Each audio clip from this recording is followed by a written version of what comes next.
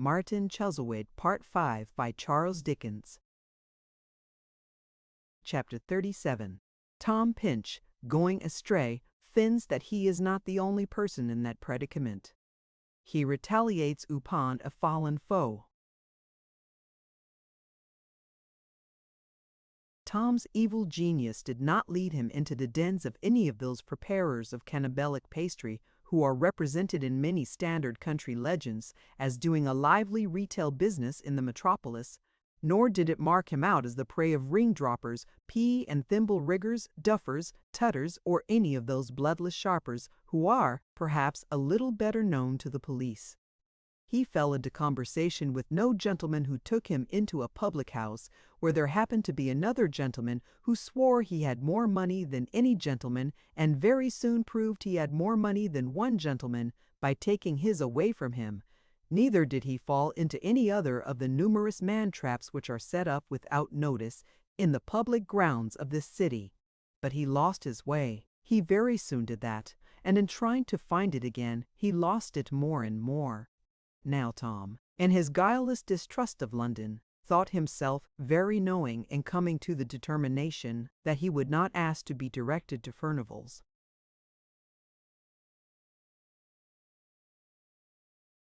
In if he could help it, unless indeed he should happen to find himself near the Mint or the Bank of England, in which case he would step in and ask a civil question or two, confiding in the perfect respectability of the concern. So on he went, looking up all the streets he came near, and going up half of them, and thus by dint of not being true to Goswell Street, and filing off into Aldermanbury, and bewildering himself in Barbican, and being constant to the wrong point of the compass in London Wall, and then getting himself crosswise into Thames Street by an instinct that would have been marvellous if he had the least desire or reason to go there, he found himself, at last, hard by the Monument. The man in the Monument was quite as mysterious a being to Tom as the man in the moon. It immediately occurred to him that the lonely creature who held himself aloof from all mankind, in that pillar like some old hermit, was the very man of whom to ask his way. Cold he might be, little sympathy he had perhaps,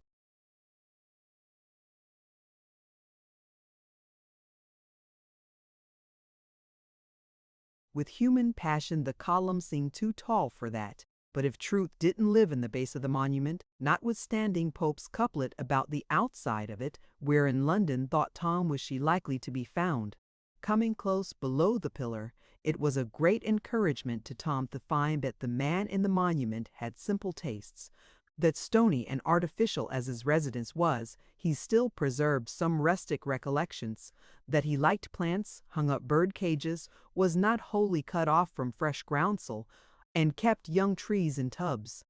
The man in the monument himself was sitting outside the door, his own door, the monument door. What a grand idea! And was actually yawning, as if there were no monument to stop his mouth and give him a perpetual interest in his own existence. Tom was advancing towards this remarkable creature, to inquire the way to Furnival's Inn, when two people came to see the monument. They were a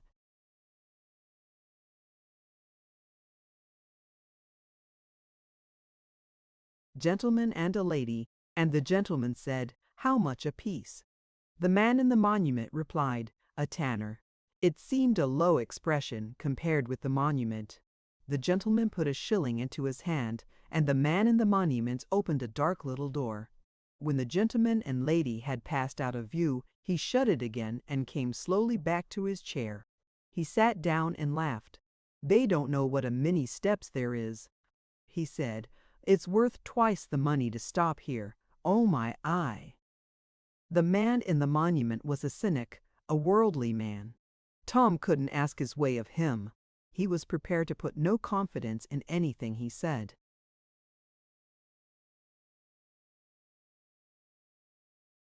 "My gracious!" cried a well-known voice behind Mr. Pinch. "Why, to be sure it is!" At the same time he was poked in the back by a parasol.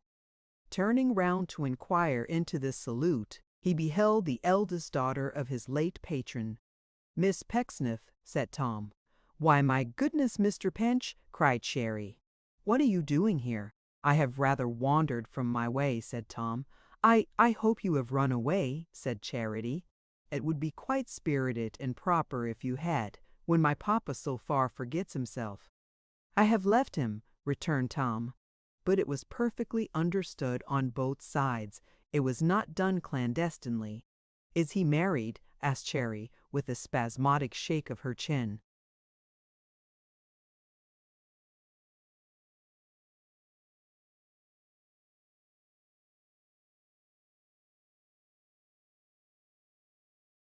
No, not yet, said Tom, coloring.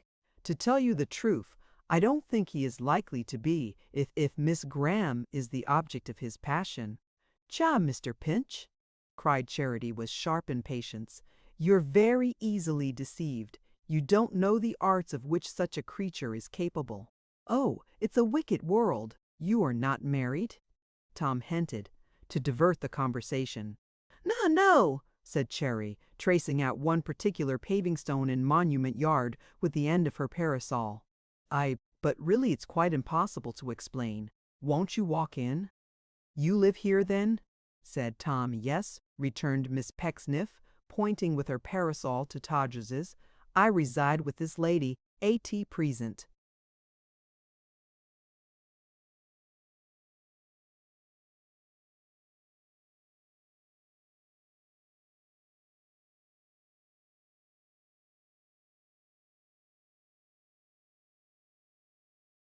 The great stress on the two last words suggested to Tom that he was expected to say something in reference to them.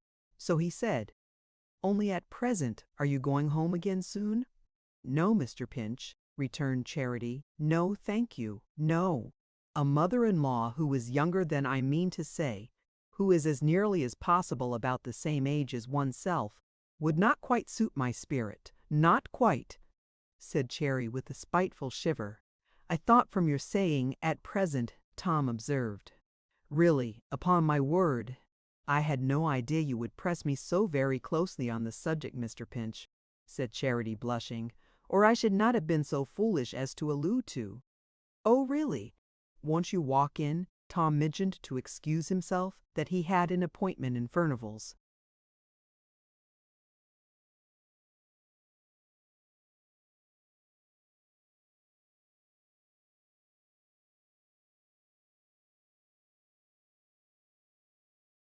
In, and that coming from Islington, he had taken a few wrong turnings and arrived at the Monument instead. Miss Pecksniff simpered very much when he asked her if she knew the way to Furnival's Inn, and at length found courage to reply, "A gentleman who is a friend of mine, or at least who is not exactly a friend so much as a sort of acquaintance. Oh, upon my word, I hardly know what I say, Mr. Pinch. You mustn't suppose there is any engagement between us, or at least if there is, that it is at all a settled thing as yet is going to Furnival's Inn immediately. I believe upon a little business, and I am sure he would be very glad to accompany you so as to prevent your going wrong again. You had better walk in. You will very likely find my sister Mary here," she said with a curious toss of her head and anything but an agreeable smile. "Then, I think, I'll endeavor to find my way alone," said Tom, "for I fear she—"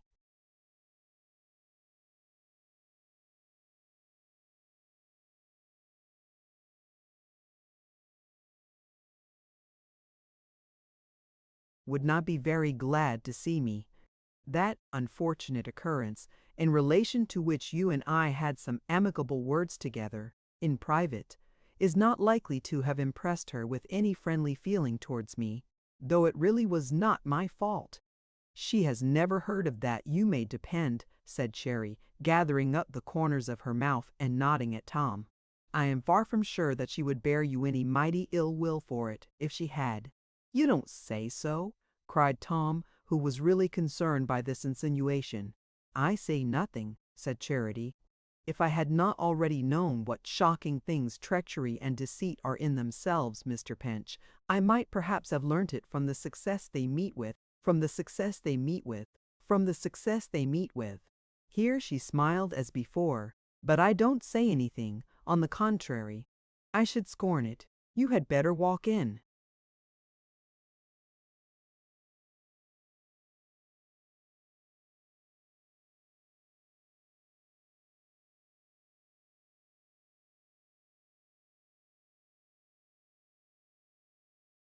There was something hidden here which piqued Tom's interest and troubled his tender heart. When, in a moment's irresolution, he looked at Charity, he could not but observe a struggle in her face between a sense of triumph and a sense of shame, nor could he but remark how, meeting even his eyes, which she cared so little for, she turned away her own, for all the splenetic defiance in her manner. An uneasy thought entered Tom's head, a shadowy misgiving that the altered relations between himself and Pecksniff were somehow to involve an altered knowledge on his part of other people, and were to give him an insight into much of which he had had no previous suspicion. And yet he put no definite construction upon Charity's proceedings. He certainly had no idea that as he had been the audience and spectator of her mortification, she grasped with eager delight at any opportunity of reproaching her sister with his presence in her far deeper misery. For he knew nothing of it, and only pictured that sister as the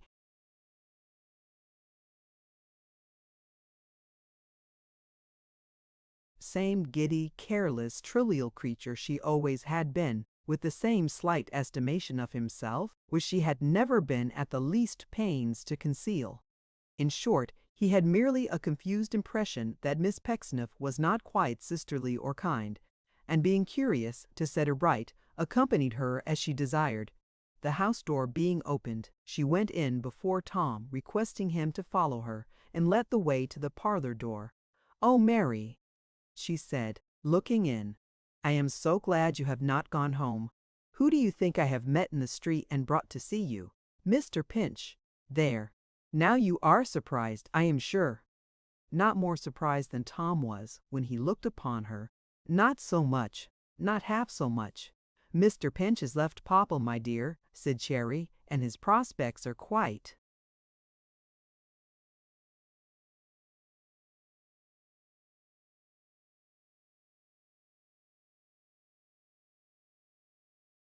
flourishing. I have promised that Augustus, who is going that way, shall escort him to the place he wants. Augustus, my child, where are you?" With these words, Miss Pecksniff screamed her way out of the parlor, calling on Augustus Model to appear, and left Tom Pinch alone with her sister. If she had always been his kindest friend, if she had treated him through all his servitude with such consideration as was never yet received by struggling man, if she had lightened every moment of those many years, and had ever spared and never wounded him, his honest heart could not have swelled before her with a deeper pity or a purer freedom from all base remembrance than it did then. "My gracious me, you are really the last person in the world I should have thought of seeing, I am sure." Tom was sorry to hear her speaking in her old manner. He had not expected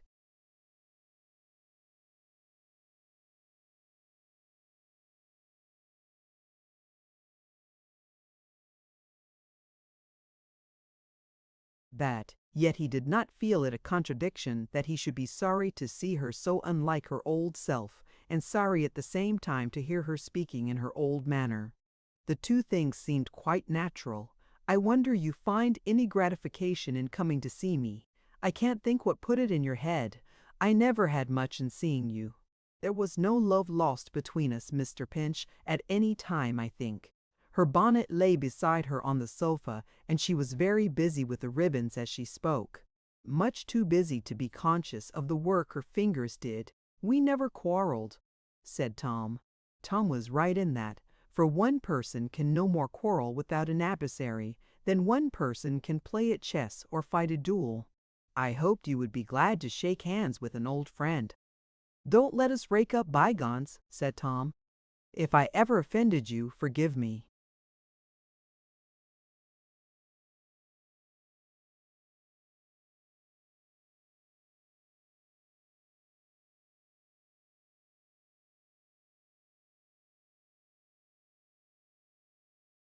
She looked at him for a moment, dropped her bonnet from her hands, spread them before her altered face, and burst into tears. "Oh, Mr. Pinch," she said, "although I never used you well, I did believe your nature was forgiving. I did not think you could be cruel." She spoke as little like her old self now, for certain, as Tom could possibly have wished. But she seemed to be appealing to him reproachfully, and he did not understand her. I seldom showed it. Never I know that. But I had that belief in you, that if I had been asked to name the person in the world least likely to retort upon me, I would have named you, confidently. Would have named me, Tom repeated. Yes, she said with energy, and I have often thought so.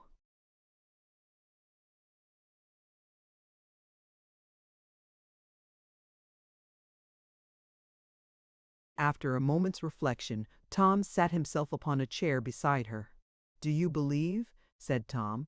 Oh, can you think that what I said just now, I said with any but the true and plain intention which my words professed? I mean it, in the spirit and the letter. If I ever offended you, forgive me. I may have done so many times. You never injured or offended me. How, then, could I possibly retort, if even I were stern and bad enough to wish to do it? After a little while she thanked him through her tears and sobs, and told him she had never been at once so sorry and so comforted since she left home. Still she wept bitterly, and it was the greater pain to Tom to see her weeping, from her standing in especial need, just then, of sympathy and tenderness. Come, come, said Tom. You used to be as cheerful as the day was long. Ah, used, she cried, in such a tone as rent Tom's heart. And will be again, said Tom. No, never more. No, never, never more. If you should talk with old Mr. Chuzzlewit at any time, she added, looking hurriedly into his face, I sometimes thought he liked you, but suppressed it. Will you promise me to tell him that you saw me here, and that I said I bore in mind the time we talked together in the churchyard? Tom promised that he would. Many times since then, when I have wished I had been carried there before that day, I have recalled his words. I wish that he should know how true they were, although the least acknowledgment to that effect has never passed my lips, and never will.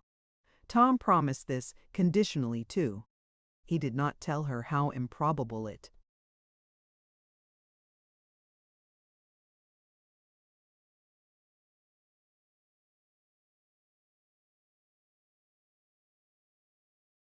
was that he and the old man would ever meet again, because he thought it might disturb her more. If he should ever know this, through your means, dear Mr. Pinch, said Mercy, tell him that I sent the message not for myself, but that he might be more forbearing and more patient and more trustful to some other person in some other time of need. Tell him that if he could know how my heart trembled in the balance that day, and what a very little would have turned the scale, his own would bleed with pity for me. Yes, yes, said Tom, I will. When I appeared to him the most unworthy of his help, I was. I know I was, for I have often, often thought about it since the most inclined to yield to what he showed me. Oh, if he had relented but a little more, if he had thrown himself in my way for but one other quarter of an hour, if he had extended his compassion for a vain, unthinking, miserable girl in but the least degree, he might, and I believe he would, have saved her. Tell him that I don't blame him, but am grateful for the effort that he made, but ask him for the love of God and youth, and in merciful consideration for the struggle which an ill-advised and unawakened nature makes to hide the strength it thinks its weakness, ask him never, never to forget this when he deals with one again. Although Tom did not hold the clue to her full meaning, he could guess it pretty nearly. Touched to the quick, he took her hand and said, or meant to say, some words of consolation. She felt and understood them, whether they were spoken or no. He was not quite certain afterwards, but that she had tried to kneel down at his feet and bless him. He found that he was not alone in the room when she had left it. Mrs. Todgers was there, shaking her head.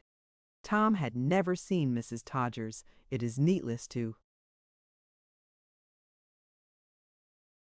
say, but he had a perception of her being the lady of the house, and he saw some genuine compassion in her eyes that won his good opinion. Ah, sir, you are an old friend, I see, said Mrs. Todgers. Yes, said Tom.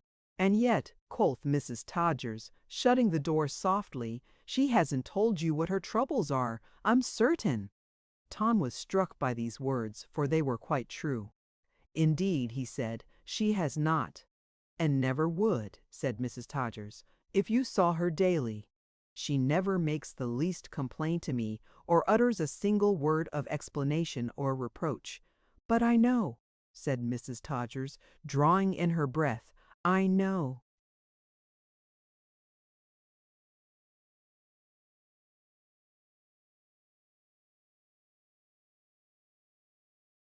Tom nodded sorrowfully. "So do I."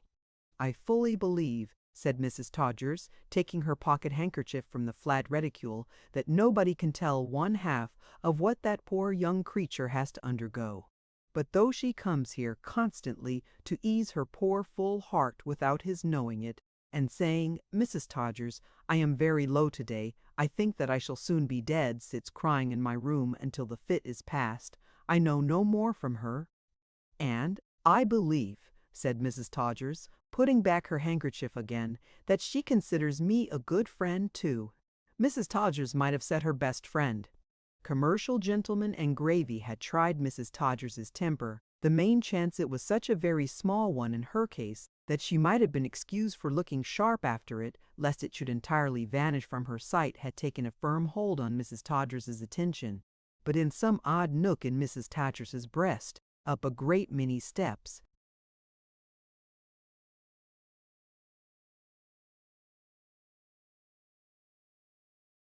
and in a corner easy to be overlooked, there was a secret door with "Woman" written on the spring, which, at a touch from Mercy's hand, had flown wide open and admitted her for shelter. When boarding-house accounts are balanced with all other ledgers, and the books of the recording angel are made up forever, perhaps there may be seen an entry to thy credit, lean Mrs. Todgers, which shall make thee beautiful. She was growing beautiful so rapidly in Tom's eyes, for he saw that she was poor, and that this good had sprung up in her from among the sordid strivings of her life, that she might have been a very Venus in a minute more, if Miss Pecksniff had not entered with her friend. "Mr. Thomas Pinch," said Charity, performing the ceremony of introduction with evident pride. "Mr. Model, where's my sister?" "Gone, Miss Pecksniff," Mrs. Todgers answered. "She had appointed to be home." "Ah," said Charity, looking at Tom. "Oh dear me. She's greatly altered since she's been in Newth, since she's been married, Mrs. Todgers," observed Model. "My dear Augustus," said Miss Pecksniff in a low voice, "I verily believe you have said that 50,000 times in my hearing. What a prose you are!" This was succeeded by some trifling love passages which appeared to originate with, if not to be wholly carried on by, Miss Pecksniff. At any rate, Mr. Model was much slower in his responses than is customary with young lovers, and exhibited a lowness of spirits which was quite oppressive. He did not improve at all when Tom and he were in the streets, but sighed so dismally that it was dreadful to hear him. As a means of cheering him up, Tom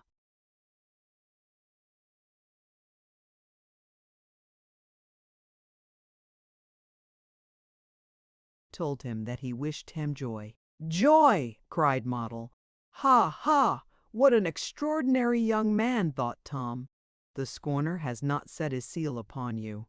"You care what becomes of you?" said Model. Tom admitted that it was a subject in which he certainly felt some interest. "I don't," said Mr. Model. "The elements may have me when they please. I'm ready." Tom inferred from these, and other expressions of the same nature, that he was jealous. Therefore he allowed him to take his own course, which was such a gloomy one, that he felt a load removed from his mind when they parted. Company at the gate of Furnival's Inn. It was now a couple of hours past John Westlock's dinner time, and he was walking up and down the room quite anxious for Tom's safety. The table was spread, the wine was carefully decanted, and the dinner smelt delicious.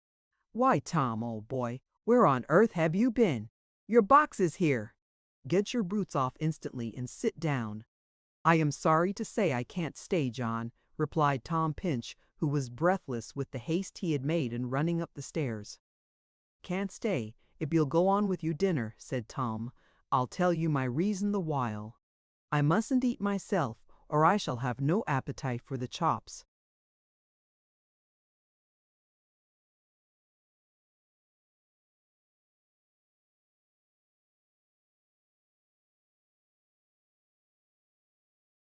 "There are no chops here, my food fellow. No, but there are at Islington," said Tom.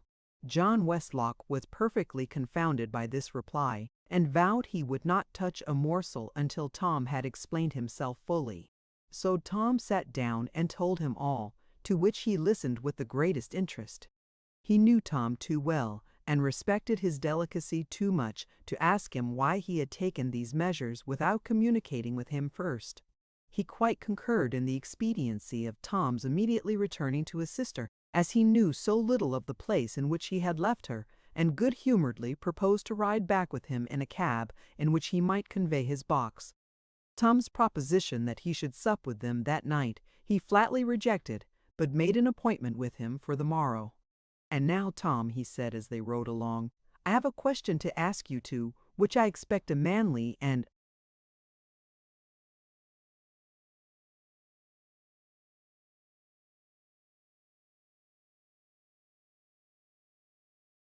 straightforward answer.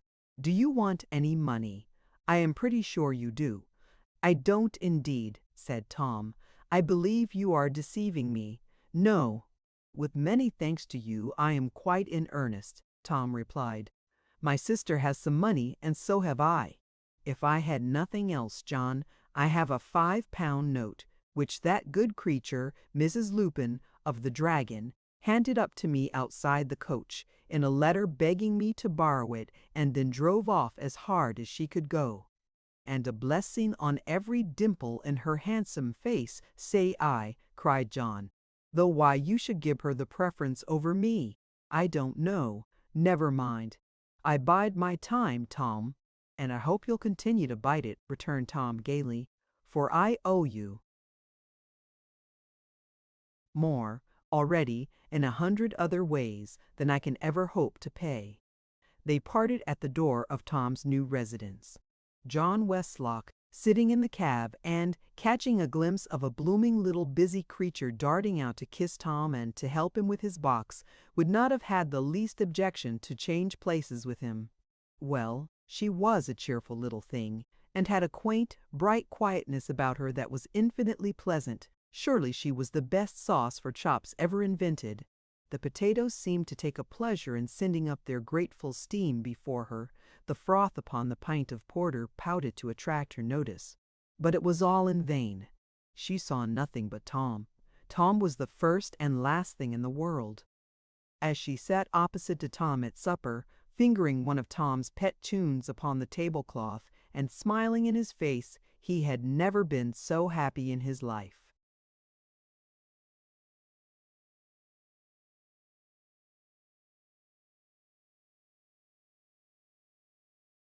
Chapter 38, Eszékrat. In walking from the city with his sentimental friend, Tom Pinch had looked into the face and brushed against the threadbare sleeve of Mr. Nadgett, man of mystery to the Anglo-Bengali Disinterested Loan and Life Assurance Company. Mr. Nadgett naturally passed away from Tom's remembrance as he passed out of his view, for he didn't know him, and had never heard his name.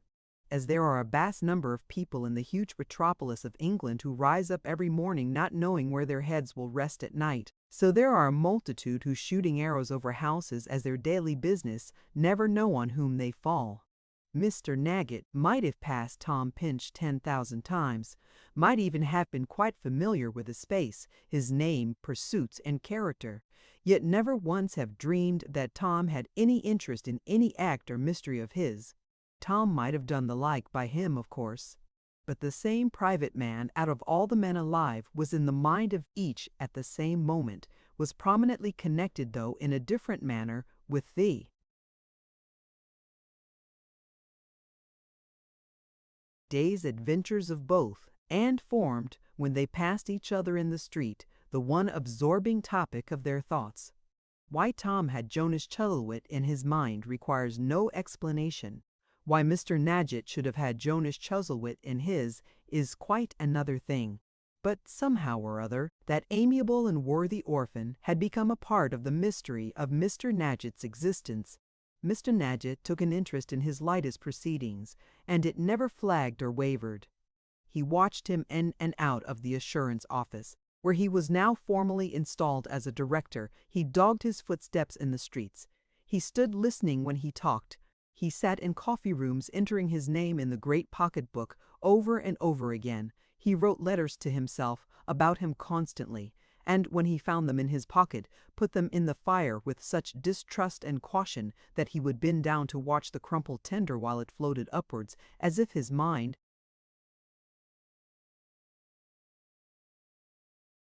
misgave him that the mystery it had contained might come out at the chimney-pot, and yet all this was quite a secret. Mr. Nadgett kept it to himself, and kept it close. Jonas had no more idea that Mr. Nadgett's eyes were fixed on him than he had that he was living under the daily inspection and report of a whole order of Jesuits. Indeed, Mr. Nadgett's eyes were seldom fixed on any other objects than the ground, the clock, or the fire. But every button on his coat might have been an eye, he saw so much. The secret manner of the man disarmed suspicion in this wise, suggesting not that he was watching anyone, but that he thought some other man was watching him. He went about so stealthily and kept himself so wrapped up in himself that the whole object of his life appeared to be to avoid notice and preserve his own mystery. Jonas sometimes saw him in the street, hovering in the outer office,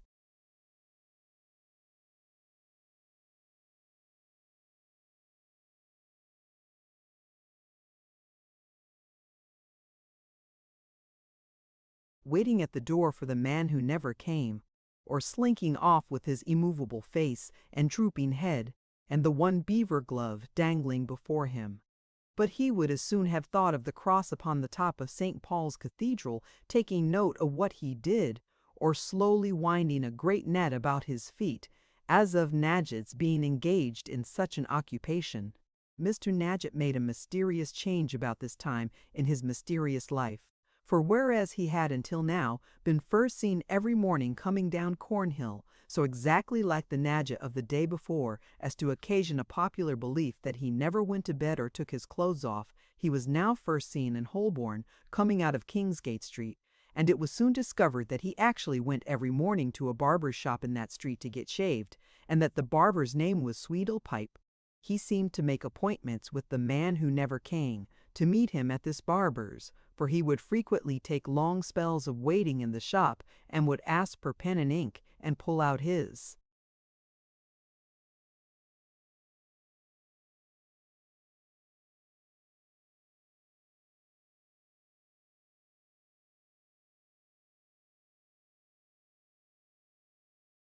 pocketbook and be very busy over it for an hour at a time. Mrs. Gamp and Mr. Sweedlepipe had many deep discoursings on the subject of this mysterious customer, but they usually agreed that he had speculated too much and was keeping out of the way.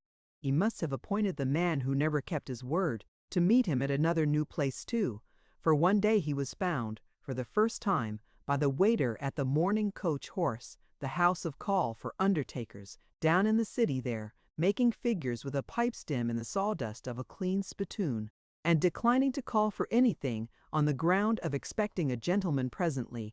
As the gentleman was not honorable enough to keep his engagement, he came again next day, with his pocketbook in such a state of distinction that he was regarded in the bar as a man of large property. After that, he repeated his visits every day, and had so much writing to do that he made nothing of emptying a capacious leaden inkstand in 2 sittings. Although he never talked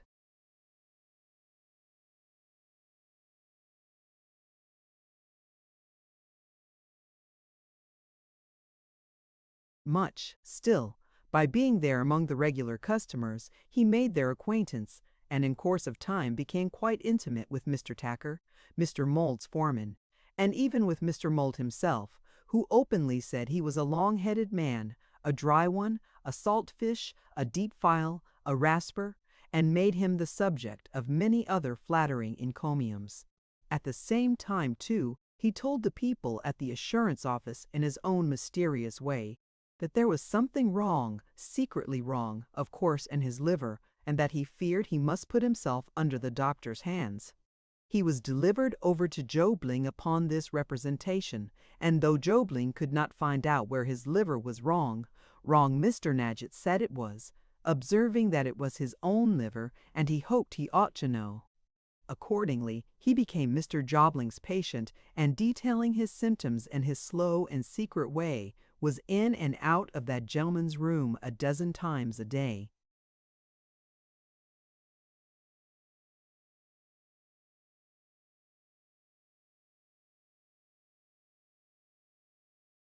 As he pursued all these occupations at once, and all steadily, and all secretly, and never slackened in his watchfulness of everything that Mr. Jonas said and did, and left unsaid and undone, it is not improbable that they were secretly essential parts of some great scheme which Mr. Nadgett had on foot. It was on the morning of this very day on which so much had happened to Tom Pinch that Nadgett suddenly appeared before Mr. Montague's house in Pall Mall. He always made his appearance as if he had that moment come up a trap when the clocks were striking 9. He rang the bell in a covert, underhanded way, as though it were a treasonable act, and passed in at the door the moment it was open wide enough to receive his body. That done, he shut it immediately with his own hands. Mr. Bailey, taking up his name without delay, returned with a request that he would follow him into his master's chamber. The chairman of the Anglo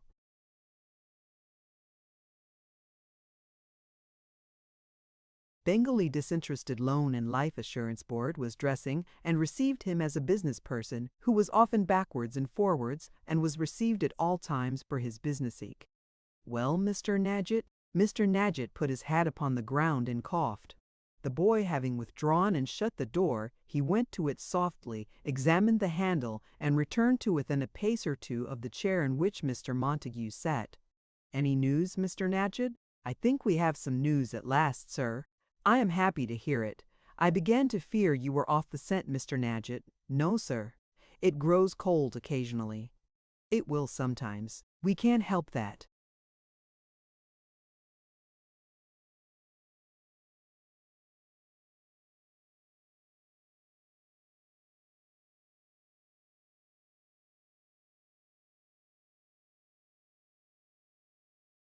"You are truth itself, Mr. Nadgett. Do you report a great success?" "That depends upon your judgment and construction of it," was his answer, as he put on his spectacles. "What do you think of it yourself? Have you pleased yourself?" Mr. Nadgett rubbed his hands slowly, stroked his chin, looked round the room, and said, "Yes, yes, I think it's a good case." "I am disposed to think it's a good case. Will you go into it at once?" "By all means." Mr. Nadgett picked out a certain chair from among the rest, and having planted it in a particular spot, as carefully as if he had been going to vault over it, placed another chair in front of it, leaving room for his own legs between them. He then sat down in chair number 2, and laid his pocketbook very carefully on chair.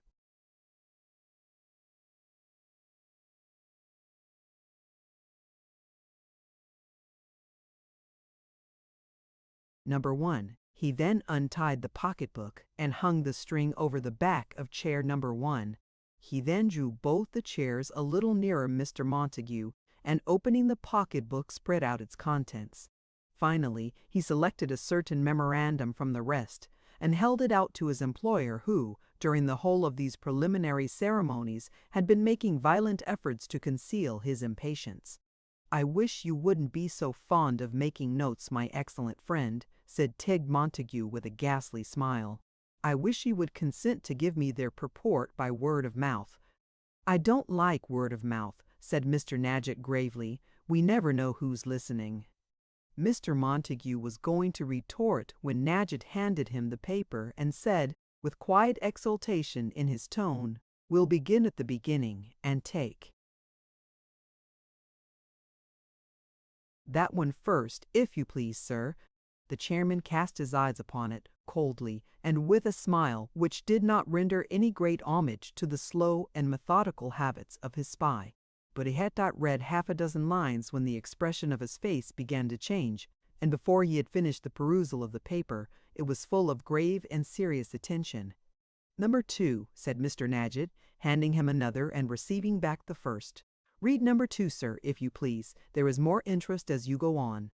Tig Montague leaned backward in his chair and cast upon his emissary such a look of vacant wonder, not unmingled with alarm, that Mr. Nadgett considered it necessary to repeat the request he had already twice preferred, with the view to recalling his attention to the point in hand.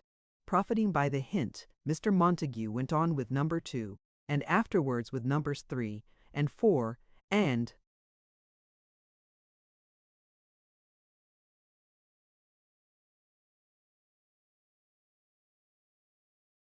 5, and so on.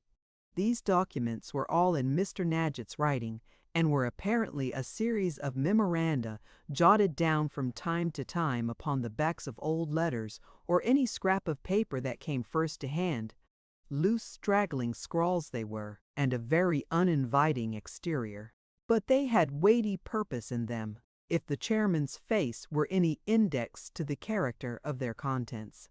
The progress of Mr. Nadgett's secret satisfaction arising out of the effect they made kept pace with the emotions of the reader. At first, Mr. Nadgett sat with his spectacles low down upon his nose, looking over them at his employer and nervously rubbing his hands. After a little while, he changed his posture in his chair for one of greater ease and leisurely perused the next document he held ready, as if an occasional glance at his employer's face were now enough, and all occasion for anxiety or doubt were gone. And finally he rose and looked out of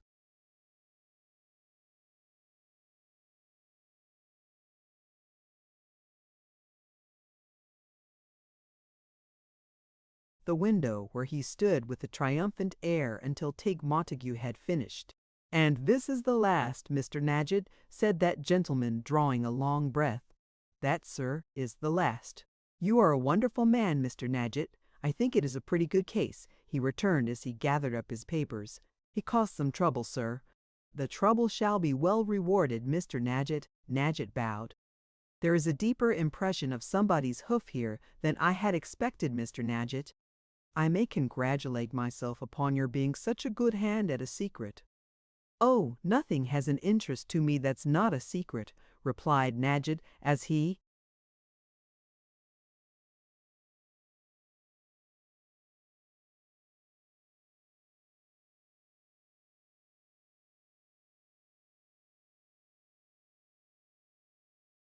tied the string about his pocketbook and put it up.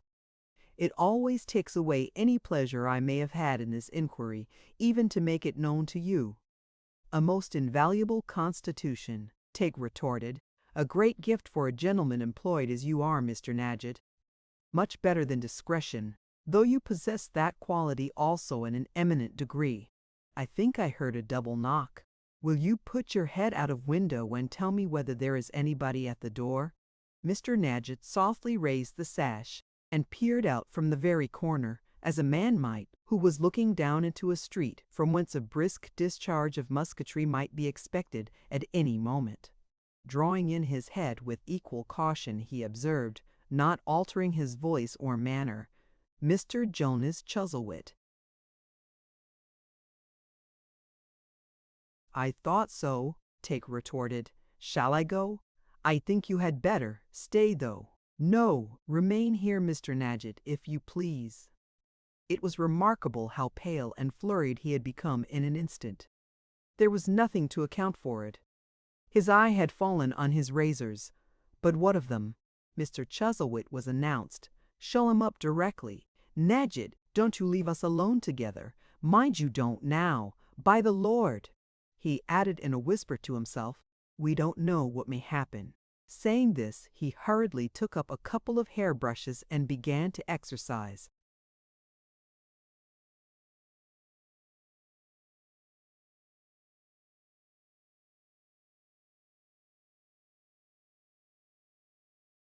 Them on his own head, as if his toilet had not been interrupted.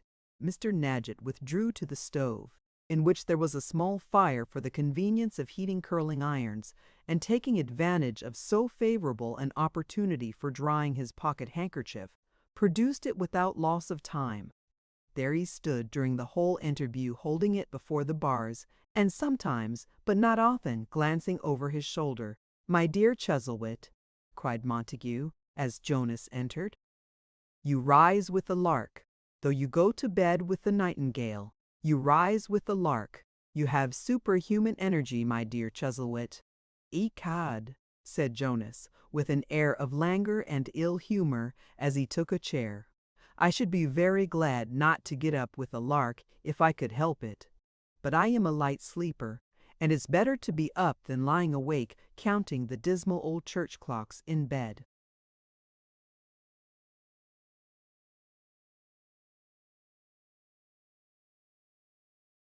"A light sleeper," cried his friend. "Now what is a light sleeper? I often hear the expression, but upon my life I have not the least conception what a light sleeper is." "Hallo," said Jonas. "Who's that? Oh, old what's-his-name, looking as usual as if he wanted to skulk up the chimney. Ha ha ha! Hi, I have no doubt he does. Well, he's not wanted here, I suppose," said Jonas. "He may go, mayn't he?" "Oh, let him stay," said Tig. "He's a mere piece of furniture. He has been making his report and is waiting for further orders." "He has been told," said Tig, raising his voice, "not to lose sight of certain friends of ours, or to think that he has done with them by any means. He understands his business." "He need," replied Jonas, "for of all the precious old dummies in appearance, that I ever saw, he's about the worst. He's afraid of me, I think." "It's my belief," said Tig, "that you are poison to him. Nadgett, give me that towel." He had as little occasion for a towel as Jonas had for a start, but Nadgett brought it quickly, and, having lingered for a moment, fell back upon his old post by the fire. "You see, my dear fellow," resumed Tig, "you are too. What's the matter with your lips? How white they are!" "I took some vinegar just now," said Jonas. "I had oysters for my breakfast. Where are they white?" he added, muttering an oath and rubbing them upon his handkerchief. "I don't believe they are white." "Now I look again, they are not," replied his friend. "They are coming right."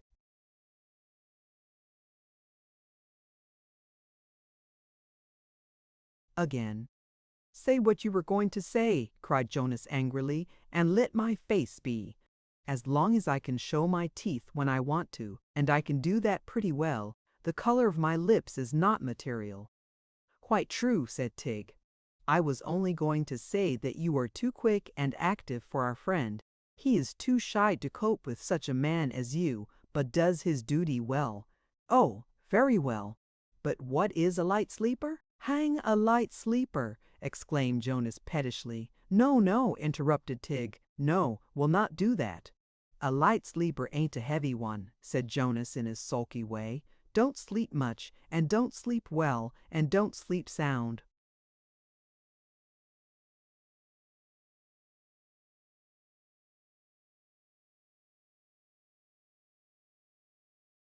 "And dreams," said Tig, "and cries out in an ugly manner, and when the candle burns down in the night is in an agony, and all that sort of thing."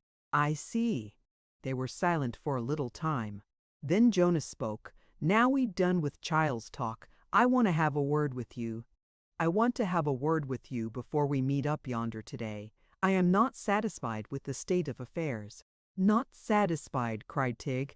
"The money comes in well." "The money comes in well enough," retorted Jonas, "but it don't come out well enough. It can't be got at easily enough. I haven't sufficient power. It is all in your hands." "Echoed. What with one of your by-laws and another of your by-laws, and your votes in this capacity and your votes in that capacity, and your official rights and your individual rights, and other people's rights who are only you."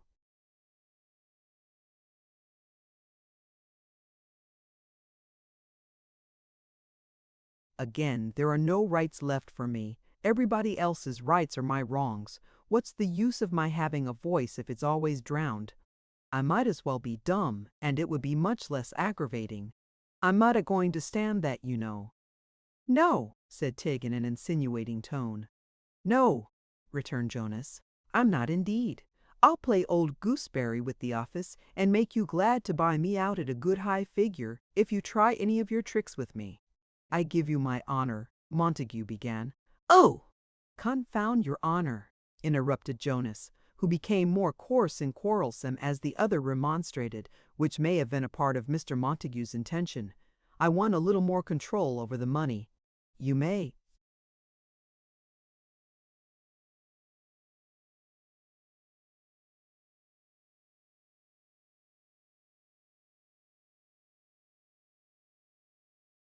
"have all the honor if you like. I'll never bring you to book for that, but I'm not a-going to stand it as it is now. If you should take it into your honorable head to go abroad with the bank, I don't see much to prevent you." "Well, that won't do. I've had some very good dinners here, but they'd come too dear on such terms, and therefore that won't do." "I am unfortunate to find you in this humor," said Tig with a remarkable kind of smile, "for I was going to propose to you for your own advantage, solely for your own advantage, that you should venture a little more with us." "Was you, by G?" said Jonas with a short laugh. "Yes." "And to suggest," pursued Montague, "that surely you have friends, indeed I know you have, who would answer our purpose admirably, and whom we should be delighted to receive." "How kind of you! You'd be delighted to receive 'em, would you?" said Jonas, bantering. "I give you my sacred honor, quite transported, as your friends observe." "Exactly," said Jonas. "As my friends, of course. You'll be very much delighted when you get 'em, I have no doubt." "And it'll be all to my advantage, won't it?" "It will be very much to your advantage," answered Montague, poising a brush in each hand and looking steadily upon him. "It will be very much to your advantage, I assure you." "And you can tell me how," said Jonas. "Can't you? Shall I tell you how?" returned the other. "I think you had better," said Jonas. "Strange things have been done in the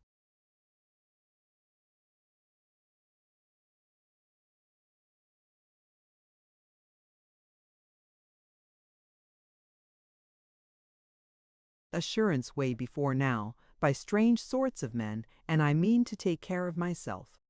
"Chuzzlewit," replied Montague, leaning forward with his arms upon his knees and looking full into his face. "Strange things have been done, and are done every day, not only in our way but in a variety of other ways, and no one suspects them. But ours, as you say, my good friend, is a strange way, and we strangely happen sometimes to come into the knowledge of very strange events." He beckoned to Jonas to bring his chair nearer, and looking slightly round, as if to remind him of the presence of Nadgett, whispered in his ear, "From red to white, from white to red again, from red to yellow, then to a cold, dull, awful, sweat-bedabbled blue." In that short whisper, all these changes fell upon the face of Jonas Chuzzlewit, and when at last he laid his hand upon the whisperer's mouth, appalled lest any syllable of what he said should reach the ears of the third person present, it was as bloodless and as heavy as the hand of death. He drew his chair away and sat a spectacle of terror, misery, and rage. He was afraid to speak or look or move or sit still.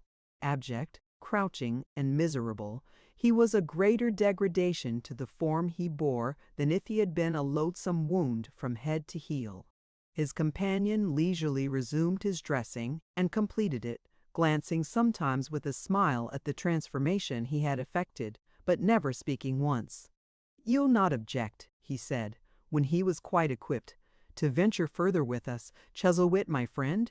His pale lips faintly stammered out a no.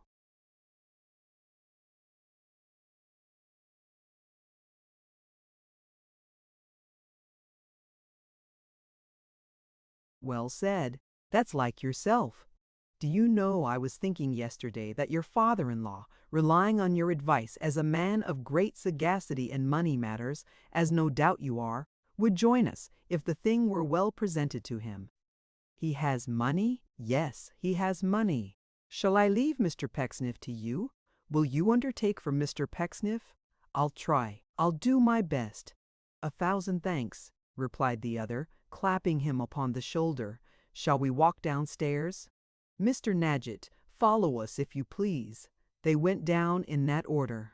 Whatever Jonas felt in reference to Montague, whatever sense he had of being caged and barred and trapped and having fallen down into a pit of deepest ruin, whatever thoughts came crowding on his mind,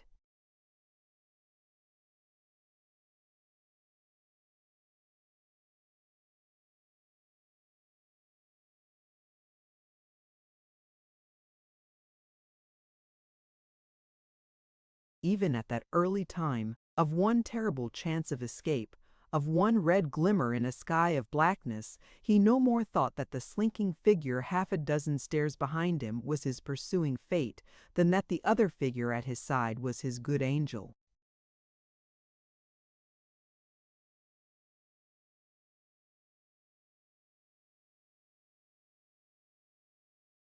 Chapter 39, containing some further particulars of the domestic economy of the Pinches, with strange news from the city, narrated concerning Tom. Pleasant little Ruth, cheerful, tidy, bustling, quiet little Ruth. No doll's house ever yielded greater delight to its young mistress than little Ruth derived from her glorious dominion over the triangular parlor and the 2 small bedrooms. To be Tom's housekeeper, what dignity! Housekeeping, upon the commonest terms, associated itself with elevated responsibilities of all sorts and kinds, but housekeeping for Tom implied the utmost complication of grave trusts and mighty charges.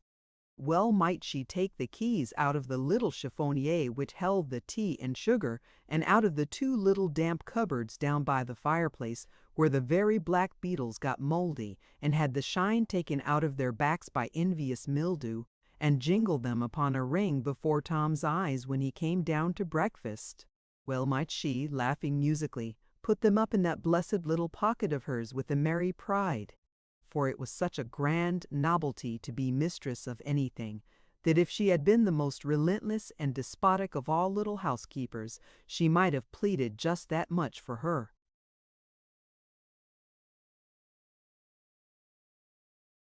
Excuse, and have been honorably acquitted. So far from being despotic, however, there was a coyness about her very way of pouring out the tea which Tom quite revelled in. And when she asked him what he would like to have for dinner, and faltered out chops as a reasonably good suggestion after their last night's successful supper, Tom grew quite facetious and rallied her desperately. "I don't know, Tom," said his sister, blushing. "I am not quite confident, but I think I could make a beefsteak pudding if I tried, Tom. And the whole catalogue of cookery, there is nothing I should like so much as a beefsteak pudding," cried Tom, slapping his leg, to give the greater force to this reply. "Yes, dear, that's excellent, but if it should happen not to come quite right—" First time, his sister faltered. "If it should happen not to be a pudding exactly, but should turn out a stew, or a soup, or something of that sort, you'll not be vexed, Tom, will you?" The serious way in which she looked at Tom, the way in which Tom looked at her, and the way in which she gradually broke into a merry laugh at her own expense, would have enchanted you. "Why," said Tom, "this is capital. It gives us a new and quite an uncommon interest in the dinner. We put into a lottery for a beefsteak pudding, and it is impossible to say what we may get. We may make some wonderful discovery, perhaps, and produce such a dish as never was known before." "I shall not be at all surprised if we do, Tom," returned his sister, still laughing merrily, "or if it should prove to be such a dish as we shall not feel very anxious to produce again, but the meat must come out of the saucepan at last, somehow or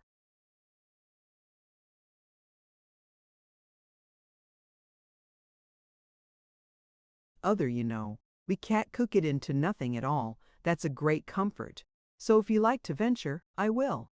"I have not the least doubt," rejoined Tom, "that it will come out an excellent pudding, or at all events I am sure that I shall think it so.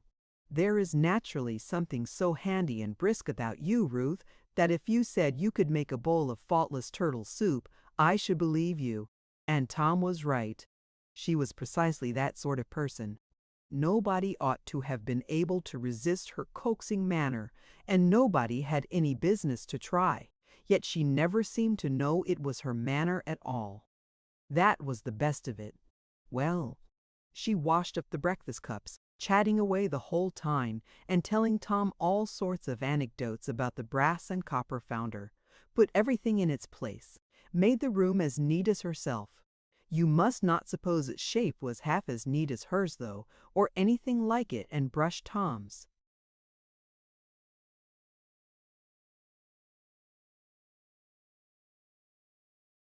Old hat round and round and round again until it was as sleek as Mr. Pecksniff. Then she discovered, all in a moment, that Tom's shirt collar was frayed at the edge, and flying upstairs for a needle and thread, came flying down again with her thimble on, and set it right with wonderful expertness, never once sticking the needle into his face, although she was humming his pet tune from first to last, and beating time with the fingers of her left hand upon his neckcloth. She had no sooner done this than off she was again, and there she stood once more, as brisk and busy as a bee, tying that compact little chin of hers into an equally compact little bonnet, intent on bustling out to the butcher's without a minute's loss of time, and inviting Tom to come and see the steak cut with his own eyes. As to Tom, he was ready to go anywhere, so off they trotted, arm in arm, as nimbly as you please, saying to each other what a quiet street it was, and in hife, to see the butcher slap the steak before he laid it on the block and give his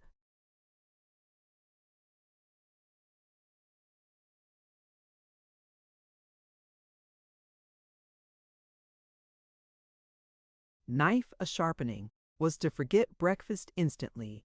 It was agreeable, too. It really was, to see him cut it off, so smooth and juicy.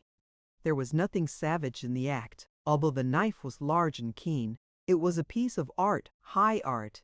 There was delicacy of touch, clearness of tone, skillful handling of the subject, fine shading. It was the triumph of mind over matter, quite. Perhaps the greenest cabbage leaf ever grown in a garden was wrapped about this steak before it was delivered over to Tom. But the butcher had a sentiment for his business and knew how to refine upon it. When he saw Tom putting the cabbage leaf into his pocket awkwardly, he begged to be allowed to do it for him. For meat, he said with some emotion, must be humored, not drove. Back they went to the lodgings again, after they had bought some eggs and flour and such small matters, and Tom sat gravely down to write at one end of the parlor table, while Ruth prepared to make the pudding at the other end, for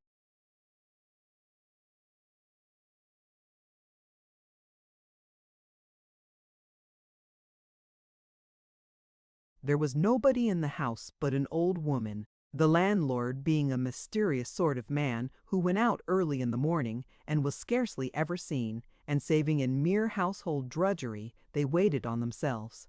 "What are you writing, Tom?" inquired his sister, laying her hand upon his shoulder. "Why, you see, my dear," said Tom, leaning back in his chair and looking up in her face, "I am very anxious, of course, to obtain some suitable employment, and before Mr. Westlock comes this afternoon, I think I may as well prepare a little description of myself and my qualifications, such as he could show to any friend of his." "You had better do the same for me, Tom, also," said his sister, casting down her eyes. "I should dearly like to keep house for you and take care of you always, Tom, but we are not rich enough for that."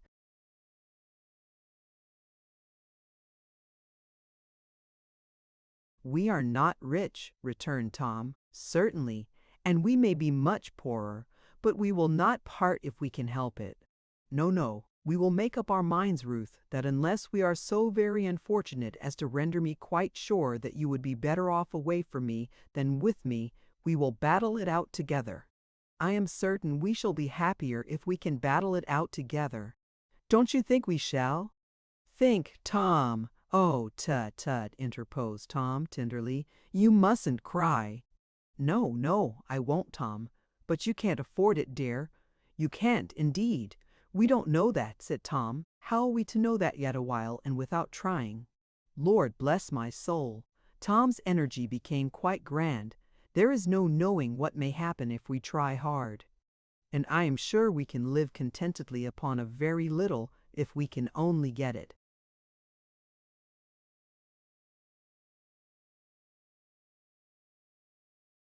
Yes, that I am sure we can, Tom. Why then, said Tom, we must try for it. My friend John Westlock is a capital fellow and very shrewd and intelligent. I'll take his advice. We'll talk it over with him, both of us together. You'll like John very much when you come to know him, I am certain. Don't cry, don't cry. You make a beefsteak pudding, indeed, said Tom, giving her a gentle push. Why, you haven't boldness enough for a dumpling. You will call it a pudding, Tom. Mind, I told you not. I may as well call it that, till it proves to be something else, said Tom. Oh, you are going to work in earnest, are you? Aye, aye, that she was. And in such pleasant earnest, moreover, that Tom's attention wandered from his writing every moment. First she tripped downstairs into the kitchen for the flour, then for the pie-board, then for the eggs, then for the butter, then for a jug of water, then for a rolling pin, then for a pudding basin, then for the pepper, then for the salt, making a separate journey for everything, and laughing every time she started off afresh. When all the materials were collected, she was horrified to find she had no apron on, and so ran upstairs by way of variety to fetch it.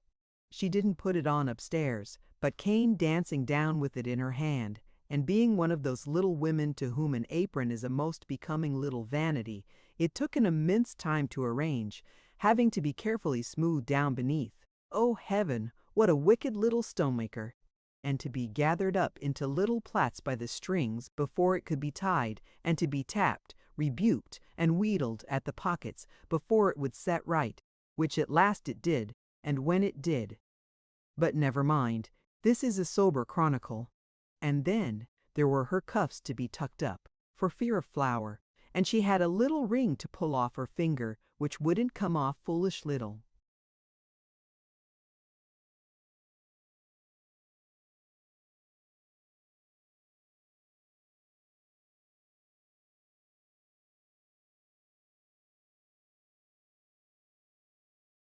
Ring, and during the whole of these preparations she looked demurely every now and then at Tom from under her dark eyelashes, as if they were all a part of the pudding and indispensable to its composition. For the life and soul of him, Tom could get no further in his writing than a respectable young man, aged 35, and this notwithstanding the show she made of being supernaturally quiet and going about on tiptoe, lest she should disturb him, which only served as an additional means of distracting his attention and keeping it upon her. Tom, she said at last in high glee. Tom, what now? Said Tom, repeating to himself, age 35. Will you look here a moment, please? As if he hadn't been looking all the time. I am going to begin, Tom.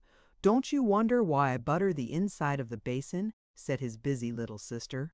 Not more than you do, I dare say, replied Tom, laughing. For I believe you don't know anything about it. What an infidel you are, Tom! How else do you think it would turn out easily when it was done? For a civil engineer and land surveyor not to know that, my goodness, Tom, it was wholly out of the question to try to write.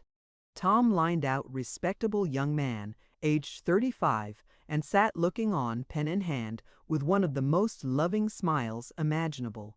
Such a busy little woman as she was, so full of self-importance, and trying so hard not to smile or seem uncertain about anything. It was a perfect treat to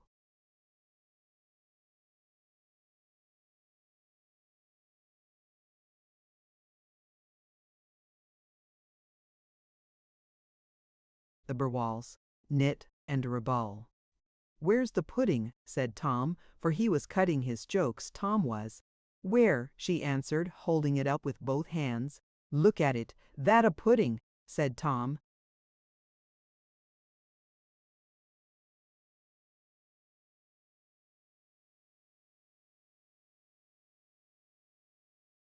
"It will be, you stupid fellow, when it's covered in," returned his sister. Tom still pretending to look incredulous. She gave him a tap on the head with the rolling pin, and still laughing merrily, had returned to the composition of the top crust, when she started and turned very red. Tom started too, for following her eyes, he saw John Westlock in the room. "Why, my goodness, John, how did you come in?" "I beg pardon," said John. "Your sister's pardon especially, but I met an old lady at the street door who requested me to enter here, and as you didn't hear me knock and the door was open, I made bold to do so." "I hardly know," said John with a smile, "why any of us should be disconcerted at my having accidentally intruded upon such an agreeable domestic occupation, so very agreeably and skillfully pursued. But I must confess that I am. Tom, will you kindly come to my relief?"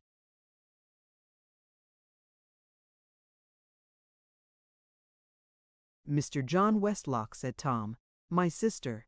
"I hope that, as the sister of so old a friend," said John, laughing, "you will have the goodness to detach your first impressions of me from my unfortunate entrance." "My sister is not indisposed, perhaps, to say the same to you on her own behalf," retorted Tom. John said, of course, that this was quite unnecessary, for he had been transfixed in silent admiration, and he held out his hand to Miss Pinch, who couldn't take it, however, by reason of the flour and paste upon her own. This, which might seem calculated to increase the general confusion and render matters worse, had in reality the best effect in the world, for neither of them could help laughing, and so they both found themselves on easy terms immediately.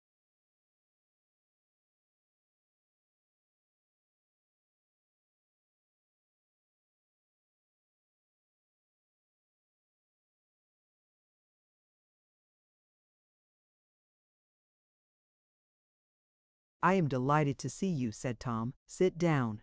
"I can only think of sitting down on one condition," returned his friend, "and that is, that your sister goes on with the pudding, as if you were still alone." "That I am sure she will," said Tom. "On one other condition, and that is, that you stay and help us to eat it." Poor little Ruth was seized with a palpitation of the heart when Tom committed this appalling indiscretion, for she felt that if the dish turned out a failure, she never would be able to hold up her head before John Westlock again. Quite unconscious of her state of mind, John accepted the invitation with all imaginable heartiness, and after a little more pleasantry concerning this same pudding, and the tremendous expectations he made believe to entertain of it, she blushingly resumed her occupation, and he took a chair.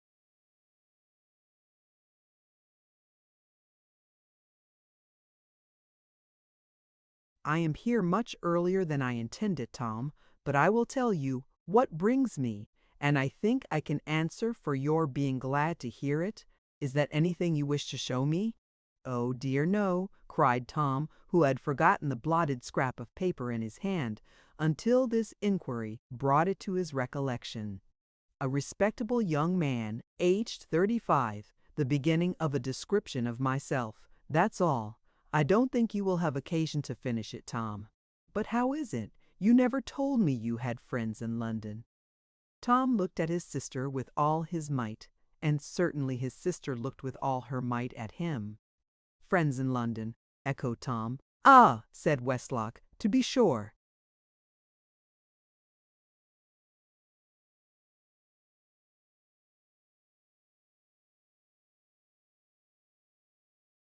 "Have you any friends in London, Ruth, my dear?" asked Tom. "No, Tom. I am very happy to hear that I have," said Tom, "but it's news to me. I never knew it." "They must be capital people to keep a secret, John." "You shall judge for yourself," returned the other. "Seriously, Tom, here is the plain state of the case. As I was sitting at breakfast this morning, there comes a knock at my door, on which you cried out, very loud, 'Come in,'" suggested Tom. "So I did. And the person who knocked not being a respectable young man, aged 35, from the country, came in when he was invited, instead of standing gaping and staring about him on the landing. Well, when he came in, I found he was a stranger, a grave, businesslike, sedate-looking stranger. Mr.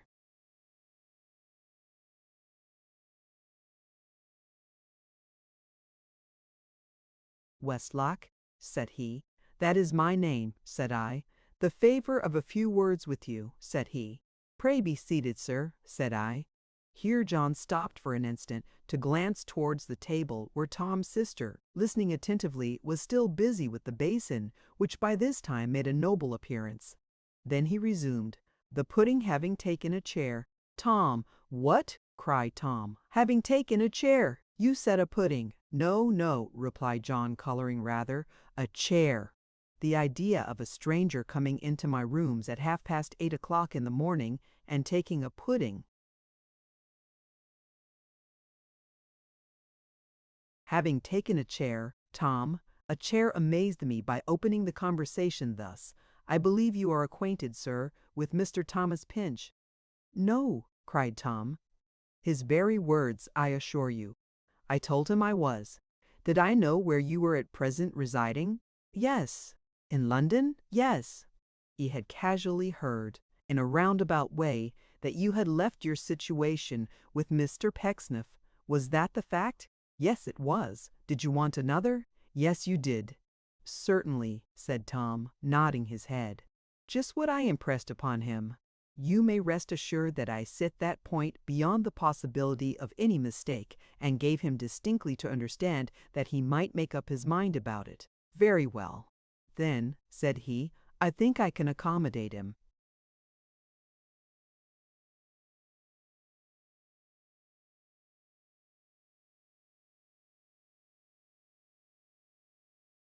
Tom's sister stopped short. Lord bless me, cried Tom.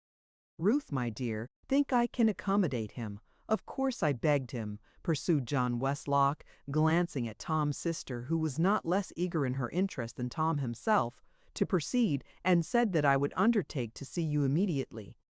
He replied that he had very little to say, being a man of few words, but such as it was to the purpose, and so indeed it turned out, for he immediately went on to tell me that a friend of his was in want of a kind of secretary and librarian, and that although the salary was small, being only £100 a year, with neither board nor lodging, still the duties were not heavy, and there the post was vacant and ready for your acceptance.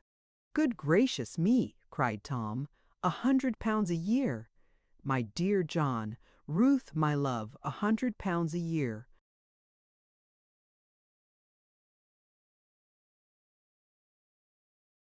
But the strangest part of the story, resumed John Westlock, laying his hand on Tom's wrist to bespeak his attention and repress his ecstasies for the moment, the strangest part of the story, Miss Pinch, is this. I don't know this man from Adam, neither does this man know Tom. He can't, said Tom in great perplexity, if he's a Londoner. I don't know anyone in London.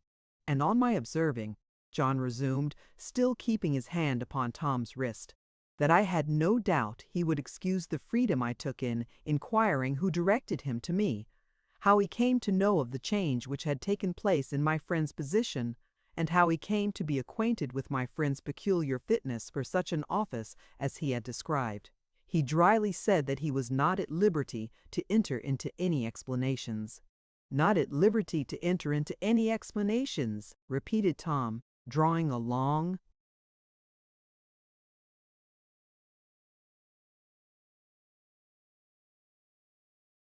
breath. I must be perfectly aware, he said. John added, that to any person who had ever been in Mr. Pecksniff's neighborhood, Mr. Thomas Pinch and his acquirements were as well known as the church steeple or the Blue Dragon. The Blue Dragon, repeated Tom, staring alternately at his friend and his sister. Aye, think of that! He spoke as familiarly of the Blue Dragon, I give you my word, as if he had been Mark Tapley. I opened my eyes, I can tell you, when he did so. but I could not fancy I had ever seen the man before, although he said with a smile, "You know the blue dragon, Mr. Westlock. You kept it up there once or twice yourself." "Kept it up there, so I did. You remember, Tom?" Tom nodded with great significance, and, falling into a state of deeper perplexity than before, observed that this was the most unaccountable and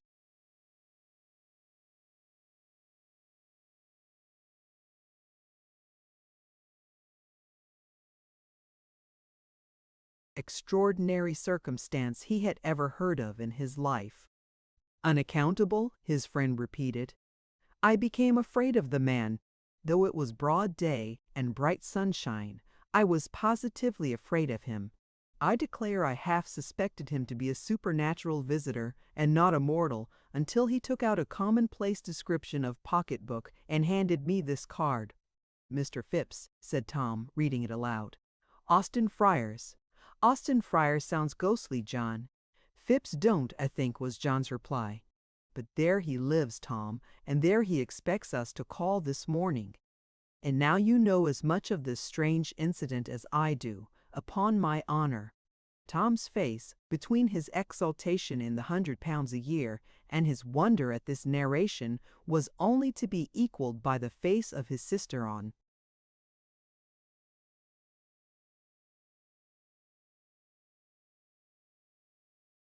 which there sat the very best expression of blooming surprise that any painter could have wished to see. What the beefsteak pudding would have come to, if it had not been by this time finished, astrology itself could hardly determine. "Tom," said Ruth after a little hesitation, "perhaps Mr. Westlock, in his friendship for you, knows more of this than he chooses to tell." "No, indeed," cried John eagerly. "It is not so, I assure you. I wish it were. I cannot take credit to myself, Miss Pinch, for any such thing. All that I know, or so far as I can judge, am likely to know, I have told you." "Couldn't you know more if you thought proper?" said Ruth, scraping the pie board industriously. "No," retorted John. "Indeed, no. It is very ungenerous in you to be so suspicious of me when I repose implicit faith in you. I have unbounded confidence in the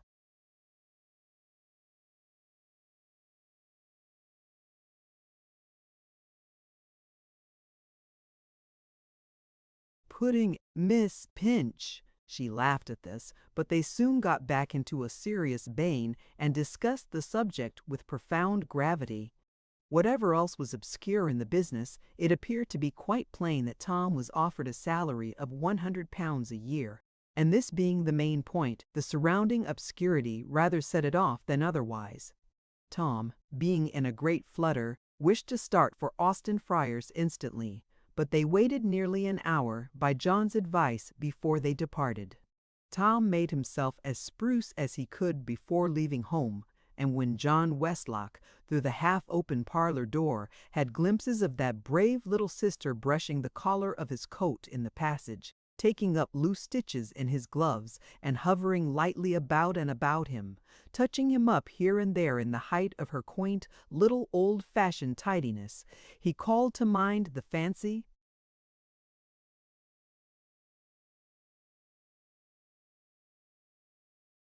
portraits of her on the wall of the Pecksniffian workroom, and decided with uncommon indignation that they were gross libels, and not half pretty enough, though, as hath been mentioned in its place, the artist always made those sketches beautiful, and he had drawn at least a score of them with his own hands.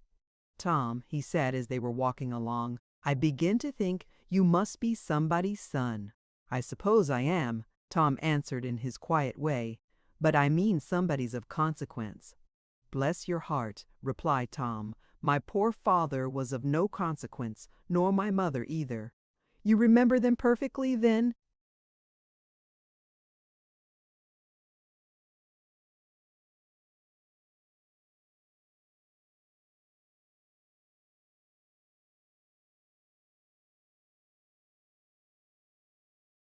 "Remember them? Oh dear, yes. My poor mother was the last. She died when Ruth was a mere baby, and then we both became a charge upon the savings of that good old grandmother I used to tell you of. You remember. Oh, There's nothing romantic in our history, John. Very well, said John in quiet despair. Then there is no way of accounting for my visitor of this morning, so we'll not try, Tom.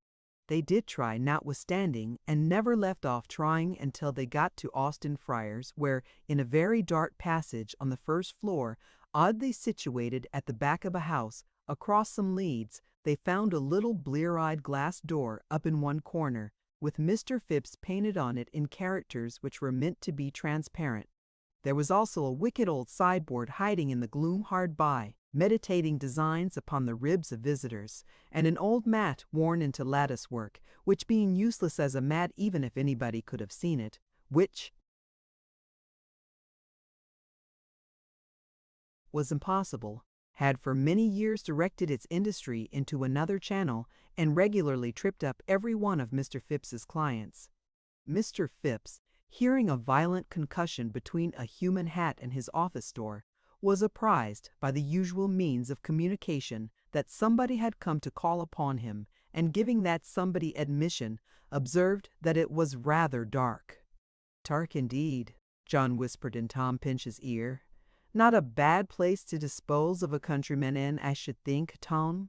Tom had been already turning over in his mind the possibility of their having been tempted into that region to furnish forth a pie, but the sight of Mr. Phipps, who was small and spare, and looked peaceable, and wore black shorts and powder, dispelled his doubts.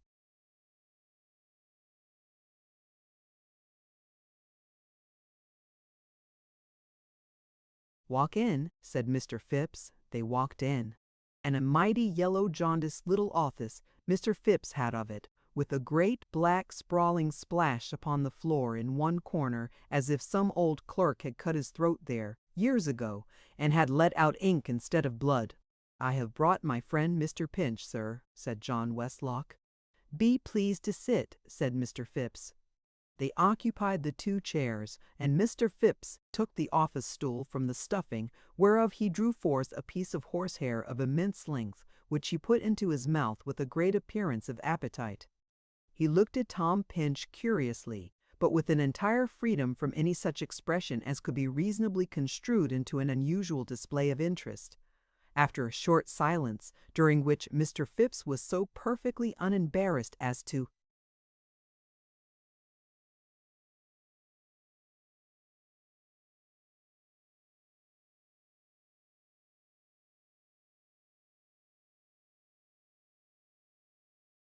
render it manifest that he could have broken it sooner without hesitation, if he had felt inclined to do so, he asked if Mr. Westlock had made his offer fully known to Mr. Pinch. John answered in the affirmative. "And you think it worth your while, sir, do you?" Mr. Phipps inquired of Tom. "I think it a piece of great good fortune, sir," said Tom. "I am exceedingly obliged to you for the offer." "Not to me," said Mr. Phipps. "I act upon instructions." "To your friend, sir, then," said Tom. "To the gentleman with whom I am to engage, and whose confidence I shall endeavor to deserve. When he knows me better, sir, I hope he will not lose his good opinion of me. He will find me punctual and vigilant, and anxious to do what is right. That I think I can answer."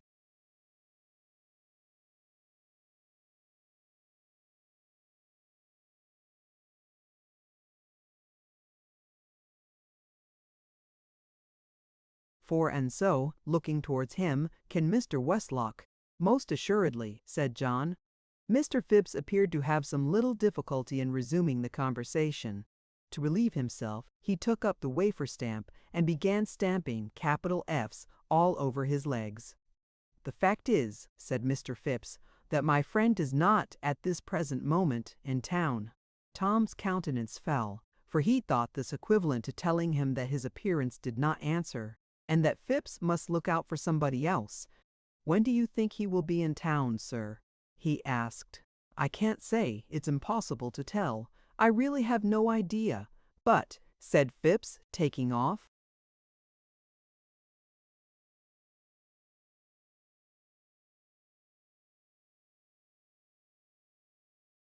a very deep impression of the wafer stamp upon the calf of his left leg, and looking steadily at Tom, "I don't know that it's a matter of much consequence." Poor Tom inclined his head deferentially, but appeared to doubt that.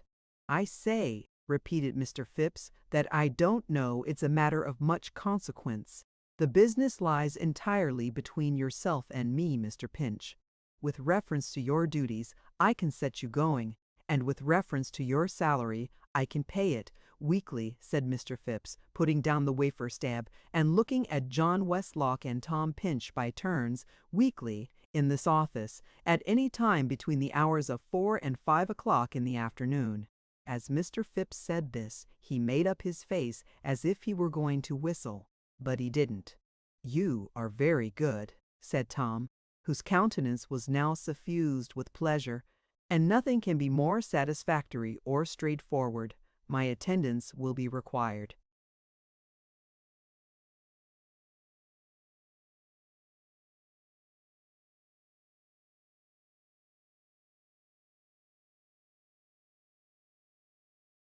"From 9:30 to 4 o'clock or so, I should say," interrupted Mr. Phipps. "About that." "I did not mean the hours of attendance," retorted Tom, "which are light and easy, I am sure, but the place. Oh, the place! The place is in the Temple." Tom was delighted. "Perhaps," said Mr. Phipps, "you would like to see the place?" "Oh dear!" cried Tom. "I shall only be too glad to consider myself engaged, if you will allow me, without any further reference to the place." "You may consider yourself engaged, by all means," said Mr. Phipps. "You couldn't meet me at the Temple Gate in Fleet Street in an hour from this time, I suppose?"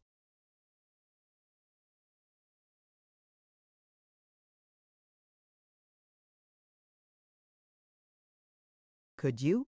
"Certainly Tom could." "Good," said Mr. Phipps, rising. "Then I will show you the place, and you can begin your attendance tomorrow morning. In an hour, therefore, I shall see you. You too, Mr. Westlock. Very good. Take care how you go. It's rather dark." With this remark, which seemed superfluous, he shut them out upon the staircase, and they groped their way into the street again. The interview had done so little to remove the mystery in which Tom's new engagement was involved, and had done so much to thicken it, that neither could help smiling at the puzzled looks of the other. They agreed, however, that the introduction of Tom to his new office and office companions could hardly fail to throw a light upon the subject, and therefore postponed its further consideration until after the fulfillment of the appointment they had made with Mr. Phipps.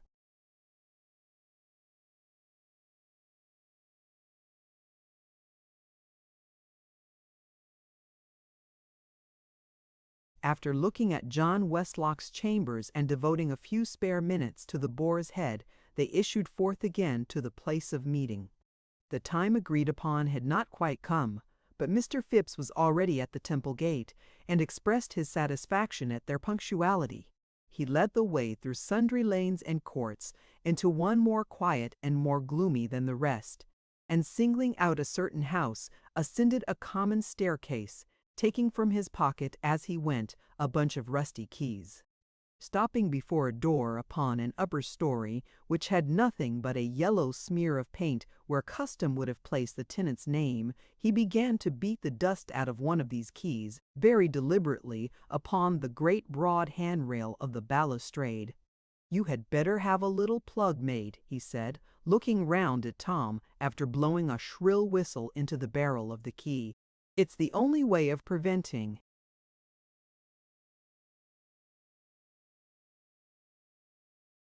them from getting stopped up. You'll find the lock go the better, too, I dare say, for a little oil." Tom thanked him, but was too much occupied with his own speculations and John Westlock's looks to be very talkative. In the meantime Mr. Phipps opened the door, which yielded to his hand very unwillingly and with a horribly discordant sound. He took the key out when he had done so and gave it to Tom. "Aye, aye," said Mr. Phipps, "the dust lies rather thick here." Truly it did. Mr. Phipps might have gone so far as to say, very thick. It had accumulated everywhere, lay deep on everything, and in one part, where a ray of sun shone through a crevice in the shutter and struck upon the opposite wall, it went twirling round and round like a gigantic squirrel cage. dust was the only thing in the place that had any motion about it, when there,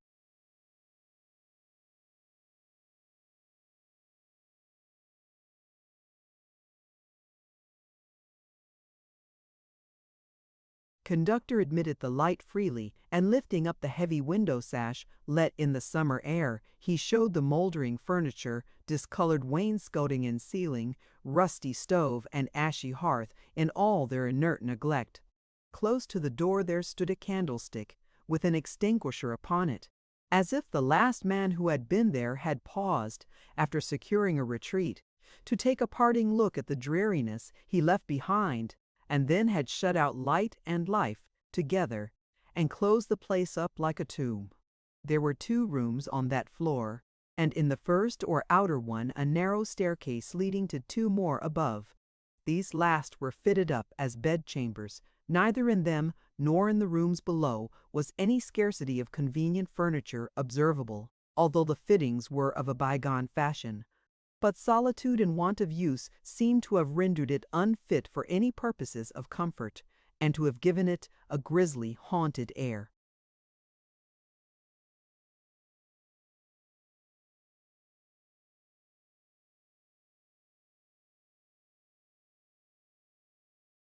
Movables of every kind lay strewn about, without the least attempt at order, and were intermixed with boxes, hampers, and all sorts of lumber. On all the floors were piles of books, to the amount, perhaps, of some thousands of volumes, these still in bales, those wrapped in paper as they had been purchased, others scattered singly or in heaps, not one upon the shelves which lined the walls. To these Mr. Phipps called Tom's attention. Before anything else can be done, we must have them put in order, catalogued, and ranged upon the bookshelves, Mr. Pinch. That will do to begin with, I think, sir. Tom rubbed his hands in the pleasant anticipation of a task so congenial to his taste, and said, "An occupation full of interest for me, I assure you. It will occupy me, perhaps, until Mr.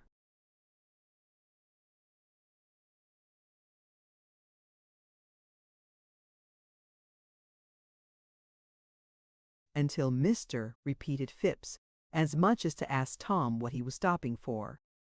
"I forgot that you had not mentioned the gentleman's name," said Tom. "Oh!" cried Mr. Phipps, pulling on his glove. "Didn't I? No, by the by, I don't think I did. Ah! I dare say he'll be here soon. You will get on very well together, I have no doubt. I wish you success, I am sure. You won't forget to shut the door? It'll lock of itself if you slam it. 9:30, you know. Let us say from 9:30 to 4, or 4:30, or thereabouts. One day, perhaps, a little earlier, another day, perhaps, a little later, according as you feel disposed, and as you arrange your work.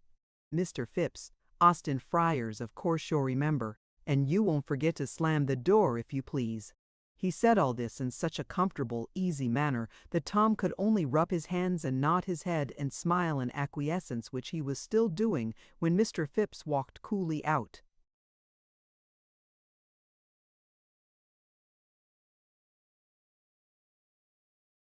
"Why, he's gone," cried Tom. "And what's more, Tom," said John Westlock, seating himself upon a pile of books and looking up at his astonished friend, "he is evidently not coming back again. So here you are, installed. Under rather singular circumstances, Tom. It was such an odd affair throughout, and Tom, standing there among the books with his hat in one hand and the key in the other, looked so prodigiously confounded that his friend could not help laughing heartily. Tom himself was tickled, no less by the hilarity of his friend than by the recollection of the sudden manner in which he had been brought to a stop in the very height of his urbane conference with Mr. Phipps. So by degrees Tom burst out laughing too, and each making the other laugh more, they fairly roared. When they had had their laugh out, which did not happen very soon, for give John an inch that way and he was sure to take several L's, being a jovial, good tempered fellow, they looked about them more closely, groping among the lumber for any stray means of enlightenment that might turn up. but no scrap or shred of information could they find. The books were marked with a variety of owners' names, having, no doubt, been bought at sales and collected here and there at different times. But whether any one of these names belonged to Tom's employer, and if so, which of them, they had no means whatever of determining. It occurred to John as a very bright thought to make inquiry at the steward's office to whom the chambers belonged or by whom they were held, but he came back no wiser than he went, the answer being, Mr. Phipps of Austin Friars. After all, Tom, I begin to think it lies no deeper than this. Phipps is an eccentric man, has some knowledge of Pecksniff, despises him, of course, has heard or seen enough of you to know that you are the man he wants, and engages you in his own whimsical manner.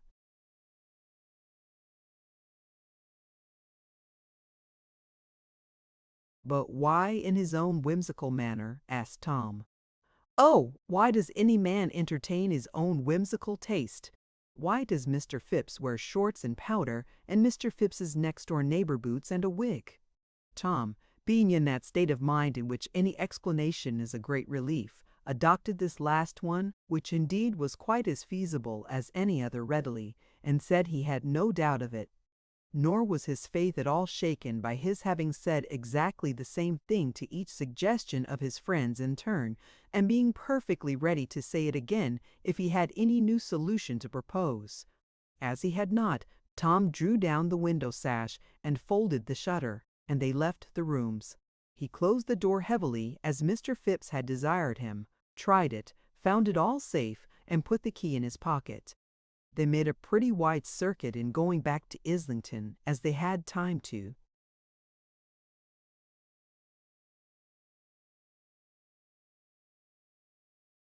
Spare and Tom was never tired of looking about him.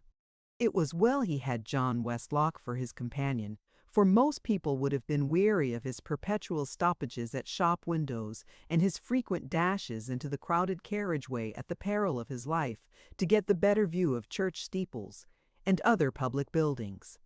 But John was charmed to see him so much interested, and every time Tom came back with a beaming face from among the wheels of carts and hackney coaches, wholly unconscious of the personal congratulations addressed to him by the drivers, John seemed to like him better than before. There was no flower on Ruth's hands when she received them in the triangular parlor, but there were pleasant smiles upon her face, and a crowd of welcome shining out of every smile, and gleaming in her bright eyes. By the by, how bright they were! Looking into them for but a moment, when you took her hand, you saw, in each, such a capital miniature of yourself, representing you as such a restless, flashing, eager, brilliant little fellow.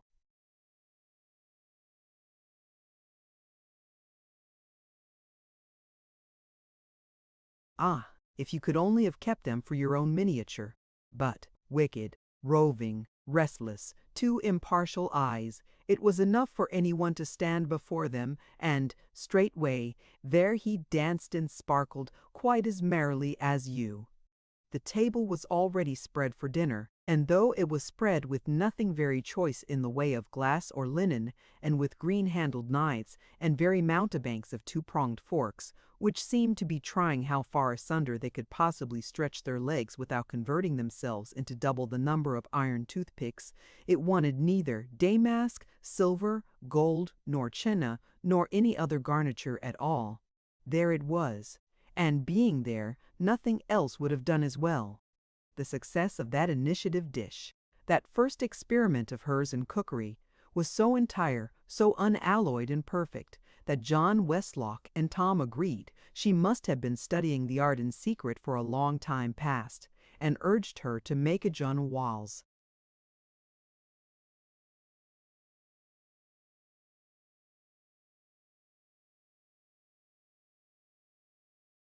Full confession of the fact.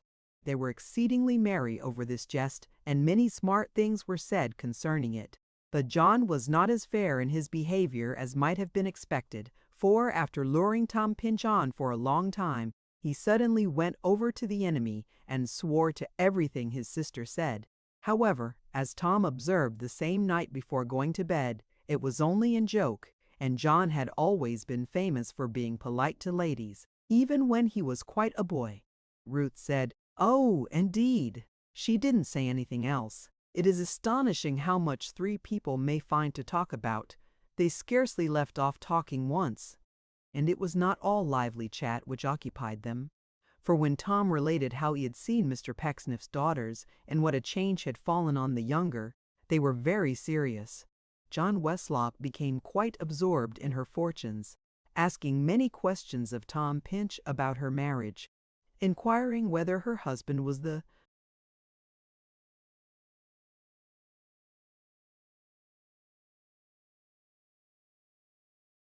gentleman whom Tom had brought to dine with him at Salisbury, and what degree of relationship they stood towards each other, being different persons, and taking, in short, the greatest interest in the subject. Tom then went into it at full length. He told how Martin had gone abroad and had not been heard of for a long time, how Dragon Mark had borne him company, how Mr. Pecksniff had got the poor old doting grandfather into his power, and how he basely sought the hand of Mary Graham. But not a word said Tom of what lay hidden in his heart so deep and true and full of honor, and yet with so much room for every gentle and unselfish thought. Not a word. Tom, the man in all this world most confident in his sagacity and shrewdness. The man in all this world most proud of his distrust of other men, and having most to show in gold and silver as the gains belonging to his creed, the meekest favourer of that wise doctrine, every man for himself, and God for us all, there being high wisdom in the thought that the eternal majesty of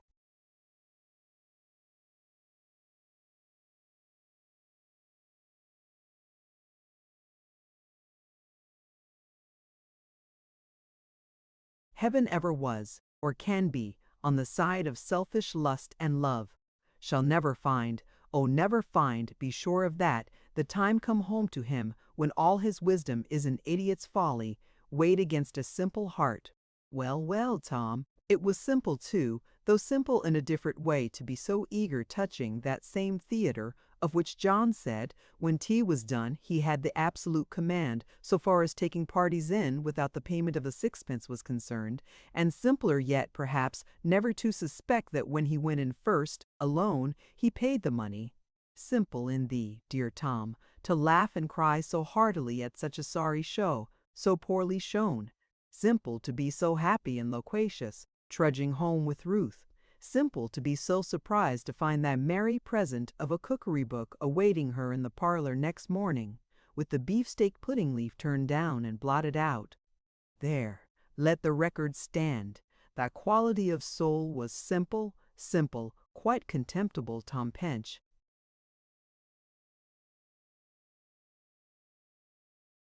Chapter 40. The Pinches make a new acquaintance and have first occasion for surprise and wonder. There was a ghostly air about these uninhabited chambers in the Temple, and attending every circumstance of Tom's employment there, which had a strange charm in it. Every morning when he shut his door at Islington, he turned his face towards an atmosphere of unaccountable fascination, as surely as he turned it to the London smoke. And from that moment it thickened round and round him all day long, until the time arrived for going home again, and leaving it, like a motionless cloud, behind. It seemed to Tom every morning that he approached this ghostly mist, and became enveloped in it by the easiest succession of degrees imaginable. Passing from the roar and rattle of the streets into the quiet courtyards of the Temple was the first preparation. Every echo of his footsteps sounded to him like a sound from the old walls and pavements, wanting language to relate the histories of the dim, dismal rooms, to tell him what lost documents were decaying in forgotten corners of the shut-up cellars from whose lattices such mouldy sighs came, breathing forth as he went past, to whisper of dark bins of rare old wine, bricked up in vaults among the old foundations of the halls, or mutter in a lower tone yet darker legends of the cross-legged knights whose marble effigies were in the church. With the first planting of his foot upon the staircase of his dusty office, all these mysteries increased, until, ascending step by step as Tom ascended, they attained their full growth in the solitary labors of the day. Every day brought one recurring, never-failing source of speculation. This employer, would he come today, and what would he be like? For Tom could not stop short at Mr. Phipps. He quite believed that Mr. Phipps had spoken truly when he said he acted for another, and what manner of man that other was became a full-blown flower of wonder in the garden of Tom's fancy, which never faded or got trodden down.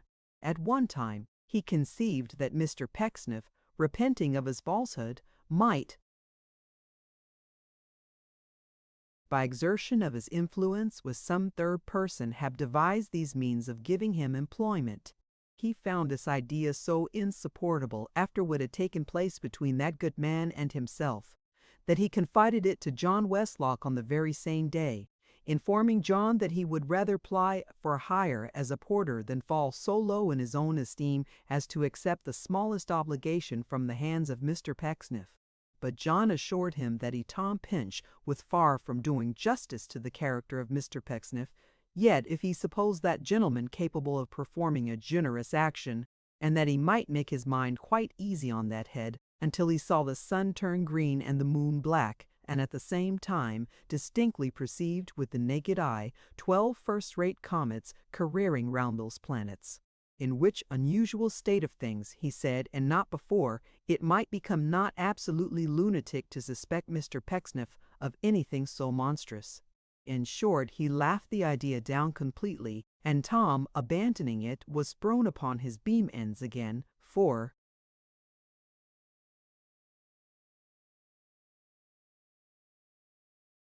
some other solution. In the meantime, Tom attended to his duties daily and made considerable progress with the books, which were already reduced to some sort of order, and made a great appearance in his fairly written catalogue. During his business hours, he indulged himself occasionally with snatches of reading, which were often, indeed, a necessary part of his pursuit, and as he usually made bold to carry one of these goblin volumes home at night, always bringing it back again next morning, in case his strange employer should appear and ask what had become of it, he led a happy, quiet, studious kind of life, after his own heart. But though the books were never so interesting, and never so full of novelty to Tom, they could not so enchain him in those mysterious chambers as to render him unconscious for a moment of the lightest sound. Any footstep on the flags without set him listening attentively, and when it turned into that house, and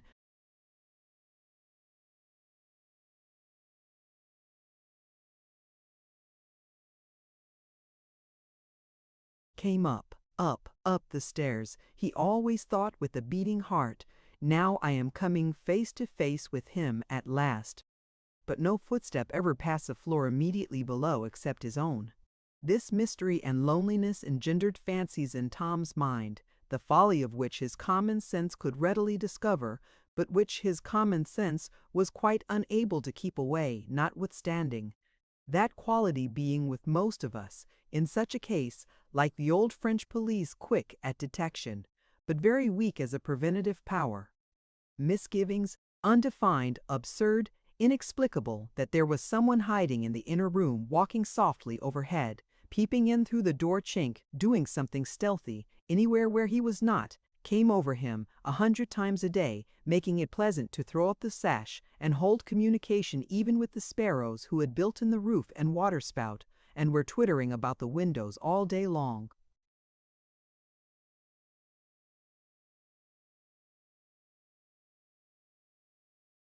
He sat with the outer door wide open at all times, that he might hear the footsteps as they entered, and turned off into the chambers on the lower floor.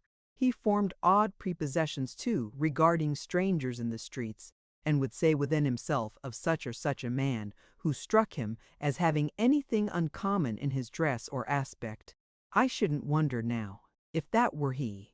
But it never was. And though he actually turned back and followed more than one of these suspected individuals, in a singular belief that they were going to the place he was then upon his way from, he never got any other satisfaction by it than the satisfaction of knowing it was not the case.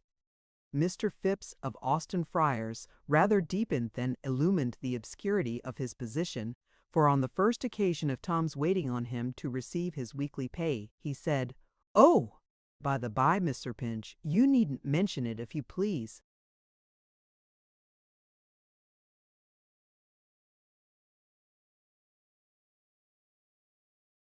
Tom thought he was going to tell him a secret, so he said that he wouldn't on any account, and that Mr. Phipps might entirely depend upon him. But as Mr. Phipps said, "Very good," in reply, and nothing more, Tom prompted him. "Not on any account," repeated Tom. Mr. Phipps repeated, "Very good. You are going to say," Tom hinted. "Oh dear, no," cried Phipps. "Not at all." However, seeing Tom confused, he added, "I mean that you needn't mention any particulars about your place of employment to people generally. You'll find it better not." "I have not had the pleasure of seeing my employer yet, sir," observed Tom, putting his week's salary in his pocket.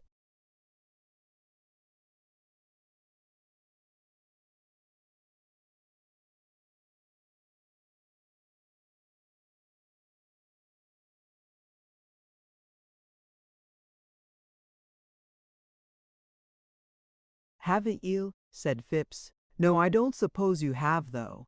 I should like to thank him, and to know that what I have done so far is done to his satisfaction," faltered Tom. "Quite right," said Mr. Phipps with a yawn. "Highly creditable, very proper." Tom hastily resolved to try him on another tack. "I shall soon have finished with the books," he said. "I hope that will not terminate my engagement, sir, or render me useless." "Oh dear, no," retorted Phipps. "Plenty to do, plenty to do. Be careful how you go, it's rather dark." This was the very utmost extent of information Tom could ever get out of him, so it was dark enough in all conscience, and if Mr. Phipps expressed himself with a double meaning, he had good reason for doing so. But now a circumstance occurred which helped to divert Tom's thoughts from even this mystery, and to divide them between it and a new channel, which was a very Nile in itself. The way it came about was this. Having always been an early riser, and having now no organ to engage him in sweet converse every morning, it was his habit to take a long walk before going to the temple, and naturally inclining, as a stranger, towards those parts of the town which were conspicuous for the life and animation pervading them, he became a great frequenter of the market-places, bridges, quays, and especially the steamboat wharves, for it was very lively and fresh to see the people hurrying away upon their many schemes of pleasure, and it would make Pate's monthly.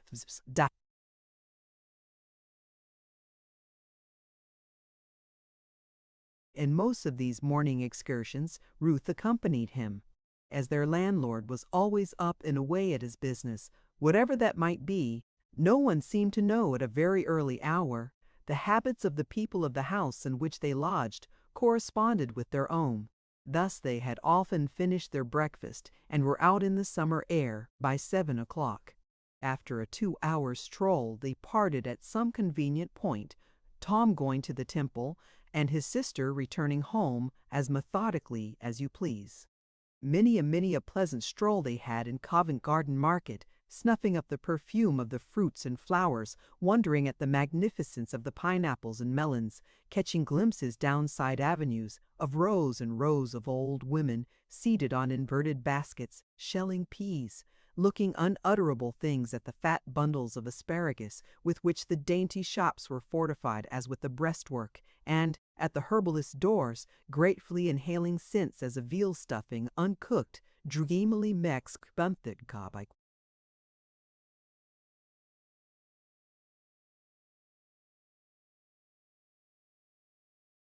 seeds, even with hints of lusty snails and fine young curly leeches.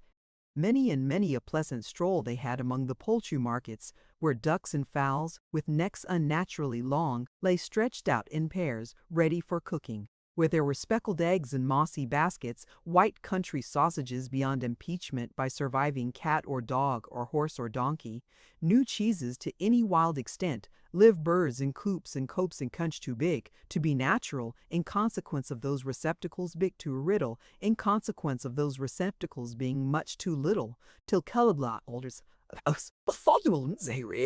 many a pleasant stroll they had among the cool, refreshing, silvery fish stalls, with a kind of moonlight effect about their stock in trade, excepting always for the ruddy lobsters. Many a pleasant stroll among the wagon loads of fragrant hay, beneath which dogs and tired wagoners lay fast asleep, oblivious of the peaman and the public house. But never half so good a stroll as down among the steamboats on a bright morning. There they lay, alongside of each other, hard and fast forever to all appearance,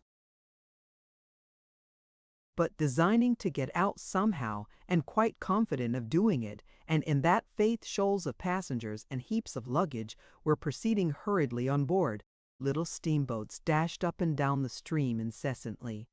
Tiers of vessels, scores of masts, labyrinths of tackle, idle sails, splashing oars, gliding rowboats, lumbering barges, sunken piles, with ugly lodgings for the water rat within their mud-discolored nooks, church steeples, warehouses, house roofs, arches, bridges, men and women, children, casks, cranes, boxes, horses, udlers, and hard laborers. There they were, all jumbled up together, any summer morning, far beyond Spower Comets.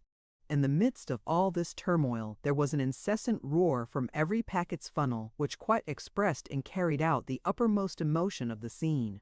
They all appeared to be perspiring and bothering themselves, exactly as their passengers did. They never left off fretting and chafing, in their own hoarse manner, once, but were always panting out, without any stops. "Come along, do. Make haste. I'm very nervous. Come along. Oh, good gracious, we shall never get there. How late you are. Do make haste, I'm off directly, come along." Even when they had left off and had got safely out into the current, on the smallest provocation they began again. For the bravest packet of them all, being stopped by some entanglement in the river, would immediately begin to fume and pant afresh. "Oh, here's a stoppage. What's the matter? Do go on there. I'm in a hurry. It's done on purpose. Did you ever? Oh, my goodness. Do go on here."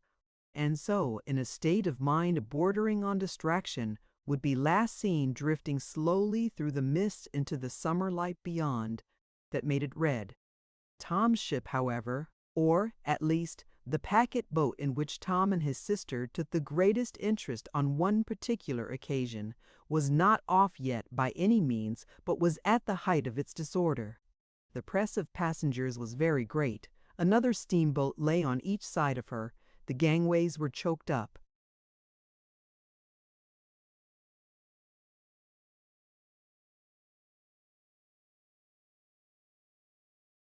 Distracted women, obviously bound for Gravesend, but turning a deaf ear to all representations that this particular vessel was about to sail for Antwerp, persisted in secreting baskets of refreshments behind bulkheads and water casks and under seats, and very great confusion prevailed.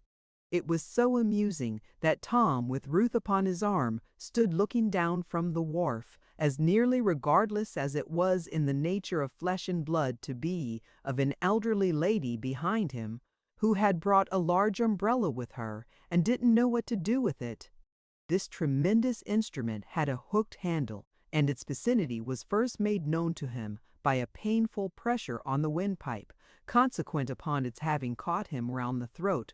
Soon after disengaging himself with perfect good humor, he had a sensation of the ferrule in his back, immediately afterwards of the hook entangling his ankles, then of the umbrella generally, wandering about his hat and flapping at it like a great bird, and lastly of a poke or thrust below the ribs, which give him such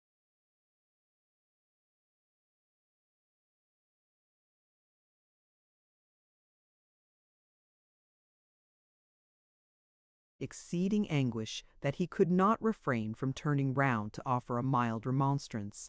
Upon his turning round, he found the owner of the umbrella struggling on tiptoe, with a countenance expressive of violent animosity, to look down upon the steamboats, from which he inferred that she had attacked him, standing in the front row by design, and as her natural enemy. "What a very ill-natured person you must be," said Tom. The lady cried out fiercely, "Where's the police?" meaning the constabulary, and went on to say, shaking the handle of the umbrella at Tom, that but for them fellers never being in the way when they was wanted, she'd have given him in charge, she would, if they greased their whiskers less, and minded the duties which they're paid so heavy for. A little more, she observed. No one needn't be drove mad by scrouting so. She had been grievously knocked about, no doubt, for her bonnet was bent into the shape of a cocked hat. Being a fat little woman, too, she was in a state of great exhaustion and intense heat. Instead of pursuing the altercation, therefore, Tom civilly inquired what boat she wanted to go on board of. "I suppose," returned the lady, "as nobody but yourself can want to look at a steam package without wanting to go a-boarding of it, can they? Booby!" "Which one do you want to look at, then?" said Tom. "We'll make room for you if we can. Don't be so ill-tempered." "No blessed creature as ever I was with in trying times," returned the lady, somewhat softened, "and there a many in their numbers, ever brought it as a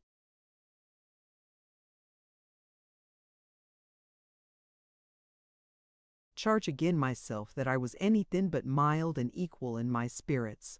Never mind a contradicting of me, if you seem to feel it does you good, ma'am, I often says, for well you know that Sary may be trusted not to give it back again. But I will not denige that I am worrited and wexed this day, and with good rejagion, Lord forbid."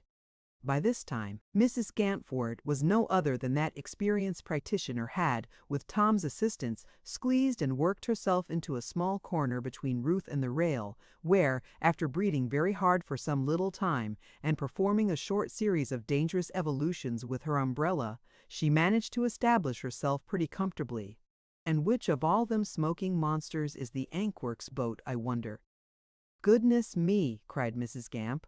"What boat did you want?" asked Ruth.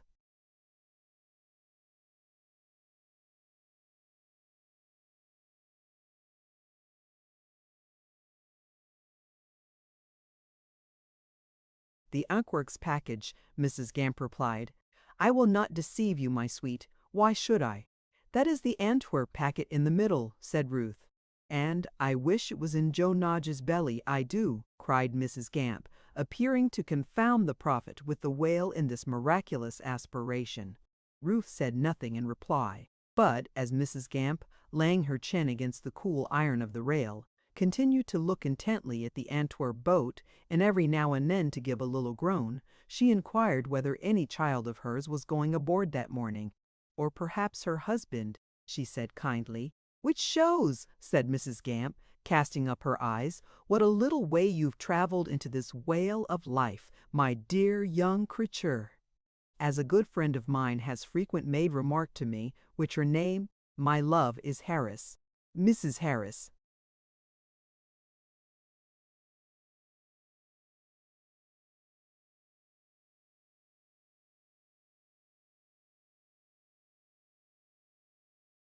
Through the square, and up the steps, a turnin' round by the tobacker shop. "Oh, Sary, Sary, little do we know what lays afore us." "Mrs. Harris, ma'am," I says. "Not much, it's true, but more than you suppose."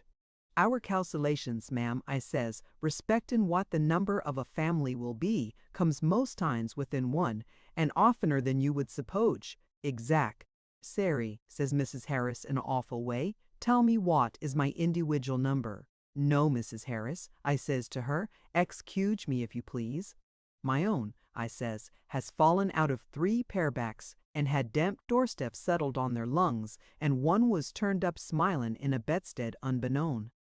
Therefore, ma'am," I says, "seek not to proticipate, but take 'em as they come and as they go."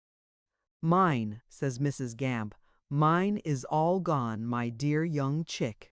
And as to husbands, there's a wooden leg gone likeways home to its account, which in its constancy of walking into wine vaults and never coming out again till fetched by force, was quite as weak as flesh, if not weaker. When she had delivered this oration, Mrs. Gamp leaned her chin upon the cool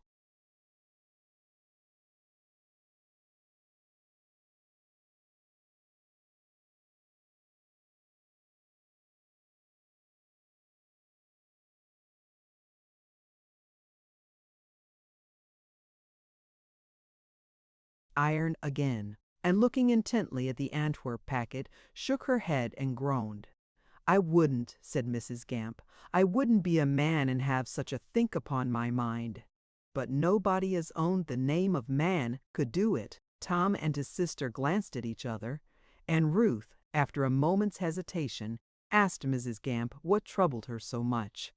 "My dear," returned that lady, dropping her voice, "you are single, ain't you?"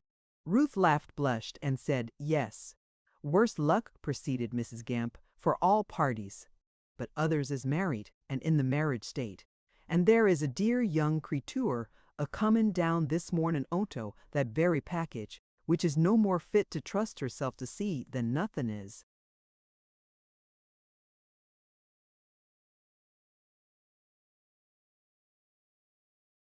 She paused here to look over the deck of the packet in question, and on the steps leading down to it, and on the gangways.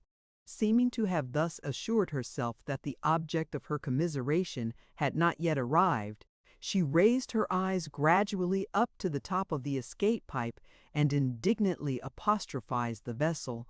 "Oh, drat you!" said Mrs. Gamp, shaking her umbrella at it. "You're a nice spluttering measy monster for a delicate young cretur to go and be a passing her by, ain't you? You never do no harm in that way, do you? With your hammering and roaring and hissing and lab-iling, you brute!" "Them confusion steamers," said Mrs. Gamp, shaking her umbrella again, "has done more to throw us out of our reg'lar work and bring you'uns on at times when nobody counted on 'em, especially them screeching railroad ones, than all the other frights that ever was took. I have heerd of one young man, a guard upon a railway only 3 years opened well. Does Mrs. Harris know him? Which indeed he is her own relation by."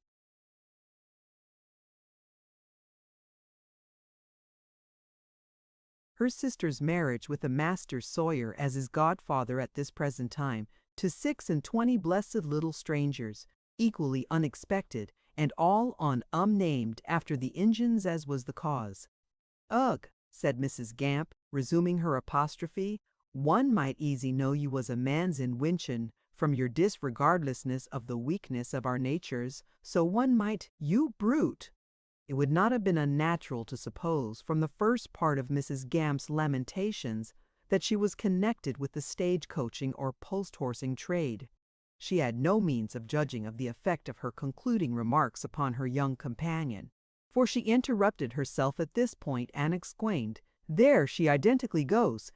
Poor sweet young creetur! There she goes, like a lamb to the sacrifige. If there's any illness when that wessel gets to sea," said Mrs. Gamp, prophetically, "it's murder, and I'm the witness for the persecution." She was so very earnest on the subject that Tom's sister being as kind as Tom,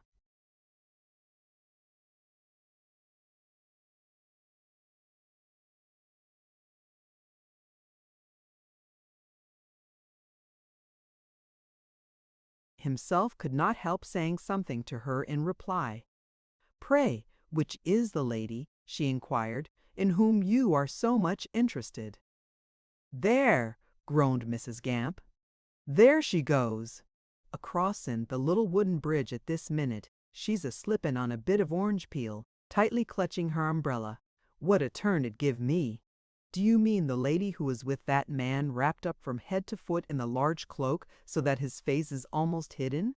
"Well, he may hide it," Mrs. Gamp replied. "He's good call to be ashamed of himself." "Did you see him a-jerking of her wrist, then? He seems to be hasty with her, indeed." "Now he's a-taking of her down into the close cabin," said Mrs. Gamp, impatiently. "What's the man about? The deuce is in him, I think. Why can't he leave her in the open air? He did not, whatever his reason was, but let her quickly down and disappeared himself, without loosening his cloak or pausing on the crowded deck one moment longer than was necessary to clear their way to that part of the vessel. Tom had not heard this little dialogue, for his attention had been engaged in an unexpected manner. A hand upon his sleeve had caused him to look round, just when Mrs. Gamp concluded her apostrophe to the steam engine, and on his right arm, Ruth being on his left, he found their landlord to his great surprise. He was not so much surprised at the man's being there as at his having got close to him so quietly and swiftly, for another person had been at his elbow one instant before, and he had not in the meantime been conscious of any change or pressure in the knot of people among whom he stood. He and Ruth had.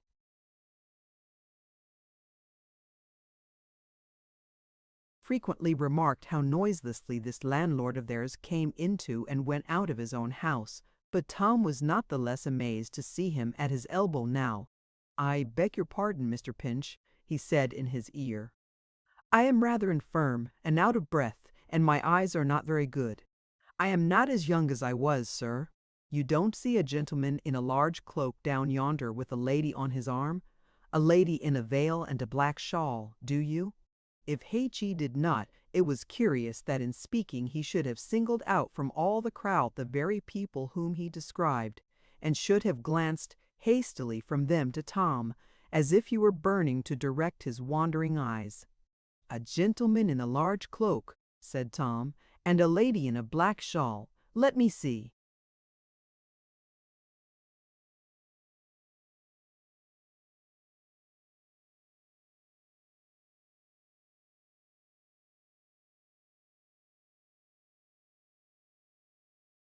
"Yes, yes," replied the other, with keen impatience.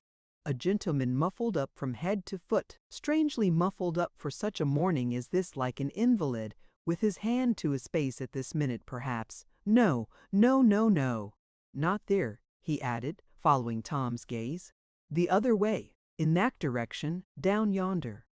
Again he indicated, but this time in his hurry, with his outstretched finger, the very spot on which the progress of these persons was checked at that moment. "There are so many people, and so much motion, and so many objects," said Tom, "that I find it difficult to know. I really don't see a gentleman in a large cloak and a lady in a black shawl." "There's a lady in a red shawl over there." "No, no, no," cried his landlord, pointing eagerly again. "Not there. The other way, the other way, the other way. Look at the cabin steps. To the left. They must be near the cabin steps. Do you see the cabin steps? There's the bell ringing already. Do you see the steps?"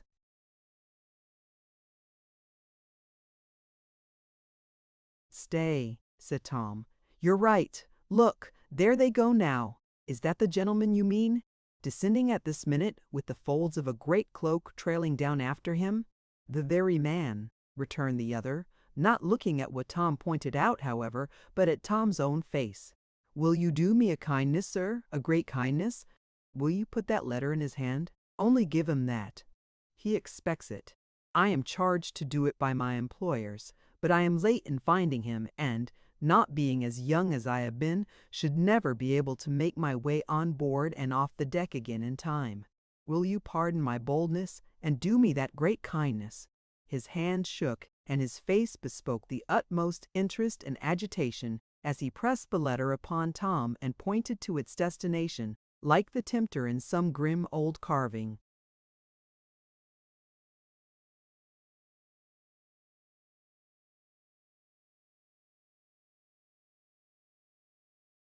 To hesitate in the performance of a good-natured or compassionate office was not in Tom's way.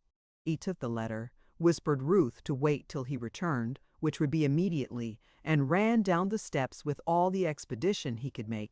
There were so many people going down, so many others coming up, such heavy goods in course of transit to and fro, such a ringing of bell, blowing off of steam, and shouting of men's voices, that he had much ado to force his way, or keep in mind to which boat he was going. But he reached the right one with good speed, and going down the cabin stairs immediately, described the object of his search standing at the upper end of the saloon, with his back towards him, reading some notice which was hung against the wall. As Tom advanced to give him the letter, he started, hearing footsteps, and turned round.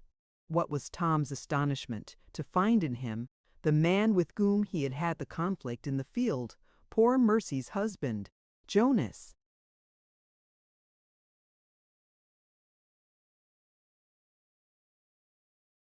Tom understood him to say, "What the devil did he want?" But it was not easy to make out what he said. He spoke so indistinctly. "I want nothing with you for myself," said Tom.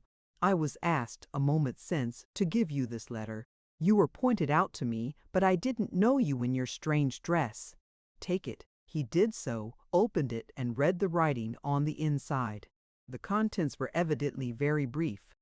Not more perhaps than one line, but they struck upon him like a stone from a sling. He reeled back as he read. His emotion was so different from any Tom had ever seen before that he stopped involuntarily. Momentary as his state of indecision was, the bell ceased while he stood there, and a hoarse voice, calling down the steps, inquired if there was any to go ashore.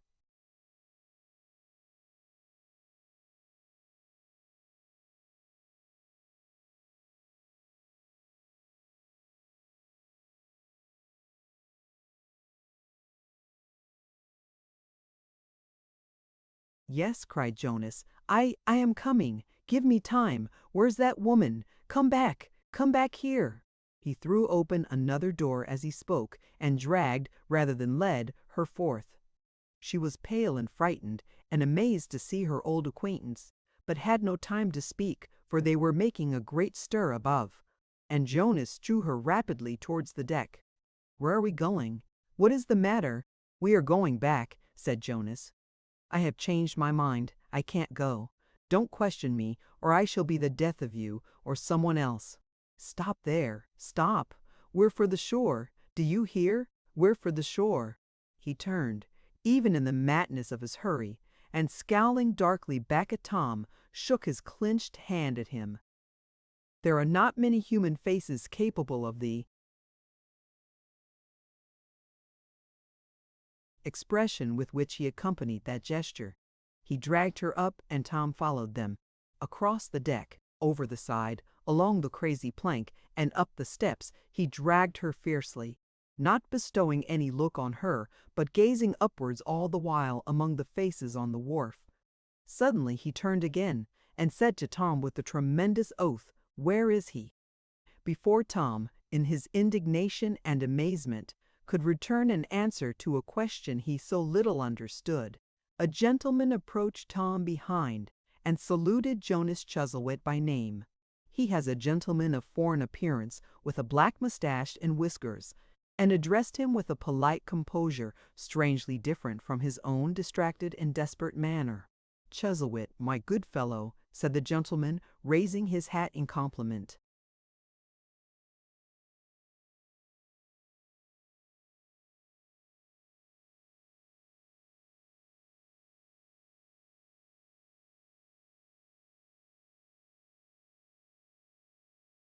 To Mrs. Chuzzlewit, "I ask your pardon 20,000 times.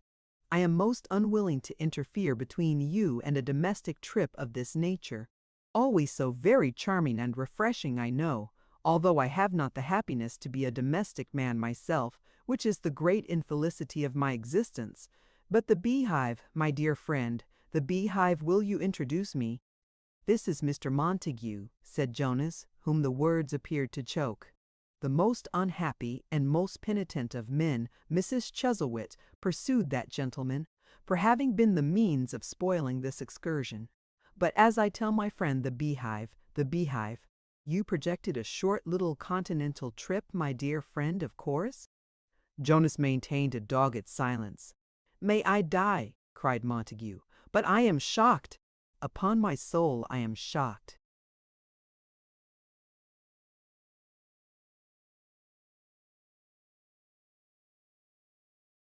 But that confounded beehive of ours in the city must be paramount to every other consideration when there is honey to be made, and that is my best excuse. Here is a very singular old female dropping curtsies on my right, said Montague, breaking off in his discourse, and looking at Mrs. Gamp, who is not a friend of mine. Does anybody know her? Ah! Well, they knows me, bless their precious hearts, said Mrs. Gamp, not forgettin' your own merry one, sir. And long may it be so. Wishin', as every one she delivered this in the form of a toast or sentiment, was as merry and as handsome lookin' as a little bird has whispered me, a certain gent is, which I will not name for fear I give offence where none is due. My precious lady, here she stopped short in her merriment, for she had until now affected to be vastly entertained. You're too pale by half. You are here too, are you? Muttered Jonas. Ecod, there are enough of you. I hope, sir, returned Mrs. Gamp, dropping an indignant curtsy, as no bones is broke by me and Mrs. Harris a walkin' down upon a public wharf. Which was the very words she says to me, although they was the last I ever had to speak, was these. Sary, she says, is it a public wharf? Mrs. Harris, I makes answer, can you doubt it? You have knowed me now, ma'am, 38 year, and did you ever know me go, or wish to go, where I was not made welcome, say the words? No, Sary. Mrs. Harris says, contrary quite, and well she knows it too. I am but a poor woman, but I'd been sought after, sir, though you may not think it. I've been knocked up at all hours of the night and warned out by a many landlords in consequence of being mistook for fire. I goes out workin' for my bread, 'tis true, but I maintains my dependency, with your kind leave, and which I will till death. I has my fillins as a woman, sir, and I have been a mother likeways, but touch a pipkin as belongs to me, or make the least remarks on what I eats or drinks, and though you was the favoritest young for tussy of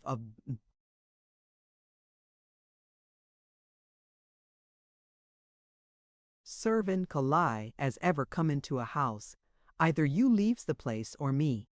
My earnin's is not great, sir, but I will not be imposed upon. Bless the babe and save the mother is my mortar, sir, but I make so free as add to that, don't try no imposition with the nuss, for she will not abear it. Mrs. Gamp concluded by drawing her shawl tightly over herself with both hands and, as usual, referring to Mrs. Harris for full corroboration of these particulars. She had that peculiar trembling of the head which, in ladies of her excitable nature, may be taken as a sure indication of their breaking out again very shortly. When Jonas made a timely interposition, "As you are here," he said, "you had better see to her, and take her home. I am otherwise engaged." He said nothing more, but looked at Montague as if to give him notice that he was ready to attend him. "I am sorry to take you away," said Montague.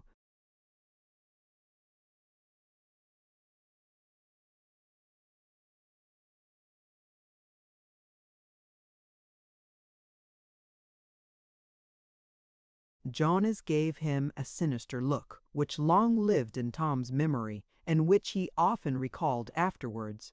"I am, upon my life," said Montague. "Why did you make it necessary?" With the same dark glance as before, Jonas replied, after a moment's silence, "The necessity is none of my making. You have brought it about yourself." He said nothing more.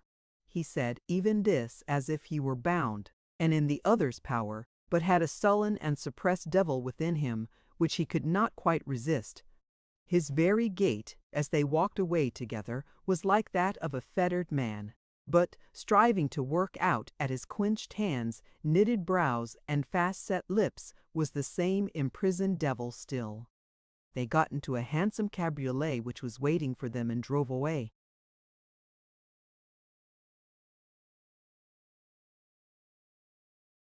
The whole of this extraordinary scene had passed so rapidly, and the tumult which prevailed around is so unconscious of any impression from it, that, although Tom had been one of the chief actors, it was like a dream. No one had noticed him after they had left the packet. He had stood behind Jonas and so near him that he could not help hearing all that passed. He had stood there with his sister on his arm, expecting and hoping to have an opportunity of explaining his strange share in this yet stranger business. But Jonas had not raised his eyes from the ground. No one else had even looked towards him, and before he could resolve on any course of action, they were all gone. He gazed round for his landlord, but he had done that more than once already, and no such man was to be seen. He was still pursuing this search with his eyes, when he saw a hand beckoning to him from a hackney coach, and hurrying towards it, found it was Mary's. She addressed him hurriedly, but bent out of the window, that she might not be overheard by her companion, Mrs. Gamp.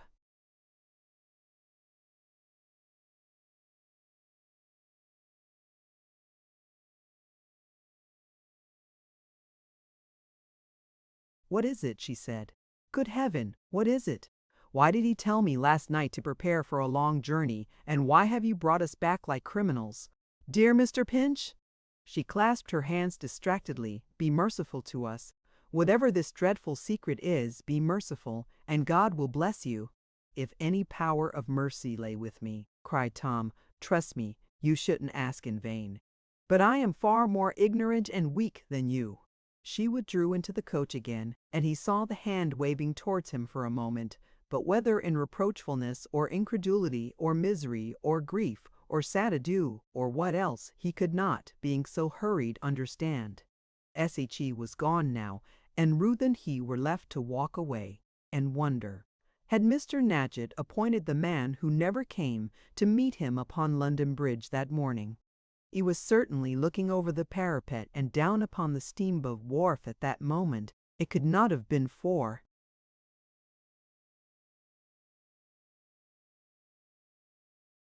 pleasure. He never took pleasure. No, he must have had some business there. Chapter 41. M.R. Jonas and his friend. Arriving at Atabries and Spenting, set fornt upon understanding, set fornt upon enterprise.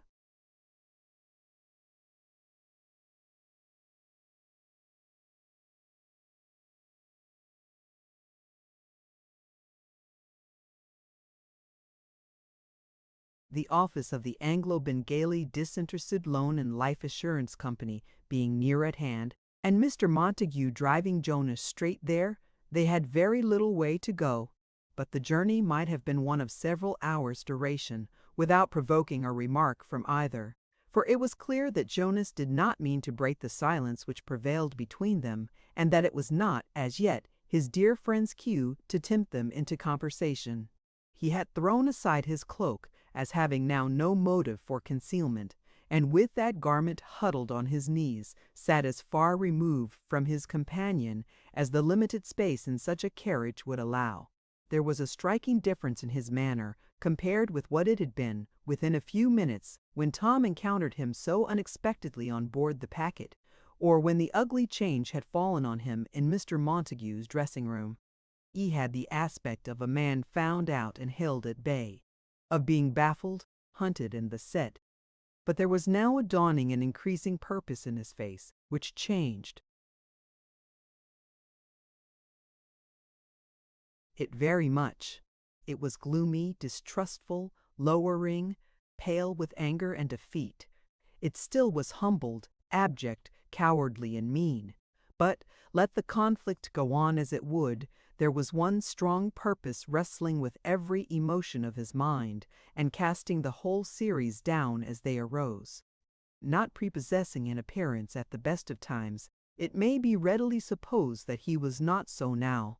He had left deep marks of his front teeth in his nether lip, and those tokens of the agitation he had lately undergone improved his looks as little as the heavy corrugations in his forehead.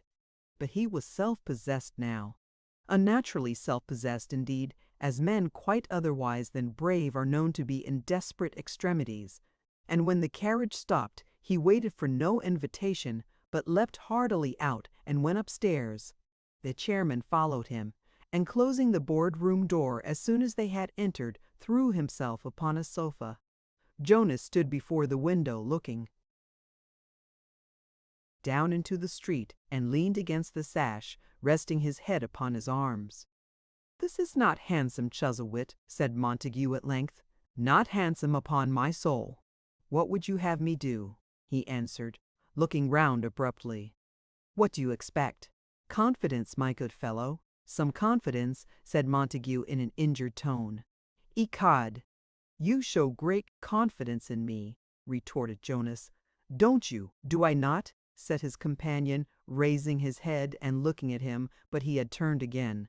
"Do I not? Have I not confided to you the easy schemes I have formed for our advantage? Oh, our advantage, mind, not mine alone. And what is my return? Attempted flight.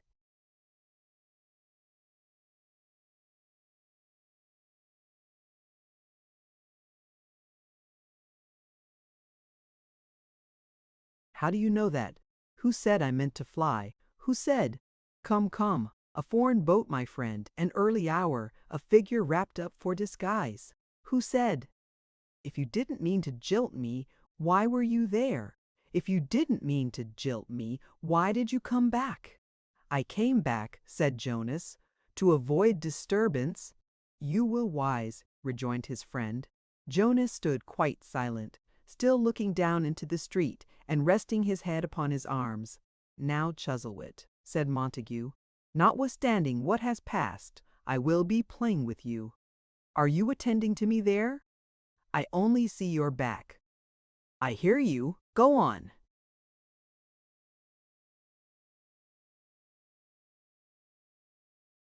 I say that notwithstanding what has passed, I will be plain with you.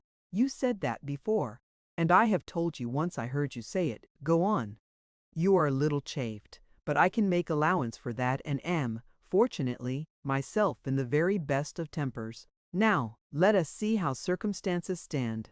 A day or two ago, I mentioned to you, my dear fellow, that I thought I had discovered. Will you hold your tongue? Said Jonas, looking fiercely round and glancing at the door. Well, well, said Montague, judicious, quite correct.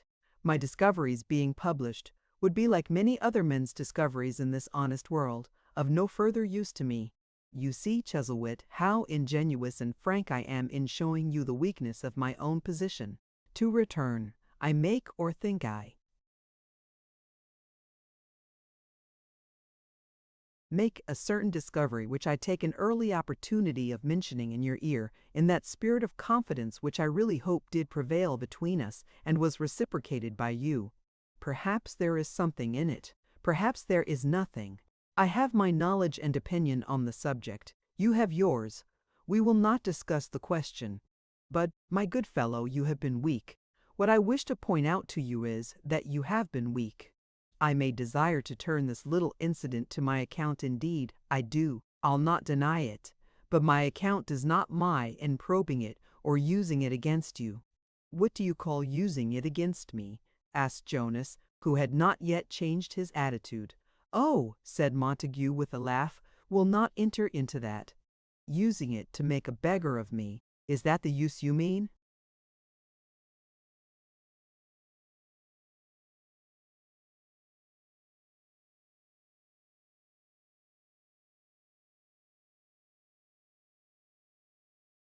No, ecod, muttered Jonas bitterly. That's the use in which your account does lie. You speak the truth there. I wish you to venture, it's a very safe venture, a little more with us, certainly, and to keep quiet, said Montague. You promised me you would, and you must. I say it plainly, Chuzzlewit, you must. Reason the matter. If you don't, my secret is worthless to me, and being so, it may as well become the public property as mine. Better, for I shall gain some credit, bringing it to light. I want you, besides, to act as a decoy in a case I have already told you of. You don't mind that, I know. You care nothing for the man, you care nothing for any man. You are too sharp. So am I hope, and could bear any loss of his with pious fortitude. Ha, ha, you have tried to escape from the first consequence. You cannot escape it, I assure you. I have shown you that today. Now, I am not a moral man, you know.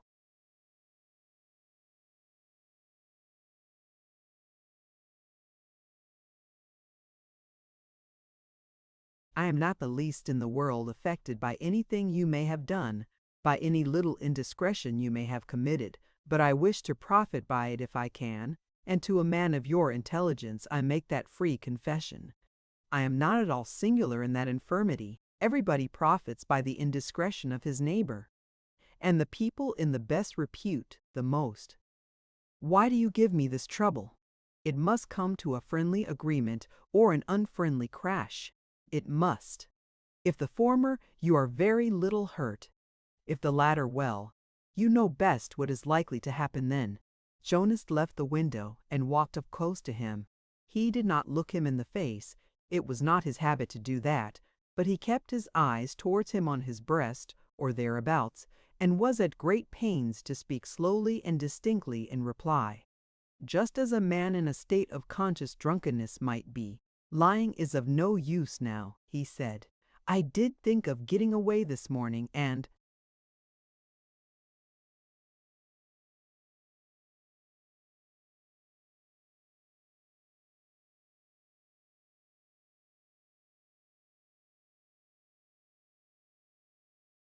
making better terms with you from a distance. To be sure, replied Montague. Nothing more natural. I foresaw that and provided against it. But I am afraid I am interrupting you. How the devil, pursued Jonas with a still greater effort, you made choice of your messenger, and where you found him, I'll not ask you. I owed him one good turn before today. If you are so careless of men in general, as you said you were just now, you are quite indifferent to what becomes of such a crop-tailed cur as that, and will leave me to settle my account with him in my own manner. If he had raised his eyes to his companion's face, he would have seen that Montague was evidently unable to comprehend his meaning, but continuing to stand before him with his furtive gaze directed as before, and pausing here only to moisten his dry lips with his tongue, the fact was lost upon him. It might have struck a close observer that this fixed and steady glance of Jonas's was a part of.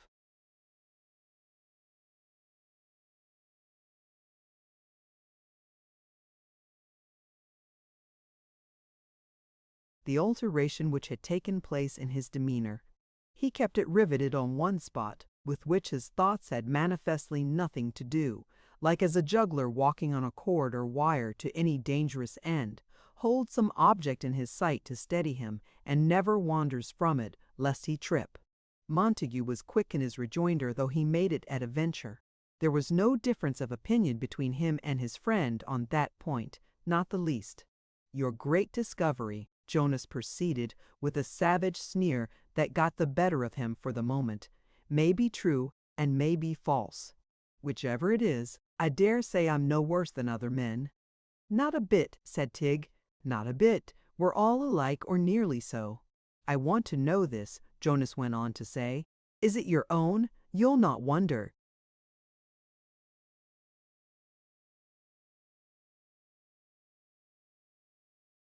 At my asking the question.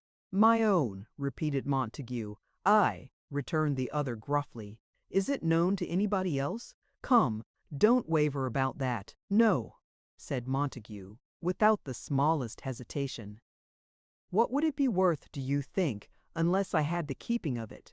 Now, for the first time, Jonas looked at him. After a pause, he put out his hand and said, with a laugh, Come, make things easy to me, and I'm yours.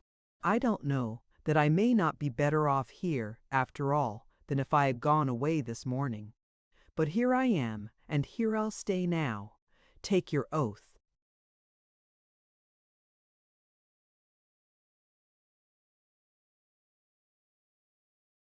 He cleared his throat, for he was speaking hoarsely, and said in a lighter tone, Shall I go to Pecksniff? When? Say when. Immediately, cried Montague. He cannot be enticed too soon. Ecod, cried Jonas, with a wild laugh. There's some fun in catching that old hypocrite. I hate him. Shall I go tonight? Ah, yea. This, said Montague ecstatically, is like business. We understand each other now. Tonight, my good fellow, by all means. Come with me, cried Jonas. We must make a dash, go down in state, and carry documents, for he's a deep file to deal with, and must be drawn on with an artful hand, or he'll not follow. I know him.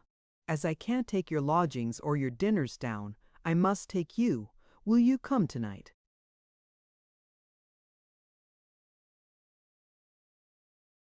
His friend appeared to hesitate, and neither to have anticipated this proposal, nor to relish it very much. "We can concert our plans upon the road," said Jonas.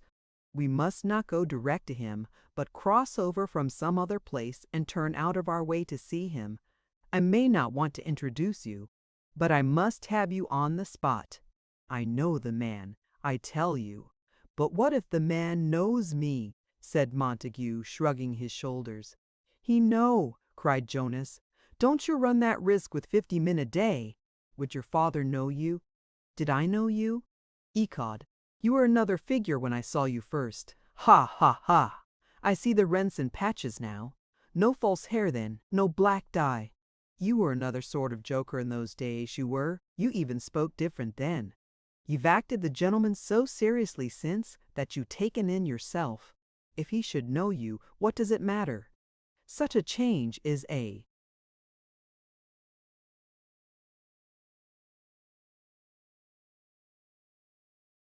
proof of your success.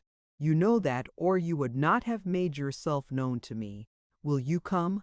"My good fellow," said Montague, still hesitating, "I can trust you alone." "Trust me. Ecod, you may trust me now, far enough.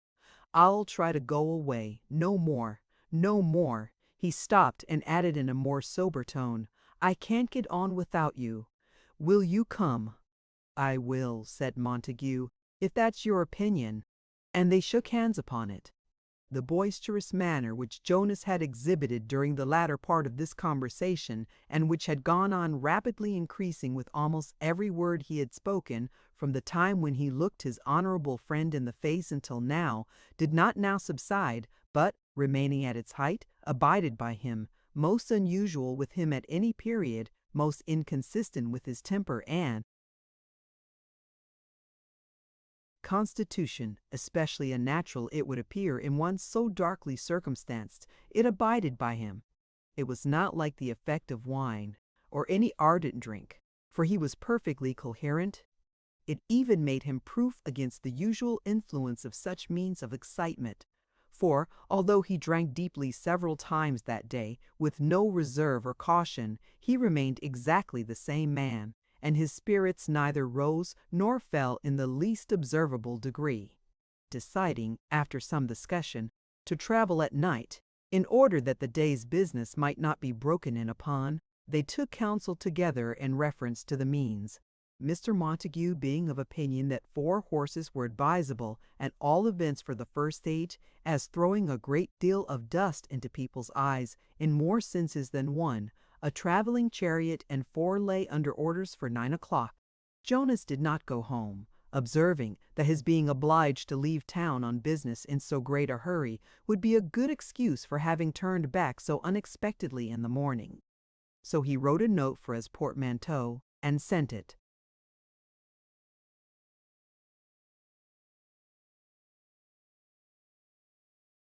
By a messenger who duly brought his luggage back, with a short note from that other piece of luggage, his wife, expressive of her wish to be allowed to come and see him for a moment.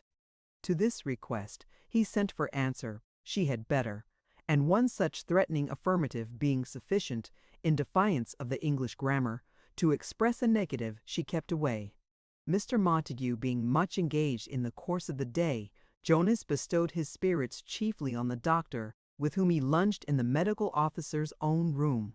On his way thither, encountering Mr. Nadgett in the outer room, he bantered that stealthy gentleman on always appearing anxious to avoid him, and inquired if he were afraid of him.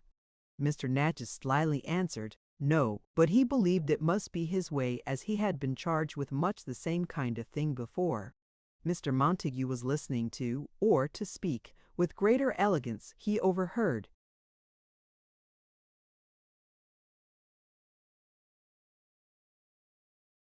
this dialogue. As soon as Jonas was gone, he beckoned Nadgett to him with the feather of his pen, and whispered in his ear, Who gave him my letter this morning?" "My lodger, sir," said Nadgett behind the palm of his hand. "How came that about?" "I found him on the wharf, sir. Being so much hurried and you not arrived, it was necessary to do something. It fortunately occurred to me that if I gave it him myself, I could be of no further use. I should have been blown upon immediately." "Mr. Nadgett, you are a jewel," said Montague, patting him on the back. "What's your lodger's name?" "Pinch, sir. Thomas Pinch."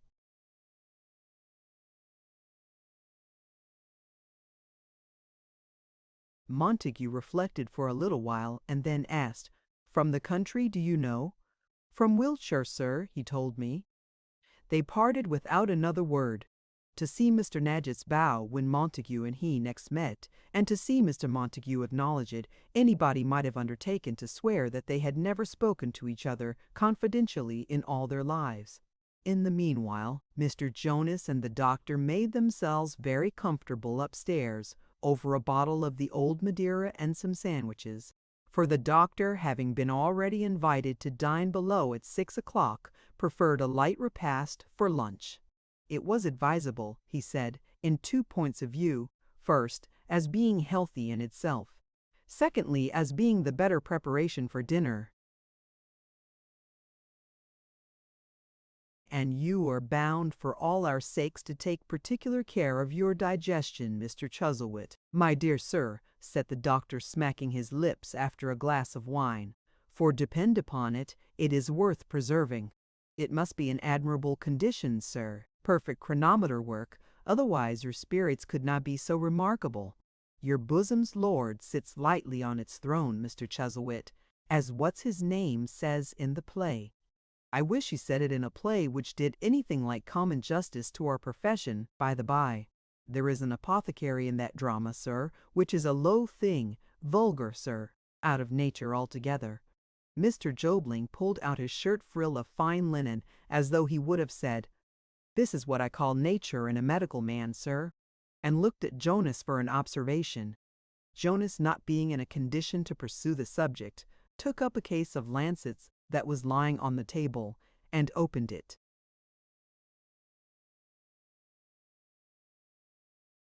"Ah," said the doctor, leaning back in his chair, "I always take 'em out of my pocket before I eat. My pockets are rather tight.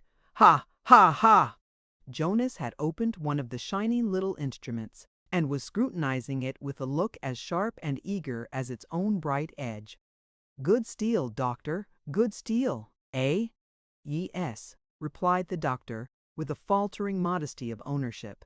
"One might open a vein pretty dexterously with that, Mr. Chuzzlewit." "It has opened a good many in its time, I suppose," said Jonas, looking at it with a growing interest. "Not a few, my dear sir, not a few. It has been engaged in a pretty good practice, I believe I may say," replied the doctor, coughing as if the matter of fact were so very dry and literal that he couldn't help it. "In a pretty good practice."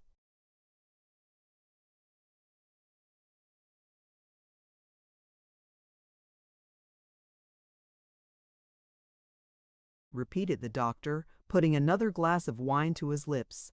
"Now, could you cut a man's throat with such a thing as this?" demanded Jonas. "Oh, certainly, certainly, if you took him in the right place," returned the doctor. "It all depends upon that. Where you have your hand now, hey?" cried Jonas, bending forward to look at it. "Yes," said the doctor, "that's the jugular." Jonas, in his vivacity, made a sudden sawing in the air, so close behind the doctor's jugular that he turned quite red. Then Jonas, in the same strange spirit of vivacity, burst into a loud discordant laugh. "No, no," said the doctor, shaking his head. Edge tools, never play."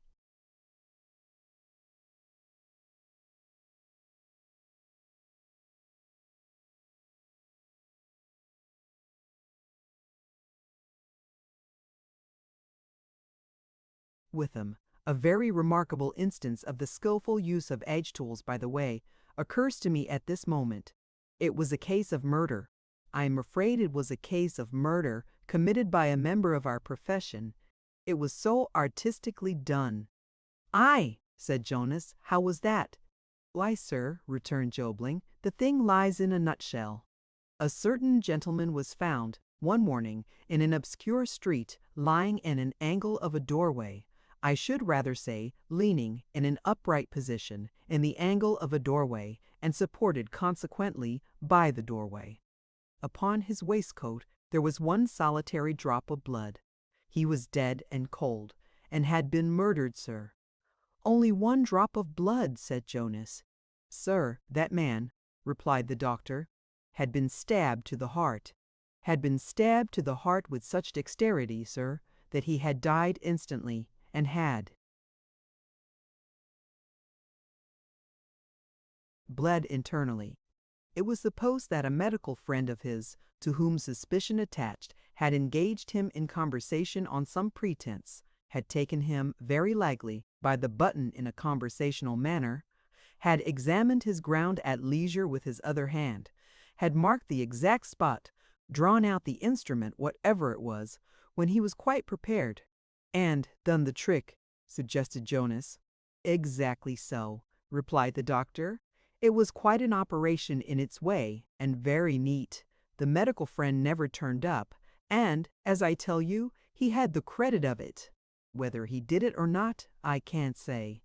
But, having had the honor to be called in with 2 or 3 of my professional brethren on the occasion, and having assisted to make a careful examination of the wound, I have no hesitation in saying that it would have reflected credit on any medical man, and that in an unprofessional person it could not but be considered either as an extraordinary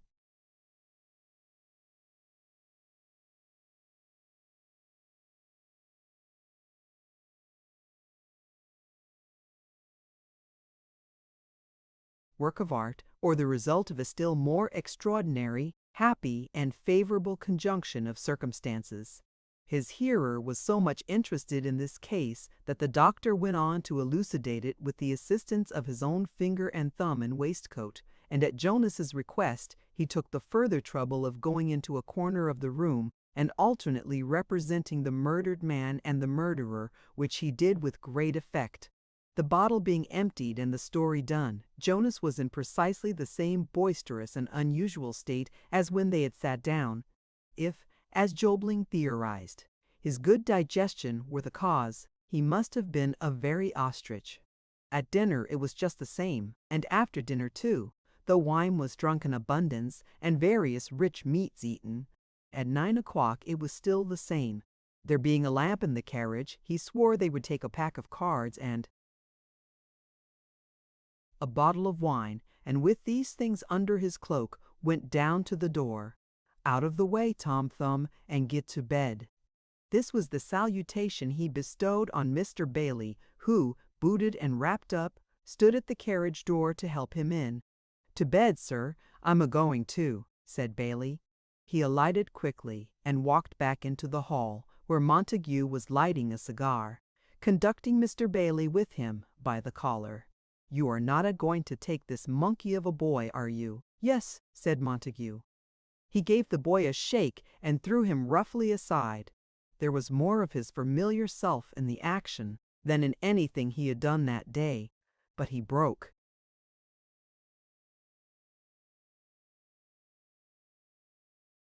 Out laughing immediately afterwards, and making a thrust at the doctor with his hand in imitation of his representation of the medical friend, went out to the carriage again and took his seat. His companion followed immediately. Mr. Bailey climbed into the rumble. "It will be a stormy night," exclaimed the doctor as they started.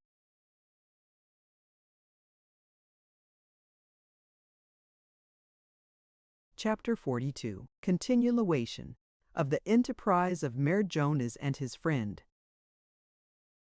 The doctor's prognostication in reference to the weather was speedily verified. Although the weather was not a patient of his, and no third party had required him to give an opinion on the case, the quick fulfillment of his prophecy may be taken as an instance of his professional tact, for, unless the threatening aspect of the night had been perfectly plain and unmistakable, Mr. Jobling would never have compromised his reputation by delivering any sentiments on the subject. He used this principle in medicine with too much success to be unmindful of it in his commonest transactions. It was one of those hot, silent nights when people sit at windows listening for the thunder which they know will shortly break, when they recall dismal tales of hurricanes and earthquakes, and of lonely travelers on open plains and lonely ships at sea struck by lightning. Lightning flashed and quivered on the black horizon even now, and hollow murmurings were in the wind as though it had been blowing where the thunder rolled and still was charged with its exhausted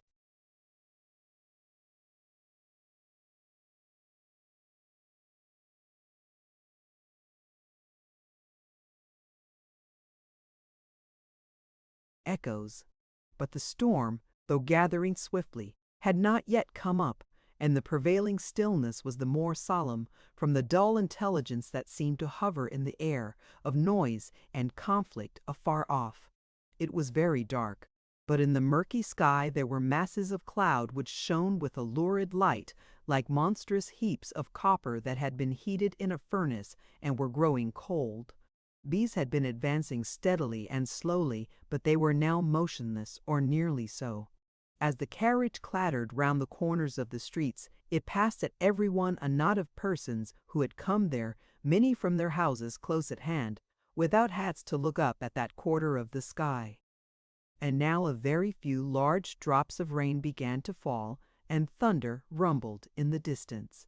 Jonas sat in a corner of the carriage with his bottle resting on his knee, and gripped as tightly in his hand as if he would have ground its neck to powder, if he could. Instinctively attracted by the night, he had laid aside the pack of cards upon the cushion, and with the same involuntary impulse, so intelligible to both of them as not to occasion a remark on either side, his companion had extinguished the lamp. The front glasses were down, and they sat looking silently out upon the gloomy scene before them. They were clear of London, or as clear of it as travellers can be whose way lies on the western road within a stage of that enormous city.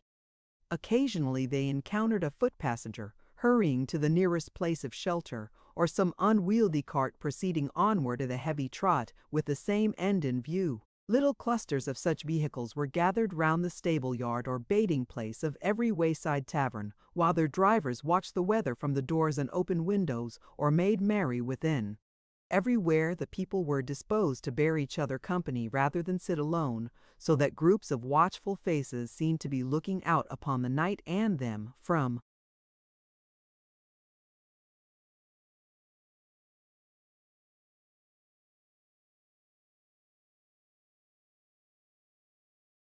almost every house they passed. It may appear strange that this should have disturbed Jonas or rendered him uneasy, but it did. After muttering to himself, and often changing his position, he drew up the blind on his side of the carriage and turned his shoulders sulkily towards it. But he neither looked at his companion, nor broke the silence which prevailed between them, and which had fallen so suddenly upon himself, by addressing a word to him. The thunder rolled, the lightning flashed, the rain poured down like heaven's wrath. Surrounded at one moment by intolerable light, and at the next by pitchy darkness, they still pressed forward on their journey. Even when they arrived at the end of the stage, and might have tarried, they did not, but ordered horses out immediately. Nor had this any reference to some 5 minutes' lull, which at that time seemed to promise a cessation of the storm. They held their course as if they were impelled and driven by its fury. Although they had not exchanged a dozen words and might have tarried very well, they seemed to feel by joint consent that onward they must go. Louder and louder the deep thunder rolled, as through the myriad halls of some vast temple in the sky. Fiercer and brighter became the lightning, more and more heavily the rain poured down. The horses they were traveling now with a single pair plunged and started from the rills of quivering fire that seemed to wind along the ground before them. But there these two men sat, and forward they went, as if they were led on by an invisible attraction. The eye, partaking of the quickness of the flashing light, saw in its every gleam a multitude of objects which it could not see at steady noon in 50 times that period. bells and steeples, with the rope and wheel that moved them, ragged nests of birds in cornices and nooks, faces full of consternation in the tilted wagons,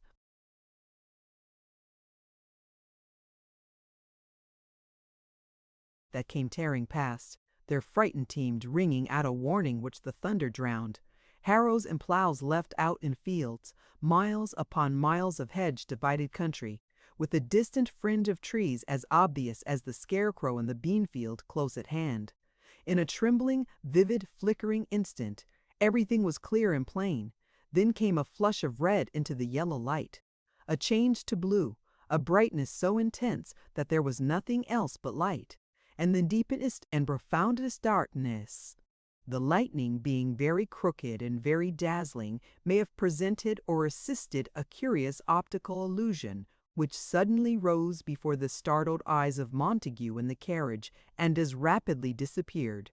He thought he saw Jonas with his hand lifted and the bottle quenched in it like a hammer, making as if he would aim a blow at his head.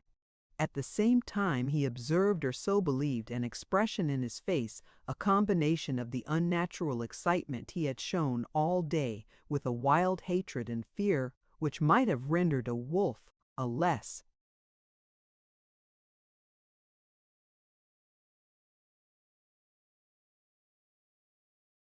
terrible companion. He uttered an involuntary exclamation and called to the driver, who brought his horses to a stop with all speed. It could hardly have been as he supposed, for although he had not taken his eyes off his companion and had not seen him move, he sat reclining in his corner as before. "What's the matter?" said Jonas. "Is that your general way of waking out of your sleep?" "I could swear," returned the other, "that I have not closed my eyes." "When you have sworn it," said Jonas composedly, "we had better go on again if you have only stopped for that."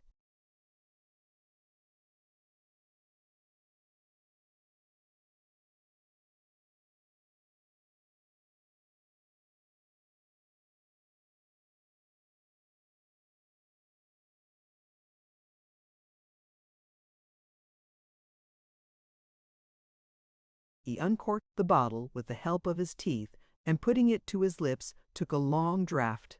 "I wish we had never started on this journey." "This is not," said Montague, recoiling instinctively, and speaking in a voice that betrayed his agitation, "this is not a night to travel in. Ecod!" "You're right there," returned Jonas, "and we shouldn't be out in it but for you. If you hadn't kept me waiting all day, we might have been at Salisbury by this time, snug abed and fast asleep. What are we stopping for?" His companion put his head out of window for a moment, and drawing it in again, observed, as if that were his cause of anxiety, that the boy was drenched to the skin. "Serve him right," said Jonas. "I'm glad of it. What the devil are we stopping for?"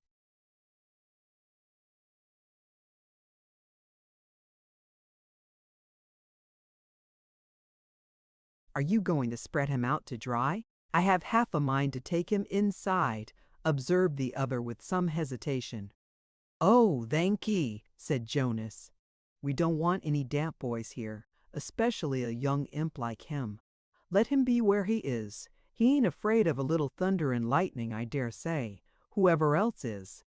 Go on, driver. We had better have him inside perhaps," he muttered with a laugh, "and the horses." "Don't go too fast," cried Montague to the postilion, "and take care how you go. You were nearly in the ditch when I called to you." This was not true, and Jonas bluntly said so as they moved forward again. Montague took little or no heed of what he said, but repeated that it was not a night for traveling, and showed himself, both then and afterwards, unusually anxious.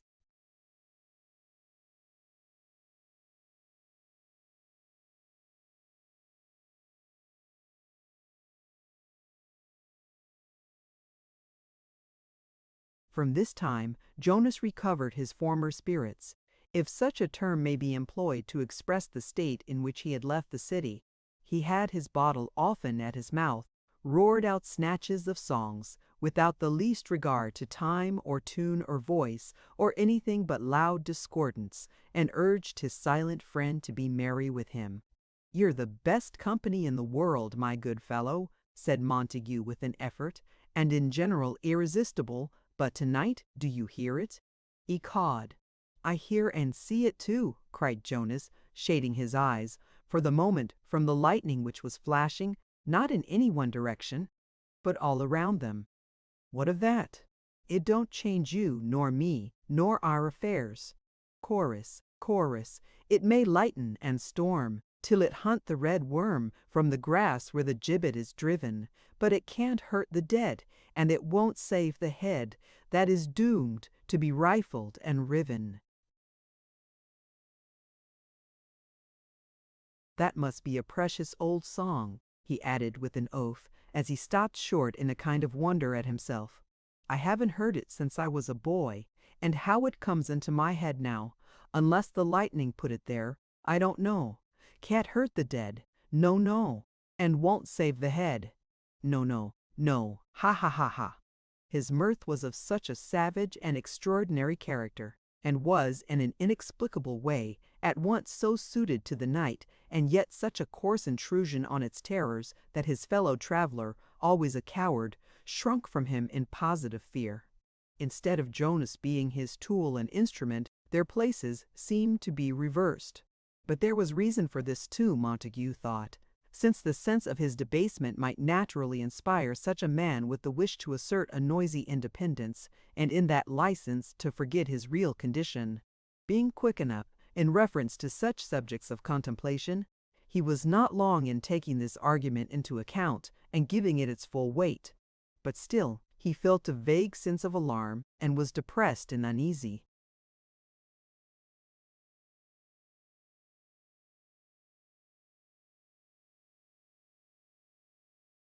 He was certain he had not been asleep, but his eyes might have deceived him, for looking at Jonas now in any interval of darkness, he could represent his figure to himself, and any attitude his state of mind suggested.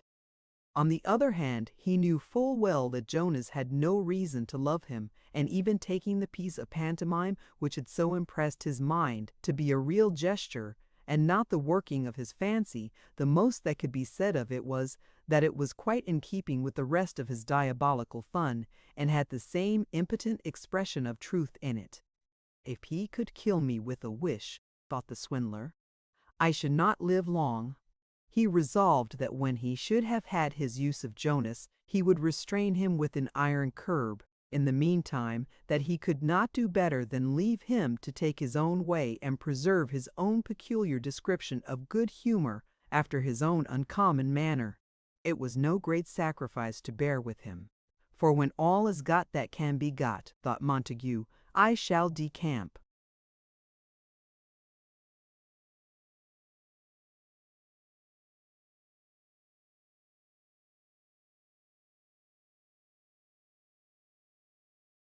Across the water, and have the laugh on my side and the gains. Such were his reflections from hour to hour, his state of mind being one in which the same thoughts constantly present themselves over and over again in wearisome repetition, while Jonas, who appeared to have dismissed reflection altogether, entertained himself as before. They agreed that they would go to Salisbury, and would cross to Mr. Pecksniff's in the morning, and at the prospect of deluding that worthy gentleman, the spirits of his amiable son-in-law became more boisterous than ever. As the night wore on, the thunder died away, but still rolled gloomily and mournfully in the distance. The lightning, too, though now comparatively harmless, was yet bright and frequent.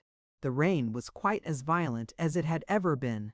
It was their ill fortune, at about the time of dawn, and in the last stage of their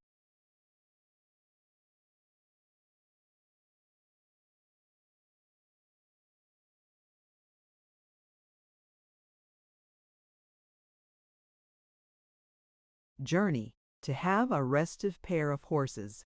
These animals had been greatly terrified in their stable by the tempest, and coming out into the dreary interval between night and morning, when the glare of the lightning was yet unsubdued by day, and the various objects in their view were presented in indistinct and exaggerated shapes which they would not have worn by night, they gradually became less and less capable of control, until, taking a sudden fright at something by the roadside, They dashed off wildly down a steep hill, flung the driver from his saddle, drew the great stumbled den, and threw a cat. The travelers had opened the carriage door and had either jumped or fallen out. Jonas was the first to stagger to his feet. He felt sick and weak, and very giddy, and reeling to a 5-barred gate, stood holding by it, looking drowsily about as the whole landscape swam before his eyes. But by degrees he grew more conscious, and presently observed that Montague was lying senseless in the road.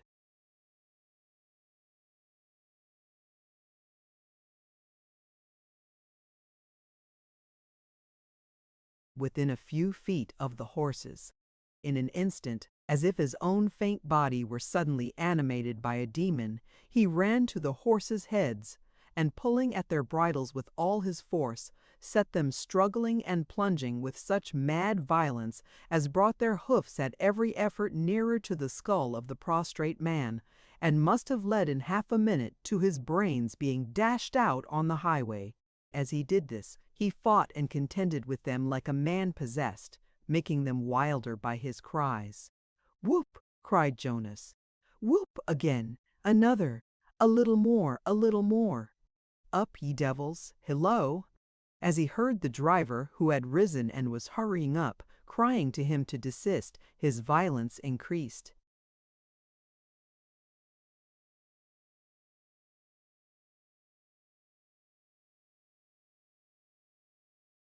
"Hayelo! Hullo!" cried Jonas. "For God's sake!" cried the driver.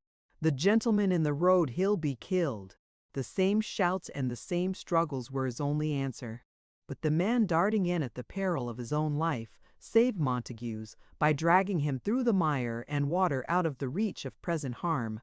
That done, he ran to Jonas, and with the aid of his knife they very shortly disengaged the horses from the broken chariot and got them, cut and bleeding, on their legs again. The postillion and Jonas had now leisure to look at each other, which they had not had yet. "Presence of mind, presence of mind!" cried Jonas, throwing up his hands wildly. "What would you have done without me?" "The other gentleman would have done badly without me," returned the man, shaking his head. "You should have moved him first. I gave him up for dead. Presence of mind, you croaker, presence of mind," cried Jonas with a harsh, loud laugh. Was he struck, do you think? They both turned to look at him. Jonas muttered something to himself when he saw him sitting up beneath the hedge, looking vacantly around. "What's the matter?" asked Montague. "Is anybody hurt?" "Ecod," said Jonas, "it don't seem so. There are no bones broken after all." They raised him, and he tried to walk. He was a good deal shaken and trembled very much, but with the exception of a few cuts and bruises, this was all the damage he had sustained. "Cuts and bruises, eh?" said Jonas. "We've all got them. Only cuts and bruises."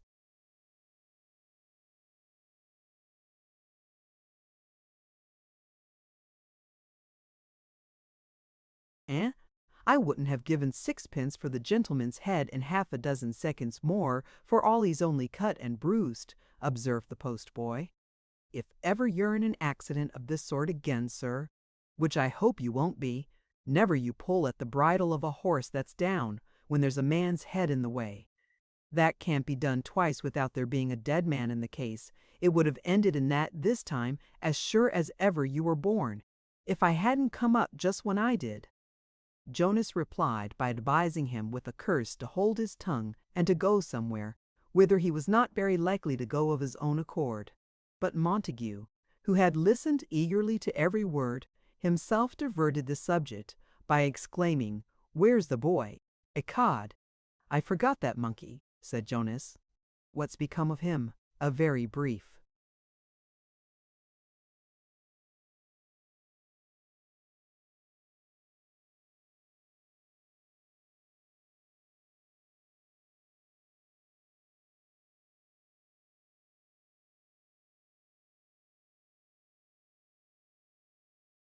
Serge settled that question. The unfortunate Mr. Bailey had been thrown sheer over the hedge or the 5-barred gate, and was lying in the neighboring field, to all appearance dead. "When I said tonight that I wished I had never started on this journey," cried his master, "I knew it was an ill-fated one. Look at this boy." "Is that all?" growled Jonas. "If you called that a sign of it, why, what should I call a sign of it?" asked Montague hurriedly. "What do you mean?" "I mean," said Jonas, stooping down over the body, "that I never heard you were his father, or had any particular reason to care much about him. Hulloa, hold up there!" But the boy was past holding up, or being held up, or giving any other sign of life than a faint and fitful beating of the heart. After some discussion, the driver mounted the horse, which had been least injured, and took the lad in his arms as well as he could, while Montague and Jonas, leading the other horse, and carrying a trunk between them, walked by his side towards Salisbury. "You'd get there in a few minutes, and be able to send assistance to meet us if you went forward post-boy," said Jonas. "Trot on." "No, no," cried Montague, "we'll keep together." "Why, what a chicken you are! You are not afraid of being robbed, are you?" said Jonas. "I am not afraid of anything," replied the other, whose looks and manner were in flat contradiction to his words. "But we'll keep together." "You were mighty anxious about the boy a minute ago," said Jonas, "I suppose."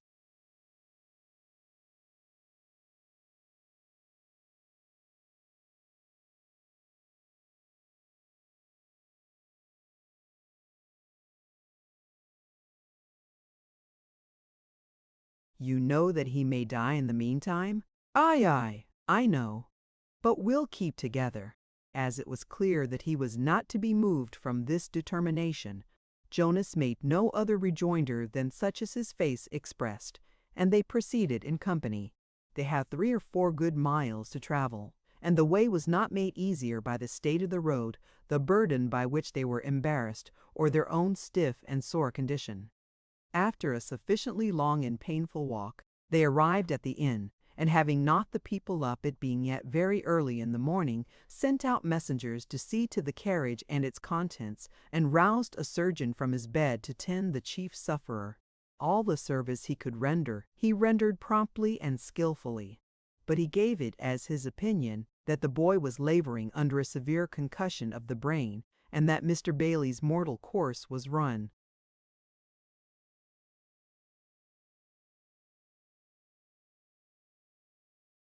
If Montague's strong interest in the announcement could have been considered as unselfish in any degree, it might have been a redeeming trait in a character that had no such lineaments to spare. But it was not difficult to see that, for some unexpressed reason best appreciated by himself, he attached a strange value to the company and presence of this mere child. When, after receiving some assistance from the surgeon himself, he retired to the bedroom prepared for him, and it was broad day, his mind was still dwelling on this theme. "I would rather have lost," he said, £1,000 than lost the boy just now, but I'll return home alone. I am resolved upon that. Chuzzlewit shall go forward first, and I will follow in my own time. I'll have no more of this," he added, wiping his damp forehead. 24 hours of this would turn my hair gray. After examining his chamber and looking under the bed and in the cupboards,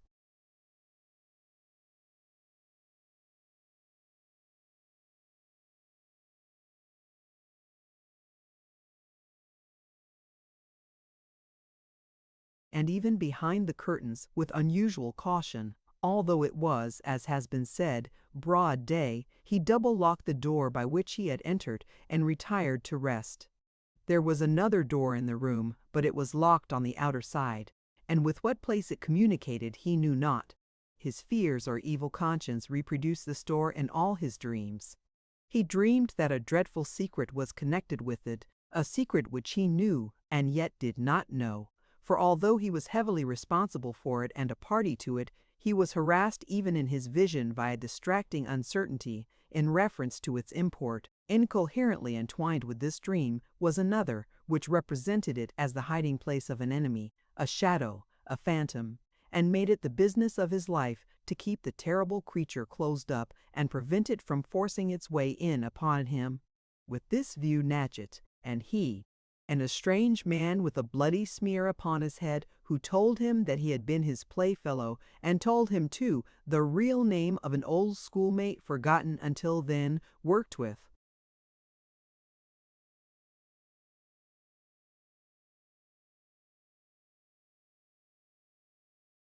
Iron plates and nails to make the door secure, but though they worked never so hard, it was all in vain, for the nails broke or changed to soft twigs, or what was worse, to worms between their fingers. The wood of the door splintered and crumbled, so that even nails would not remain in it, and the iron plates curled up like hot paper.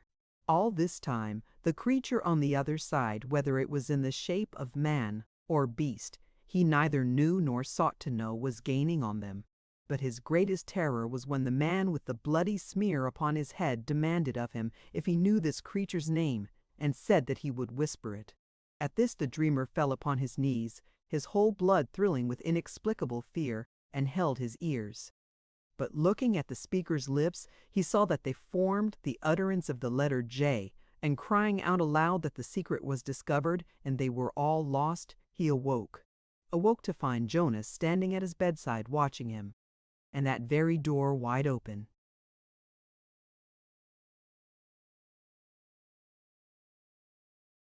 As their eyes met, Jonas retreated a few paces, and Montague sprang out of bed. "Heyday," said Jonas. "You're all alive this morning." "Alive," the other stammered, as he pulled the bell rope violently. "What are you doing here?" "It's your room, to be sure," said Jonas, "but I'm almost inclined to ask you what you are doing here." "My room is on the other side of that door. No one told me last night not to open it.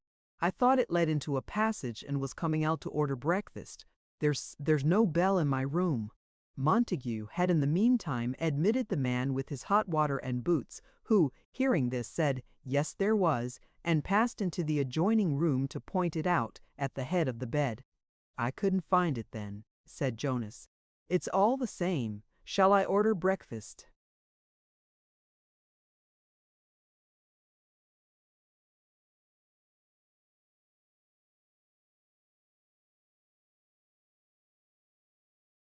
Montague answered in the affirmative. When Jonas had retired, whistling, through his own room, he opened the door of communication to take out the key and fasten it on the inner side. But it was taken out already. He dragged a table against the door and sat down to collect himself, as if his dreams still had some influence upon his mind. "An evil journey," he repeated several times. "An evil journey. But I'll travel home alone. I'll have no more of this." His presentiment, or superstition, that it was an evil journey, did not at all deter him from doing the evil for which the journey was undertaken.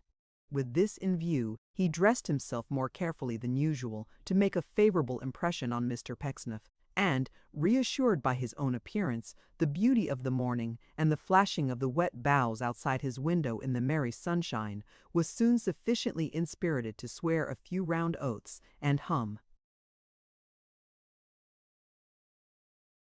the fag end of a song, but he still muttered to himself at intervals, "For all that, I'll travel home alone." Chapter 43 has an influence on the fortunes of several people. Emar Pecksniff is exhibited in the plenitude and power, and wilds the Sam with fortitude and magnanimity.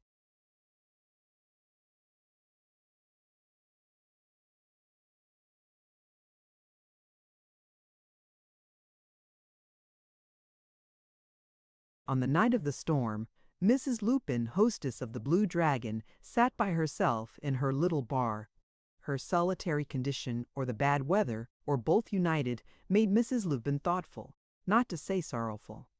As she sat with her chin upon her hand, looking out through a low back lattice, rendered dim in the brightest daytime by clustering vine leaves, she shook her head very often and said, "Dear me, oh dear, dear me." It was a melancholy time, even in the snugness of the Dragon Bar. The rich expanse of cornfield, pasture land, green slope, and gentle undulation, with its sparkling brooks, its many hedgerows, and its clumps of beautiful trees, was black and dreary, from the diamond panes of the lattice away to the far horizon, where the thunder seemed to roll along the hills. The heavy rain beat down the tender branches of vine and jessamine and trampled on them in its fury. And when the lightning gleamed, it showed the tearful leaves shivering and cowering together at the window and tapping at it urgently, as if beseeching to be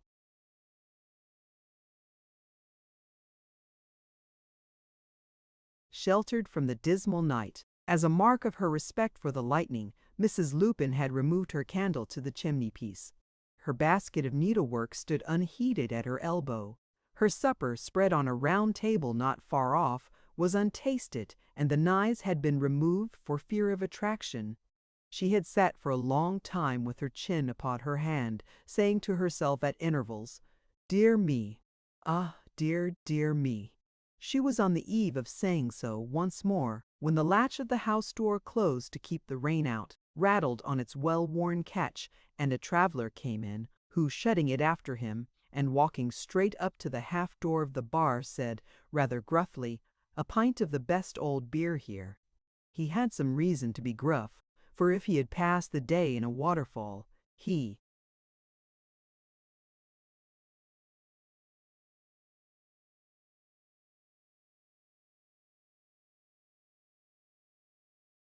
could scarcely have been wetter than he was. He was wrapped up to the eyes in a rough blue sailor's coat and had an oilskin hat on, from the capacious brim of which the rain fell trickling down upon his breast and back and shoulders.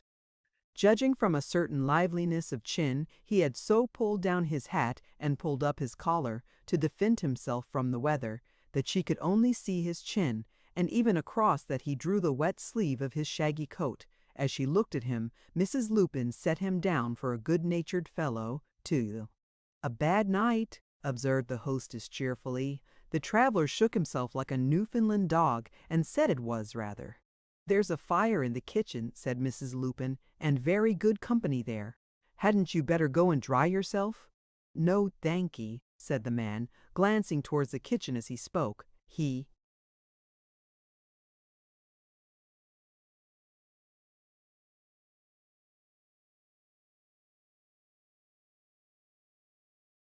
seemed to know the way. "It's enough to give you your death of cold," observed the hostess.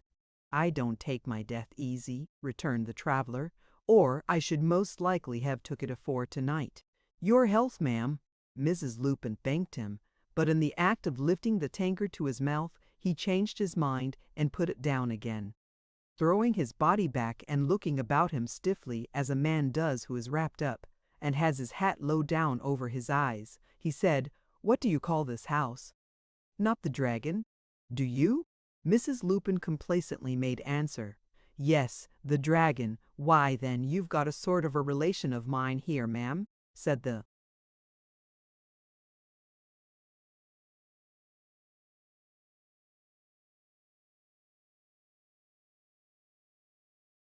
traveler, a young man of the name of Tapley. "What, Mark, my boy, apostrophizing the premises, have I come upon you at last, old buck?" This was touching Mrs. Lupin on a tender point.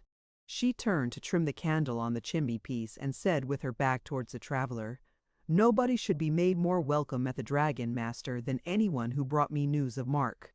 But it's many and many a long day and month since he left here in England, and whether he's alive or dead, poor fellow, heaven above us only knows." She shook her head, and her voice trembled. Her hand must have done so too, for the light required a deal of trimming. "Where did he go, ma'am?" asked the traveler in a gentler voice. "He went," said Mrs. Lupin with increased distress, "to America. He was always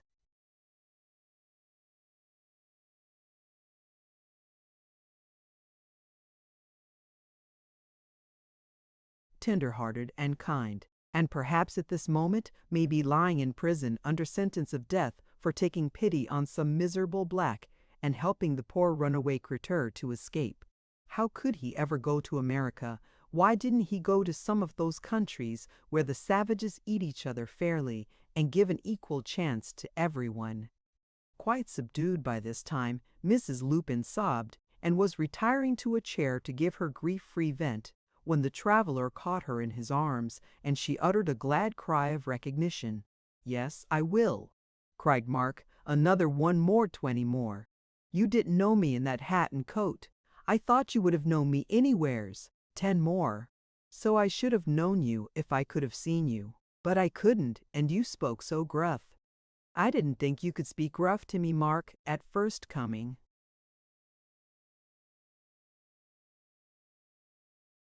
"Back. 15 more," said Mr. Tapley. "How handsome and how young you look. 6 more. The last half dozen warn't a fair one and must be done over again. Lord bless you, what a treat it is to see you. 1 more. Well, I never was so jolly. Just a few more, on account of there not being any credit in it." When Mr. Tapley stopped in these calculations in simple addition, he did it, not because he was at all tired of the exercise, but because he was out of breath. The pause reminded him of other duties. "Mr. Martin Chuzzlewit's outside," he said. "I left him under the carcht while I came on to see if there was anybody here. We want to keep quiet tonight till we know the news from you and what it's best for us to do." "There's not a soul in the house except the kitchen company," returned the hostess. "If they were to know you had come back, Mark, they'd have a bonfire in the street, late as it is." "But they mustn't know it tonight, my precious soul," said Mark. "So have the house shut and the kitchen fire made up, and when it's all ready, put a light in the winder and we'll come in. 1 more. I long to hear about old friends. You'll tell me all about 'em, won't you? Mr. Pinch, and the butcher's dog down the street, and the terrier over the way, and the wheelwrights, and every one of 'em. When I first caught sight of the church tonight, I thought the steeple would have choked me. I did. 1 more, won't you? Not a very little one to finish off with? You have had plenty, I am sure," said the hostess. "Go along with your foreign manners." "That ain't foreign, bless you," cried Mark. "Native as oysters, that is. 1 more.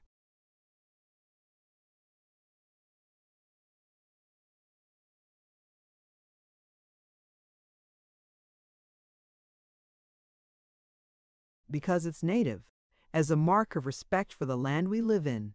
This don't count as between you and me, you understand," said Mr. Tapley. "I ain't a-kissin' you now, you'll observe. I have been among the patriots. I'm a-kissin' my country." It would have been very unreasonable to complain of the exhibition of his patriotism with which he followed up this explanation, that it was at all lukewarm or indifferent. When he had given full expression to his nationality, he hurried off to Martin, while Mrs. Lupin, in a state of great agitation and excitement, prepared for their reception. The company soon came tumbling out, insisting to each other that the dragon clock was half an hour too fast, and that the thunder must have affected it. Impatient, wet, and weary though they were, Martin and Mark were overjoyed to see these old faces, and watched them with delighted interest as they departed from the house and passed close by them. "There's the old tailor, Mark," whispered Martin. "There he goes, sir. A little bandier than he was, I think, sir, ain't he? His figure so far altered, as it seems to me, that you might wheel a rather larger barrow between his legs as he walks than you could have done conveniently when we knowed him. There's Sam a-coming out, sir." "Ah, to be sure!" cried Martin. "Sam the hostler. I wonder whether that horse of Pecksniff's is alive still?" "Not a doubt on it, sir," returned Mark. "That's a description of animals, sir, as will go on in a bony way peculiar to himself for a long time, and get into the newspapers at last under the title of 'Sing'lar Tenacity of Life in a Quadrute,' as if he had ever been alive in all his life, worth mentioning. There's the clerk, sir, wery drunk, as usual."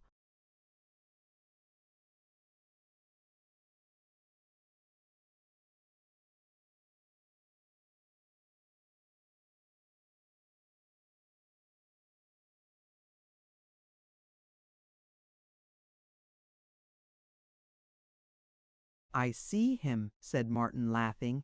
But my life, how wet you are, Mark. I am.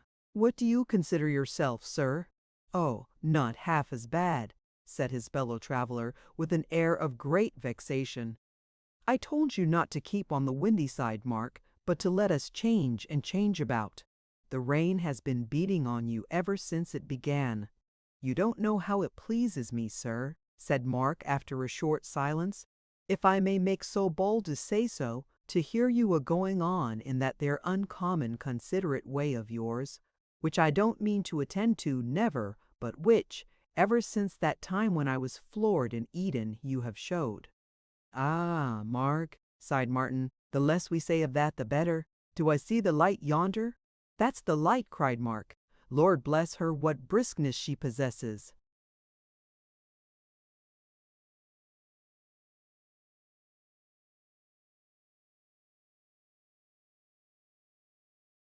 Now for it, sir. Neat wines, good beds, and first-rate entertainment for man or beast. The kitchen fire burnt clear and red, the table was spread out, the kettle boiled, the slippers were there, the boot-jack too, sheets of ham were there, cooking on the gridiron, half a dozen eggs were there, poaching in the frying-pan, a plethoric cherry brandy bottle was there, winking at a foaming jug of beer upon the table. Rare provisions were there, dangling from the rafters as if you had only to open your mouth, and something exquisitely ripe and good would be glad of the exguinequits for the dumbards. Mrs. Lupin, who for their sakes had dislodged the very cook, high priestess of the temple, with her own genial hands was dressing their repast. It was impossible to help it. A ghost must have hugged her. The Atlantic Ocean and the Red Sea being, in that respect, all one, Martin hugged her instantly. Mr.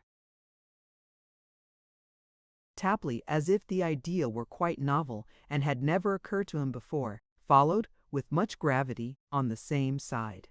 Little did I ever think, said Mrs. Lupin, adjusting her cap and laughing heartily, yes, and blushing too, often as I have said that Mr. Pecksniff's young gentlemen were the life and soul of the Dragon, and that without them it would be too dull to live, and little did I ever think, I am sure, that any one of them would ever make so free as you, Mr. Martin, and still less that I shouldn't be angry with him, but should be glad with all my heart to be the first to welcome him home from America.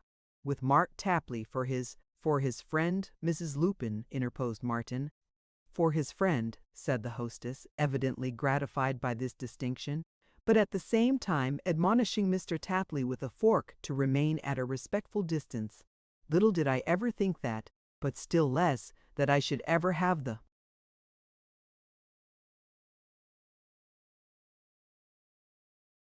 changes to relate that I shall have to tell you of, when you have done your supper.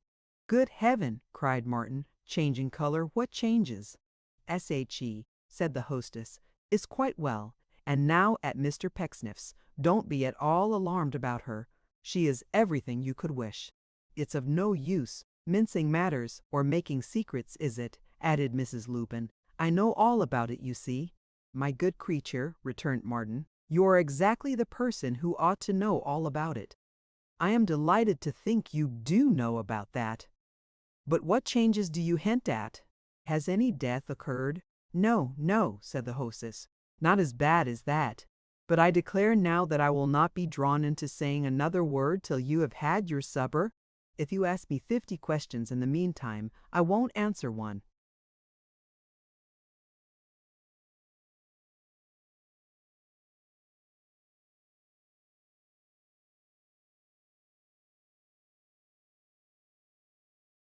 She was so positive that there was nothing for it but to get the supper over as quickly as possible, and as they had been walking a great many miles and had fasted since the middle of the day, they did no great violence to their own inclinations in falling on it tooth and nail.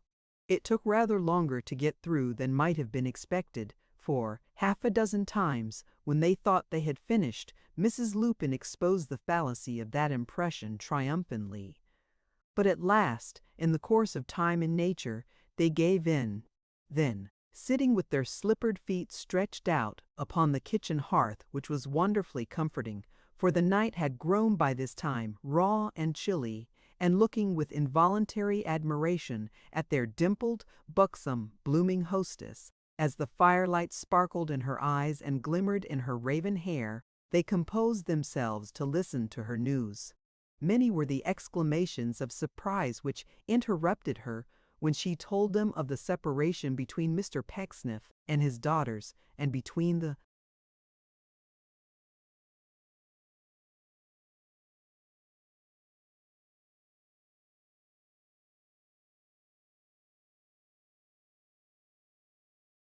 same good gentleman and Mr. Pinch. But these were nothing to the indignant demonstrations of Martin when she related, as the common talk of the neighborhood, what entire possession he had obtained over the mind and person of old Mr. Chuzzlewit, and what high honor he designed for Mary. On receipt of this intelligence, Martin's slippers flew off in a twinkling, and he began pulling on his wet boots with that indefinite intention of going somewhere instantly and doing something to somebody, which is the first safety valve of a hot temper. "He," said Martin, smooth-tongued villain that he is, "he, give me that other boot, Mark. Where was you a-thinking of going to, sir?" inquired Mr. Tapley, drying the sole at the fire and looking coolly at it as he spoke, as if it were a slice of toast. "Where?" repeated Martin. "You don't suppose I am going to remain here, do?"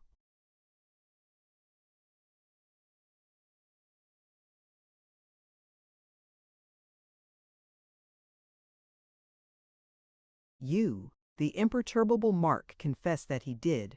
"You do," retorted Martin angrily. "I am much obliged to you. What do you take me for?" "I take you for what you are, sir," said Mark, "and, consequently, am quite sure that whatever you do will be right and sensible." "The boot, sir." Martin darted an impatient look at him, without taking it, and walked rapidly up and down the kitchen several times, with one boot and a stocking on. But, mindful of his Eden resolution, he had already gained many victories over himself when Mark was in the case, and he resolved to conquer now. So he came back to the book. Jack laid his hand on Mark's shoulder to steady himself, pulled the boot off, picked up his slippers, put them on, and sat down again. He could.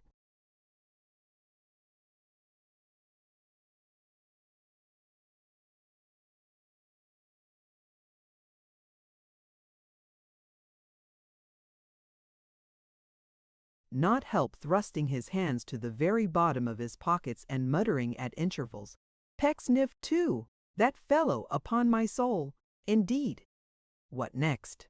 and so forth. Nor could he help occasionally shaking his fist at the chimney with a very threatening countenance. But this did not last long, and he heard Mrs. Lupin out, if not with composure, at all events in silence. As to Mr. Pecksniff himself, observed the hostess in conclusion, spreading out the skirts of her gown with both hands, and nodding her head a great many times as she did so. "I don't know what to say. Somebody must have poisoned his mind or influenced him in some extraordinary way. I cannot believe that such a noble-spoken gentleman would go and do wrong of his own accord. A noble-spoken gentleman! How many people are there in the world who, for no better reason, uphold their Pecksniffs to the last, and abandon virtuous men when Pecksniffs breathe upon them?"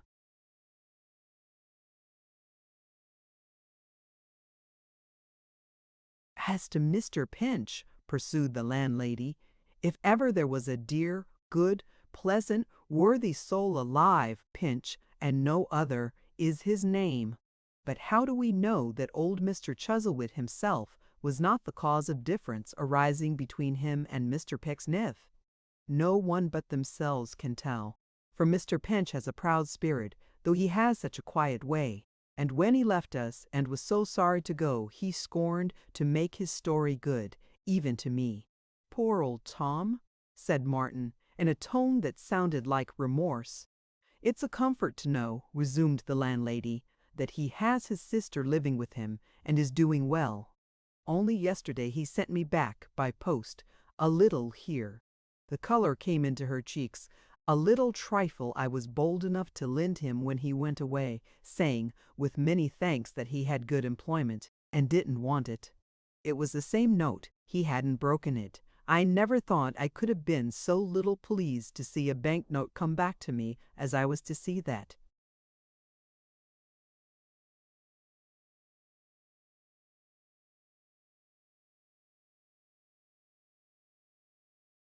Kindly said, and heartily, said Martin.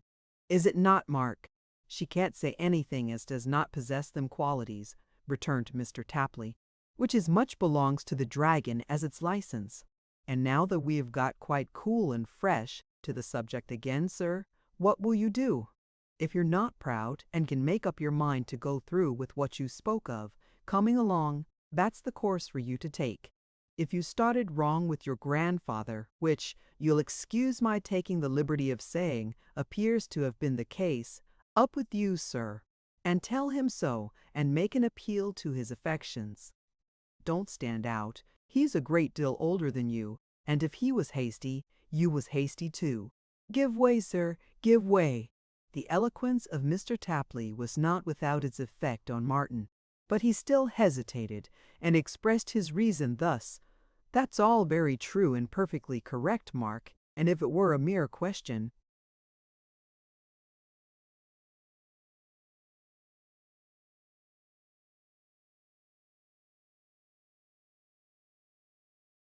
of humbling myself before him, I would not consider it twice. But don't you see, that being wholly under this hypocrite's government, and having, if what we hear be true, no mind or will of his own, I throw myself, in fact, not at his feet, but at the feet of Mr. Pecksniff. And when I am rejected and spurned away, said Martin, turning crimson at the thought, it is not by him, my own blood stirred against me, but by Pecksniff, Mark. Well, but we know beforehand, returned the politic Mr. Tapley, that Pecksniff is a vagabond, a scoundrel, and a villain. A most pernicious villain, said Martin. A most pernicious villain. We know that beforehand, sir, and consequently it's no shame to be defeated by Pecksniff. Blow Pecksniff, cried Mr. Tapley, in the fervor of his eloquence. Who's he? It's not in the nature of Pecksniff to shame us, unless he agreed with us, or done us a service, and in case he offered,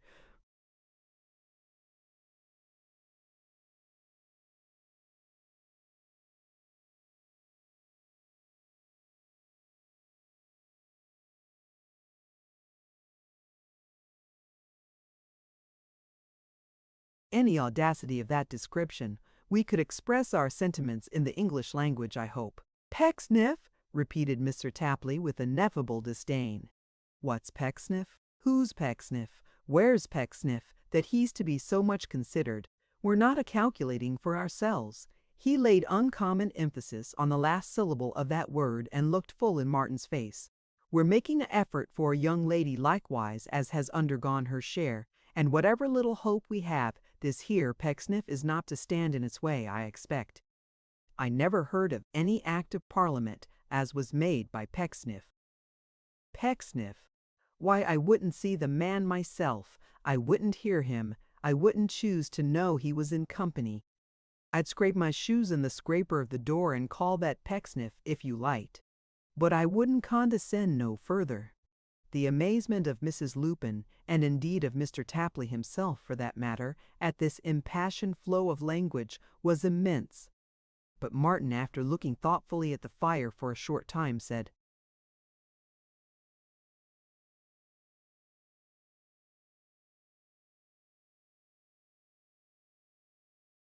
You are right, Mark. Right or wrong, it shall be done. I'll do it. One word more, sir, returned Mark. Only think of him so far as not to give him a handle against you.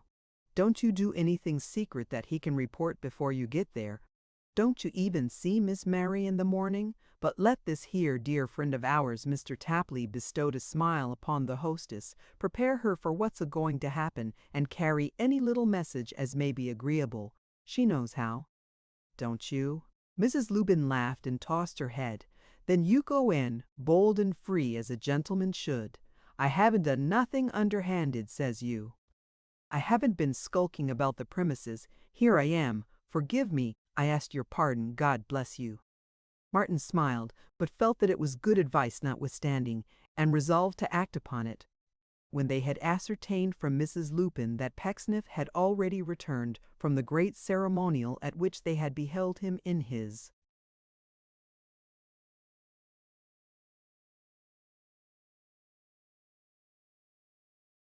glory, and when they had fully arranged the order of their proceedings, they went to bed, intent upon the morrow. In pursuance of their project as agreed upon at this discussion, Mr. Tapley issued forth next morning after breakfast, charged with a letter from Martin to his grandfather requesting leave to wait upon him for a few minutes, and postponing as he went along the congratulations of his numerous friends until a more convenient season. He soon arrived at Mr. Pecksniff's house. At that gentleman's door, with a face so immovable that it would have been next to an impossibility for the most acute physiognomist to determine what he was thinking about, or whether he was thinking at all, he straightway knocked.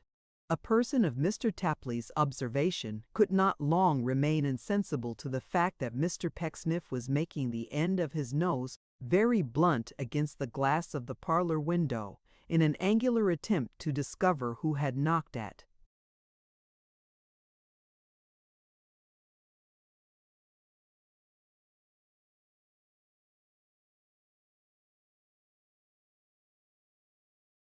The door. Nor was Mr. Tapley slow to baffle this movement on the part of the enemy by perching himself on the top step and presenting the crown of his hat in that direction. But possibly Mr. Pecksniff had already seen him, for Mark soon heard his shoes creaking as he advanced to open the door with his own hands.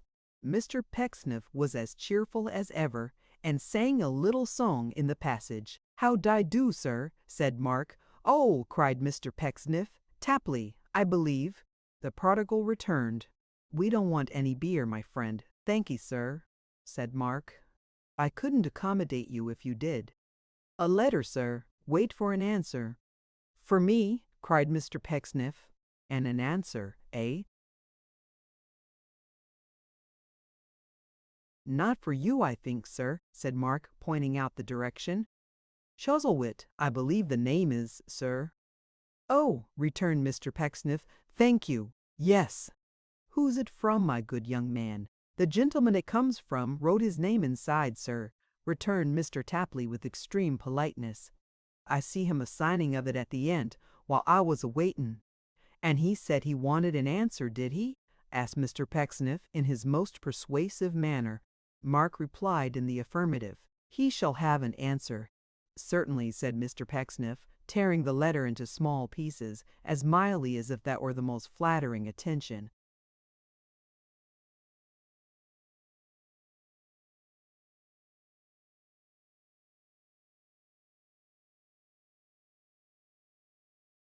Correspondent could receive. "Have the goodness to give him that, with my compliments, if you please. Good morning."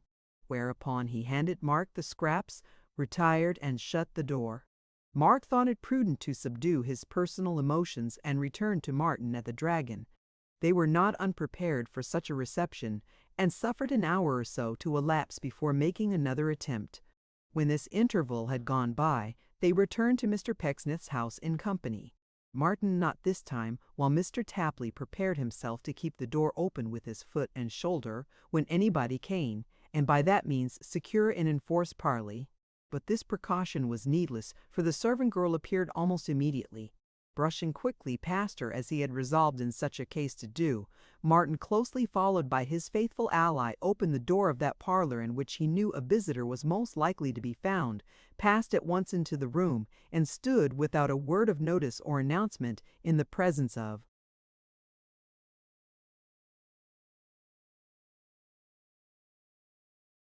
his grandfather. Mr. Pecksniff also was in the room, and Mary. In the swift instant of their mutual recognition, Martin saw the old man droop his gray head and hide his face in his hands. It smote him to the heart.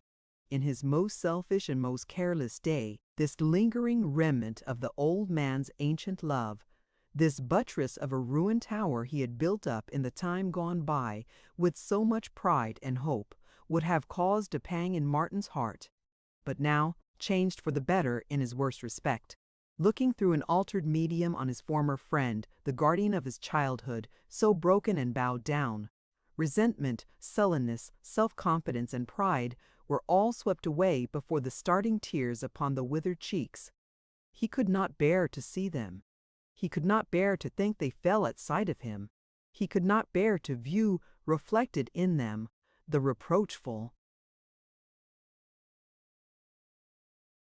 and irrevocable past. He hurriedly advanced to seize the old man's hand in his when Mr. Pecksniff interposed himself between them. "No, young man," said Mr. Pecksniff, striking himself upon the breast and stretching out his other arm towards his guest, as if it were a wing to shelter him. "No, sir, none of that. Strike here, sir, here. Launch your arrows at me, sir, if you'll have the goodness, not at him." "Grandfather," cried Martin, "hear me, I implore you, let me speak." "Would you, sir? Would you?" said Mr. Pecksniff, dodging about, so as to keep himself always between them. "Is it not enough, sir, that you come into my house like a thief in the night, or I should rather say, for we can never be too particular on the subject of truth, like a thief in the daytime, bringing your dissolute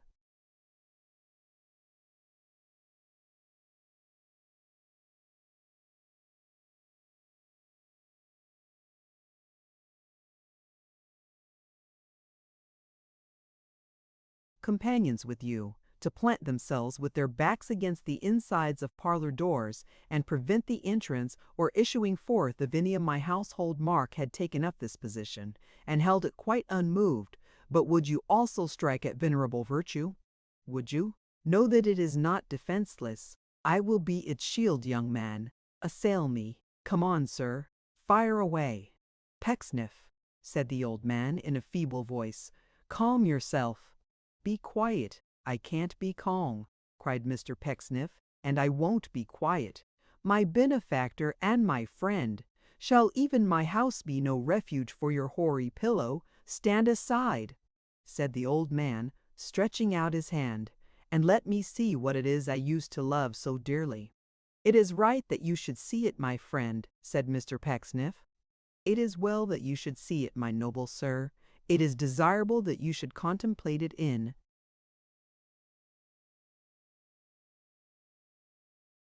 its true proportions. Behold it. There it is, sir. There it is." Martin could hardly be a mortal man, and not express in his face something of the anger and disdain with which Mr. Pecksniff inspired him.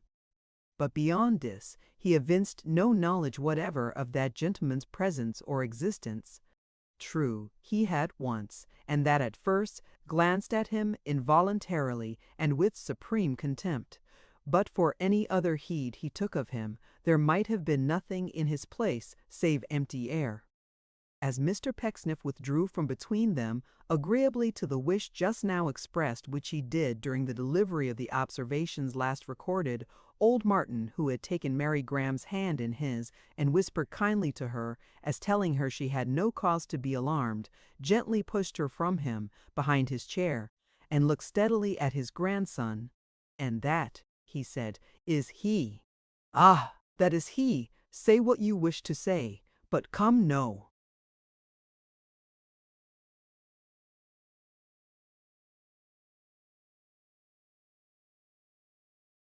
"Nearer, his sense of justice is so fine," said Mr. Pecksniff, "that he will hear even him, although he knows beforehand that nothing can come of it." Ingenuous mind! Mr. Pecksniff did not address himself immediately to any person in saying this, but assuming the position of the chorus in a Greek tragedy, delivered his opinion as a commentary on the proceedings. "Grandfather," said Martin with great earnestness, "from a painful journey, from a hard life, from a sick bed, from privation and distress, from gloom and disappointment, from almost hopelessness and despair, I have come back to you." "Rovers of this sort," observed Mr. Pecksniff, as chorus, "very commonly come back when they find they don't meet with the success they expected in their marauding ravages."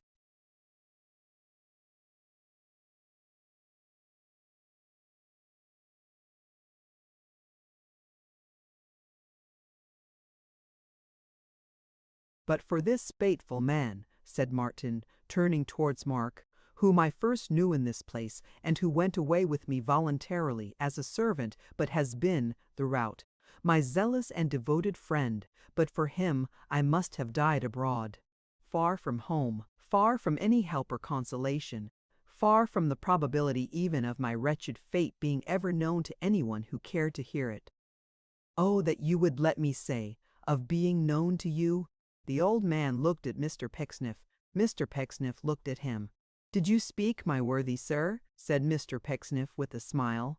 The old man answered in the negative. I know what you thought, said Mr. Pecksniff with another smile. Let him go on, my friend. The development of self-interest in the human mind is always a curious study. Let him go on, sir. Go on, observed the old man, in a mechanical obedience, it appeared, to Mr. Pecksniff's suggestion.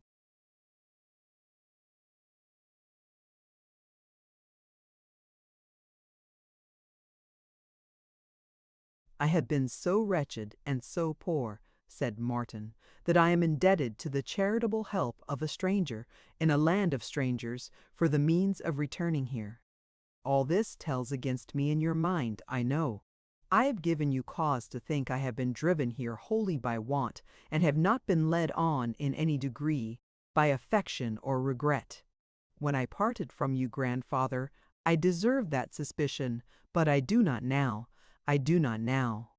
The chorus put its hand in its waistcoat and smiled. Let him go on, my worthy sir, it said. I know what you are thinking of, but don't express it prematurely. Old Martin raised his eyes to Mr. Pecksniff's face, and appearing to derive renewed instruction from his looks and words, said, once again, go on. I had little more to say, returned Martin, and as I say it now, with little or no hope, grandfather. Whatever dawn of hope I had on entering the room, believe it to be true. At least, believe it to be true. Beautiful truth! Exclaimed the chorus, looking upward. How is your name profaned by vicious persons? You don't live in a well, my holy principle, but on the lips of false mankind. It is hard to bear with mankind, dear sirs, addressing the elder Mr. Chuzzlewit, but let us do so meekly. It is our duty so to do. Let us be among the few who do their duty. If, pursued the chorus, soaring up into a lofty flight, as the poet informs us, England expects every man to do his duty, England is the most sanguine country on the face of the earth, and will find itself continually disappointed. Upon that subject, said Martin, looking calmly at the old man as he spoke, but glancing once at Mary, whose face was now buried in her hands, upon the back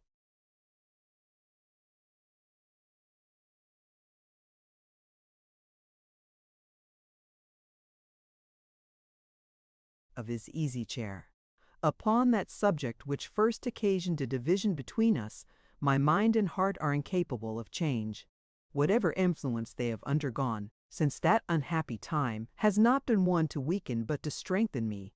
I cannot profess sorrow for that, nor irresolution in that, nor shame in that, nor would you wish me, I know, but that I might have trusted to your love, if I had thrown myself manfully upon it, that I might have won you over with ease, if I had been more yielding and more considerate, that I should have best remembered myself in forgetting myself and recollecting you.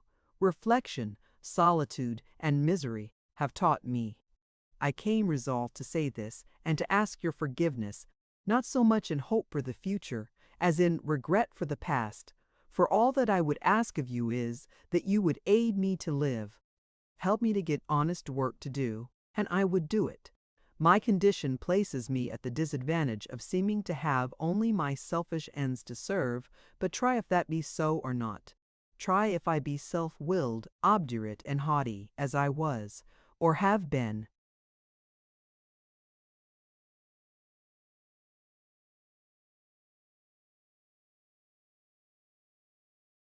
Discipline in a Russ school.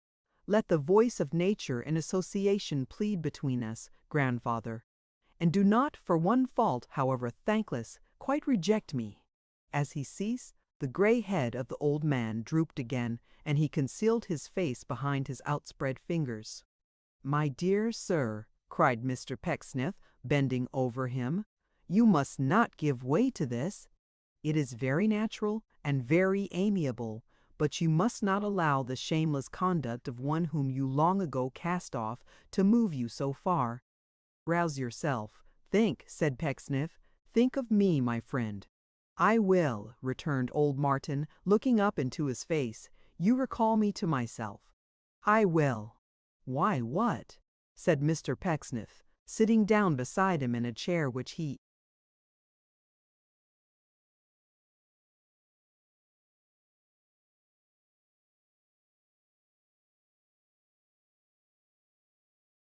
drew up for the purpose, and tapping him playfully on the arm.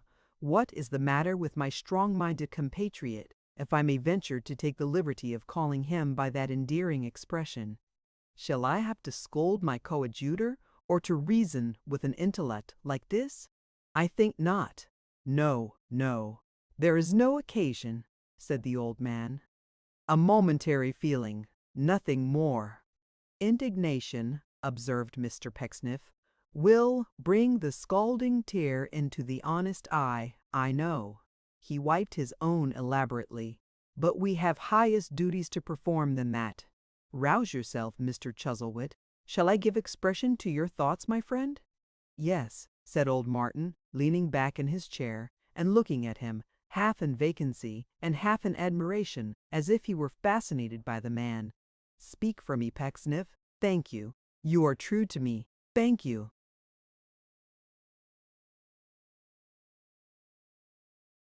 "Do not unman me, sir," said Mr. Pecksniff, shaking his hand vigorously, "or I shall be unequal to the task. It is not agreeable to my feelings, my good sir, to address the person who is now before us, for when I ejected him from this house, after hearing of his unnatural conduct from your lips, I renounced communication with him forever.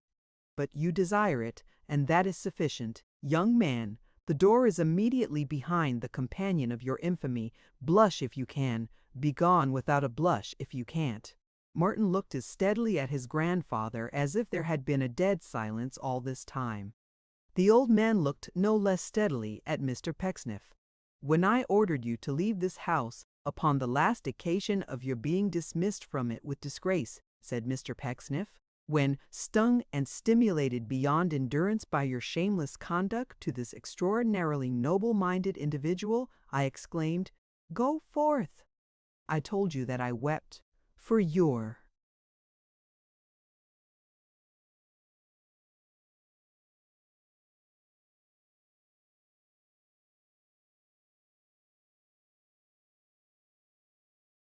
depravity.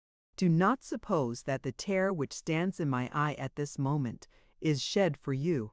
It is shed for him, sir. It is shed for him."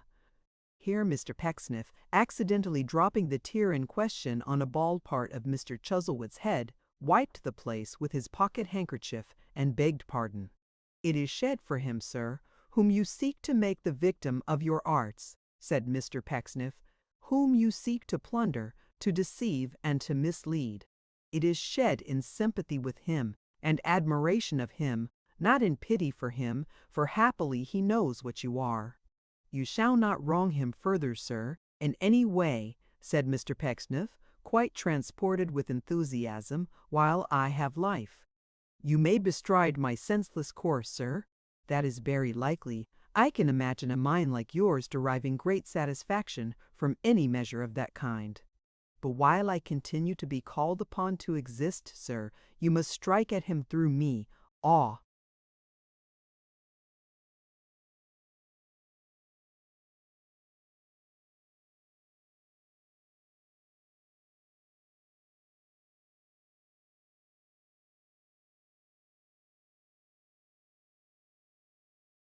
said Mr. Pecksniff, shaking his head at Martin with indignant jocularity. "And in such a cause you will find me, my young sir, an ugly customer." Still Martin looked steadily and mildly at his grandfather. "Will you give me no answer?" he said at length. "Not a word." "You hear what has been said," replied the old man, without averting his eyes from the face of Mr. Pecksniff, who nodded encouragingly. "I have not heard your voice." "I have not heard your spirit," returned Martin.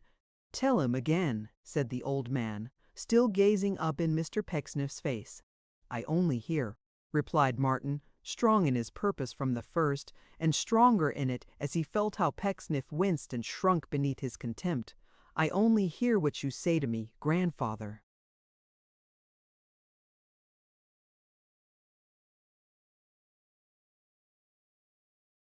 Perhaps it was well for Mr. Pecksniff that his venerable friend found in his Mr. Pecksniff's features an exclusive and engrossing object of contemplation, for if his eyes had gone astray and he had compared young Martin's bearing with that of his zealous defender, the latter disinterested gentleman would scarcely have shown to greater advantage than on the memorable afternoon when he took Tom Pinch's last receipt in full of all demands. One really might have thought there was some quality in Mr. Pecksniff, an emanation from the brightness and purity within him, perhaps, which set off and adorned his foes. They looked so gallant and so manly beside him. "Not a word," said Martin, for the second time. "I remember that I have a word to say, Pecksniff," observed the old man. "But a word. You spoke of being indebted to the charitable help of some stranger for the means of returning to England. Who is he? And what help in money did he?"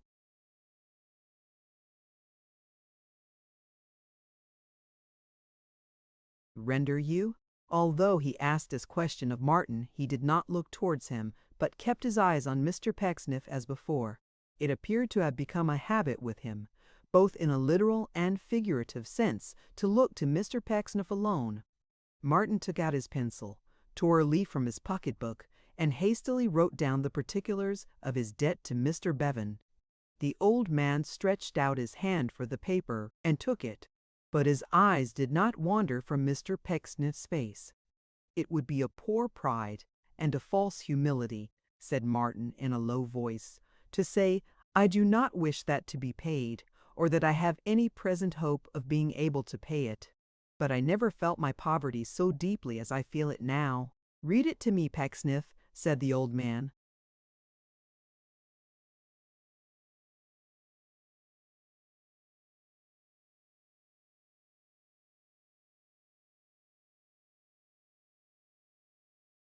Mr. Pecksniff, after approaching the perusal of the paper as if it were a manuscript confession of a murder, complied. "I think, Pecksniff," said old Martin, "I could wish that to be discharged. I should not like the lender, who was abroad, who had no opportunity of making inquiry, and who did as he thought a kind action, to suffer." "An honorable sentiment, my dear sir." "Your own entirely." "But a dangerous precedent," said Mr. Pecksniff. "Permit me to suggest—" "It shall not be a precedent," returned the old man. "It is the only recognition of him. But we will talk of it again. You shall advise me. There is nothing else?" "Nothing else," said Mr. Pecksniff buoyantly, "but for you to recover this intrusion, this cowardly and indefensible outrage on your feelings, with all possible dispatch, and smile again."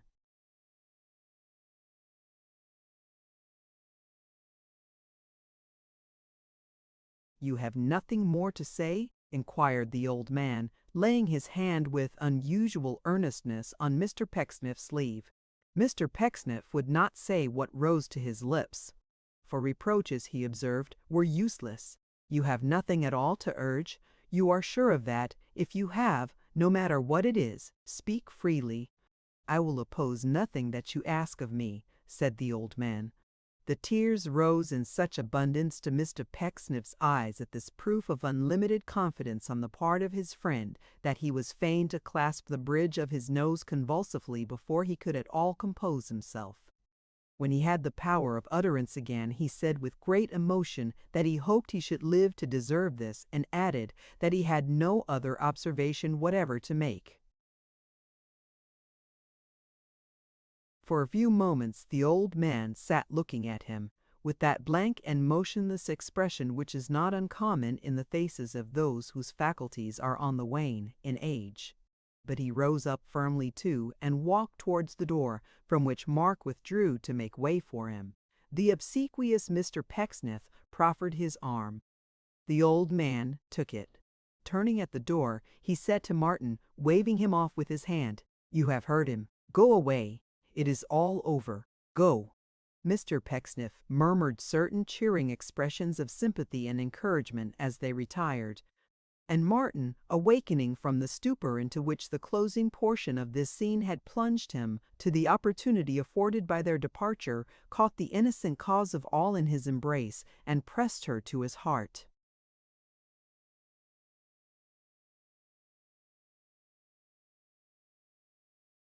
"Dear girl," said Martin, "he has not changed you. Why, what an impotent and harmless knave the fellow is!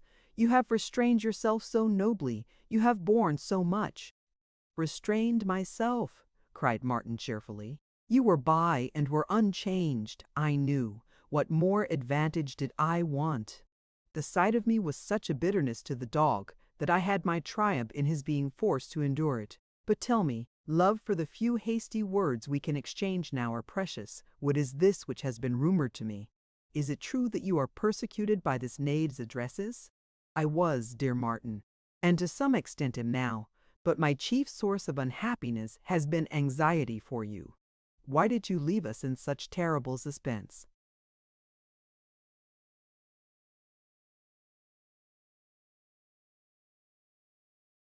"Sickness, distance, the dread of hinting at our real condition, the impossibility of concealing it except in perfect silence, the knowledge that the truth would have pained you infinitely more than uncertainty and doubt," said Martin hurriedly, as indeed everything else was done and said in those few hurried moments, "were the causes of my writing only once. But Pecksniff? You needn't fear to tell me the whole tale, for you saw me with him face to face, hearing him speak and not taking him by the throat. What is the history of his pursuit of you? Is it known to my grandfather? Yes. And he assists him in it? No, she answered eagerly. "Thank heaven," cried Martin, "that it leaves his mind unclouded in that one."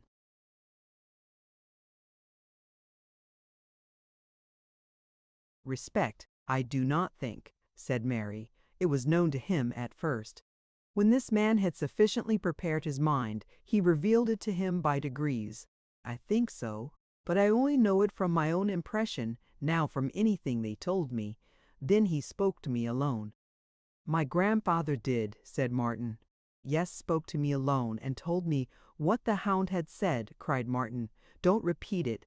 And said I knew well what qualities he possessed, that he was moderately rich, in good repute, and high in his favor and confidence.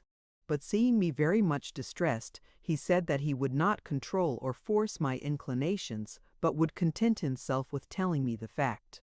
He would not pain me by dwelling on it."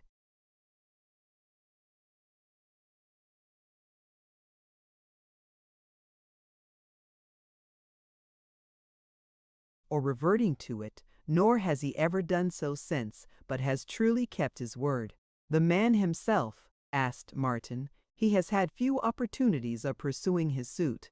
I have never walked out alone, or remained alone an instant in his presence. Dear Martin, I must tell you," she continued, "that the kindness of your grandfather to me remains unchanged. I am his companion still. An indescribable tenderness and compassion seem to have mingled themselves with his old regard, and if I were his only child, I could not have a gentler father. What former fancy or old habit survives in this, when his heart is turned so cold to you, is a mystery I cannot penetrate. But it has been, and it is, a happiness to me that I remained true to him, that if he should wake from his delusion, even at the point of death, I am here, love, to recall you to his thoughts." Martin looked with admiration on her glowing face and pressed his lips to hers.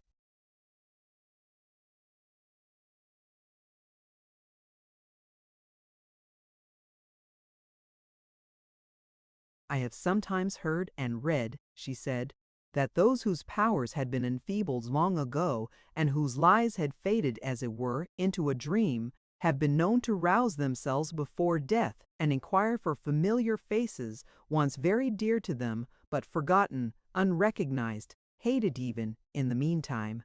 Think, if with his old impressions of this man he should suddenly resume his former self and find in him his only friend." "I would not urge you to abandon him, dearest," said Martin. though I could count the years we are to wear out asunder. But the influence this pillow exercises over him has steadily increased, I fear. She could not help admitting that. Steadily, imperceptibly and surely until it was paramount and supreme. She herself had none, and yet he treated her with more affection than at any previous time. Martin thought the inconsistency a part of his weakness and decay.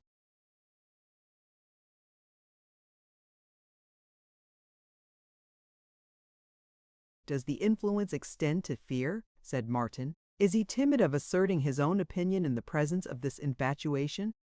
I fancied so just now. I have thought so, often.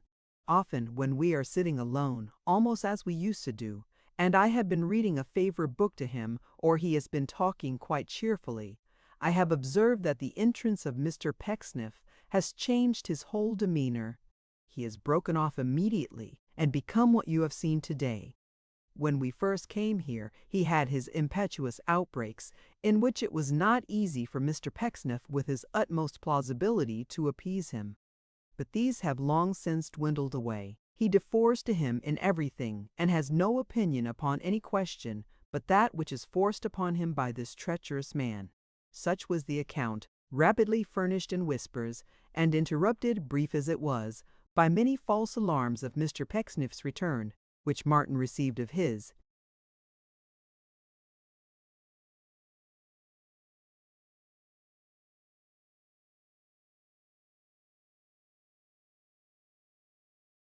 Grandfather's decline, and of that good gentleman's ascendancy. He heard of Tom Pinch too, and Jonas too, with not a little about him sation, a pant of that sorry, and they were remarkable also for a wonderful power of condensation, and very properly desiring to come back and say it, they are remarkable also for a wonderful power of condensation, and can in one way or other give utterance to more language in any given short space of time than all the 658 members in Alwoodwoodies. A caution from Mr. Tapley, a hasty interchange of farewells, and of something else which the proverb says must not be told of afterwards. A white hand held out to Mr. Tapley himself, which he kissed with the devotion of a knight-errant. More farewells, more something else's. A parting word from Martin that he would write from London, and would do great things there, yet heaven knows what, but he quite believed it, and Mark and he stood on the outside of the Pecksniffian halls. A short interview after such an absence, said Martin sorrowfully. But we are well out of the house. We might have placed ourselves in a false position by remaining there even so long, Mark. I don't know about ourselves, sir, he returned, but somebody else would have got into a false position if he had happened to come back again while we was there. I had the door all ready, sir. If Pecksniff had showed his head, or had only so much as listened behind it, I would have caught him like a walnut. He's the sort of man, added Mr. Tapley, musing, as would squeeze soft, I know. A person who was evidently going to Mr. Pecksniff's house passed them at this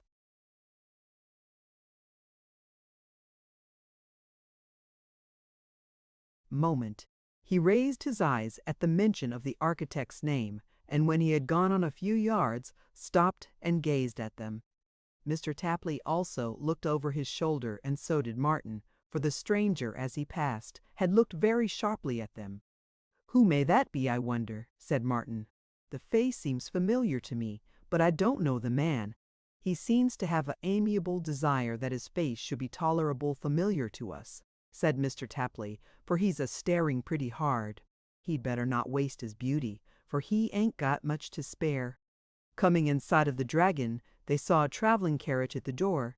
"And the Salisbury carriage said Mr. Tapley. "That's what he came in, depend upon it."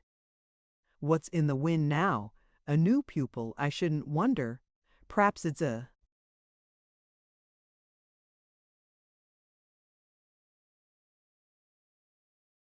order for another grammar school of the same pattern as the last." Before they could enter at the door, Mrs. Lupin came running out, and beckoning them to the carriage, showed them a portmanteau with the name of Chuzzlewit upon it. Miss Pecksniff's husband that was. said the good woman to Martin. "I didn't know what terms you might be on, and was quite in a worry till you came back." "He and I have never interchanged a word yet," observed Martin, "and as I have no wish to be better or worse acquainted with him, I will not put myself in his way. We passed him on the road, I have no doubt. I am glad he timed his coming as he did. Upon my word, Miss Pecksniff's husband travels gaily." "A very fine-looking gentleman with him in the best room now," whispered Mrs. Lupin, glancing up at the window as they went into the house. "He has."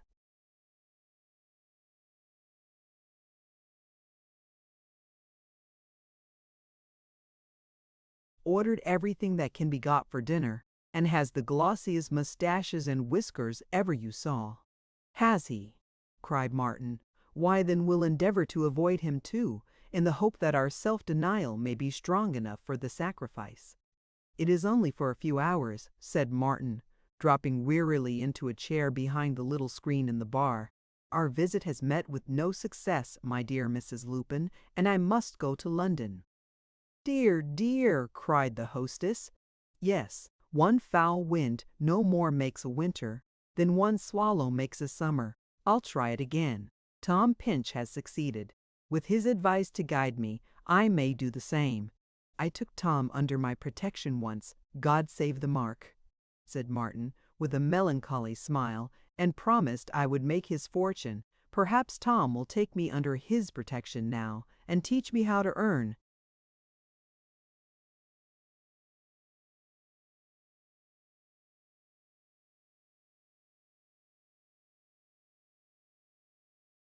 My bread. Chapter 44. Further Continuation of the Enterprise of M.R. Jonas and his Friend. It was a special quality, among the many admirable qualities possessed by Mr. Pecksniff, that the more he was found out, the more hypocrisy he practiced. Let him be discomfited in one quarter, and he refreshed and recompensed himself by carrying the war into another. If his workings and windings were detected by A, so much the greater reason was there for practicing without loss of time on B, if it were only to keep his hand in. He had never been such a saintly and improving spectacle to all about him as after his detection by Thomas Pinch. He had scarcely ever been at once so tender in his humanity and so dignified and exalted in his virtue as when young Martin's scorn was fresh and hot upon him. Having this large stock of superfluous sentiment and morality on hand which must positively be cleared off at any sacrifice, Mr. Pecksniff no sooner heard his son-in-law announced than he regarded him as a kind of wholesale or general order to be immediately executed. Descending, therefore, swiftly to the parlor, and clasping the young man in his arms, he exclaimed, with looks and gestures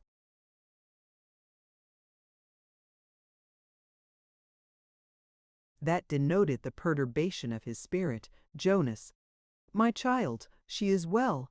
There is nothing the matter?" "What, you're at it again, are you?" replied his son-in-law. "Even with me?" "Get away with you, will you? Tell me she is well, then," said Mr. Pecksniff. "Tell me she is well, my boy." "She is well enough," retorted Jonas, disengaging himself. "There is nothing the matter with her.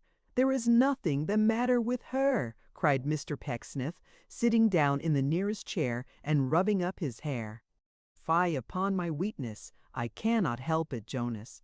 Thank you, I am better now. How is my other child, my eldest, my cherry-werry Chigo?" said Mr. Pecksniff, inventing a playful little name for her in the restored lightness of his heart.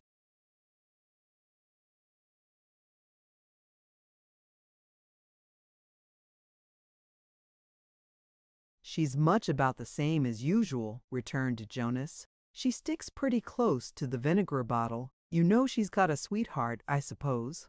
"I have heard of it," said Mr. Pecksniff, "from headquarters. From my child herself I will not deny that it moved me to contemplate the loss of my remaining daughter Jonas. I am afraid we parents are selfish. I am afraid we are. But it has ever been the study of my life to qualify them for the domestic hearth, and it is a sphere which Cherry will adorn." "She need adorn some sphere or other," observed the son-in-law, for she ain't very ornamental in general. My girls are now provided for, said Mr. Pecksniff. They are now happily provided for, and I have not labored in vain. This is exactly what Mr. Pecksniff would have said if one of his daughters had.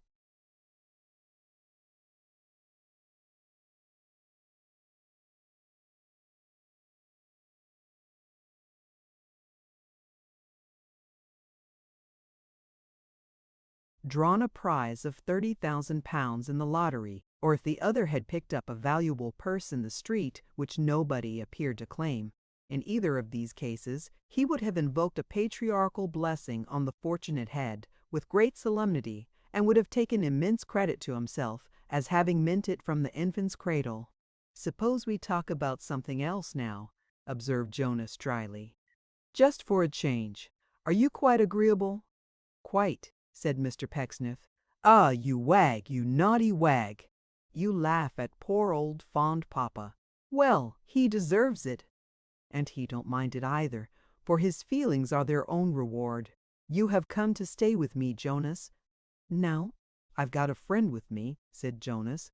"Bring your friend," cried Mr. Pecksniff, in a gush of hospitality. "Bring any!"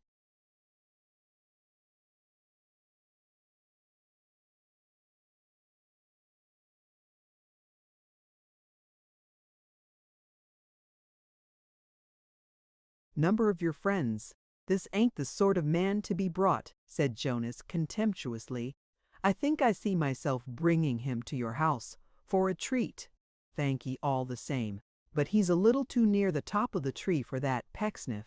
The good man pricked up his ears. His interest was awakened. A position near the top of the tree was greatness, virtue, goodness, sense, genius, or it should rather be said, a dispensation from all, and in itself something immeasurably better than all, with Mr. Pecksniff. A man who was able to look down upon Mr. Pecksniff could not be looked up at by that gentleman with too great an amount of deference, or from a position of too much humility. So it always is with great spirits. "I'll tell you what you may do, if you like," said Jonas. "You may come and dine with us at the Dragon. We were forced to come down to Salisbury last night on some business, and I got him to bring me over here this morning in his carriage. At least, not his own carriage, for we had a breakdown in the night, but one we hired instead. It's all the same. Mind what you're about, you know. He's not used to all sorts. He only mixes with the best. Some young nobleman who has been borrowing money of you at good interest, eh?" said Mr. Pecksniff, shaking his forefinger facetiously. "I shall be delighted to know the gay sprig." "Borrowing?" echoed Jonas. "Borrowing! When you're a 20th part as rich as he is, you may shut up shop. We should be pretty well off if we could buy his furniture and plate and pictures by clubbing together. A likely man to borrow, Mr. Montague. Why, since I was lucky enough, come. And I'll say sharp enough, too, to get a share in the assurance office that he's president of. I've made never mind what I've made," said Jonas, seeming to recover all at once his usual caution.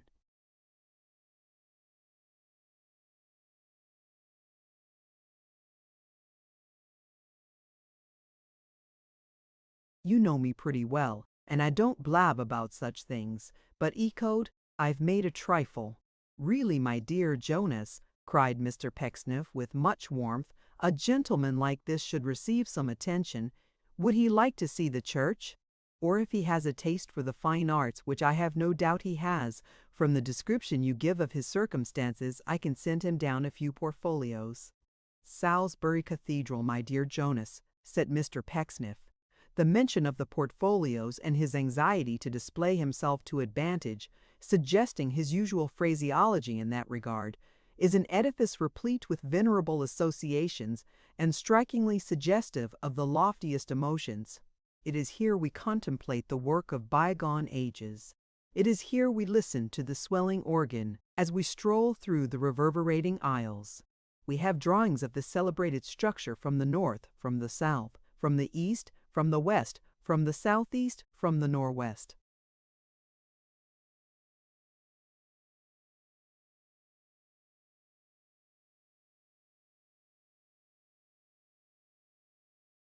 During this digression, and indeed during the whole dialogue, Jonas had been rocking on his chair with his hands in his pockets and his head thrown cunningly on one side.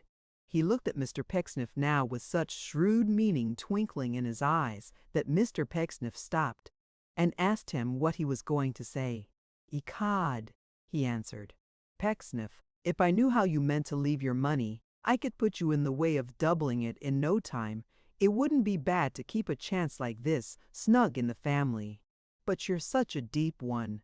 "Jonas," cried Mr. Pecksniff, much affected, "I am not a diplomatical character. My heart is in my hand. By far the greater part of the inconsiderable savings I have accumulated in the course of, I hope, a not dishonorable or useless career, is already given, devised, and bequeathed. Correct me, my dear Jonas, if I am technically wrong, with expressions of confidence which I will not repeat, and in securities which it is unnecessary to mention to a person whom I cannot, whom I will not, whom I need not, name." Here he gave the hand of his son-in-law a fervent squeeze, as if he would have added, "God bless you. Be very careful of it when you get it." Mr. Jonas only shook his head and laughed, and, seeming to think better of what he had had in his mind, said no, he would keep his own counsel. But as he observed that he would take a walk, Mr. Pecksniff insisted on accompanying him, remarking that he could leave a card for Mr. Montague as they went along by way of gentleman usher to himself at dinner time, which he did. In the course of their walk, Mr. Jonas affected to maintain that close reserve which had operated as a timely check upon him during the foregoing dialogue, and as he made no attempt to conciliate Mr. Pecksniff, but, on the contrary, was more boorish and rude to him than usual, that gentleman, so far from suspecting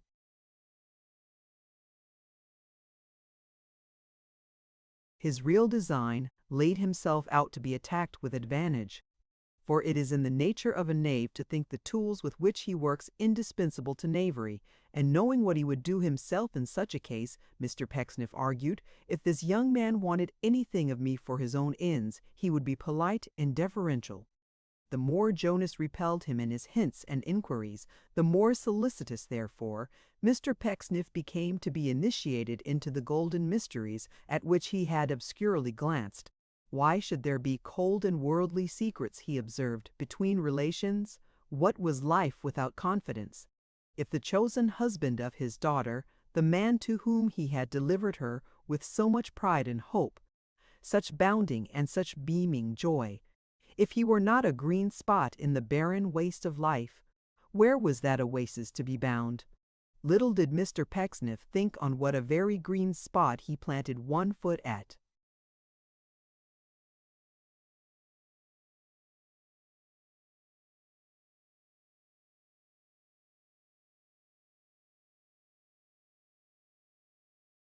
That moment, little did he foresee when he said, "All is but dust," how very shortly he would come down with his own, inch by inch, in his grudging and ill-conditioned way, sustained to the life, for the hope of making Mr. Pecksniff suffer in that tender place, the pocket where Jonas smarted so terribly himself, gave him an additional and malicious interest in the wiles he was set on to practice.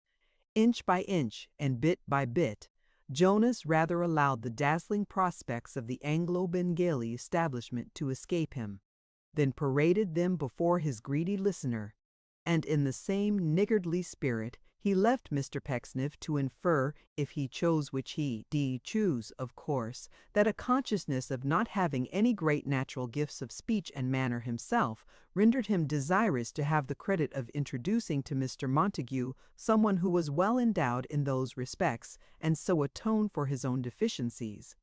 Otherwise, he muttered discontentedly, he would have seen his beloved father-in-law far enough off before he would have taken him into his.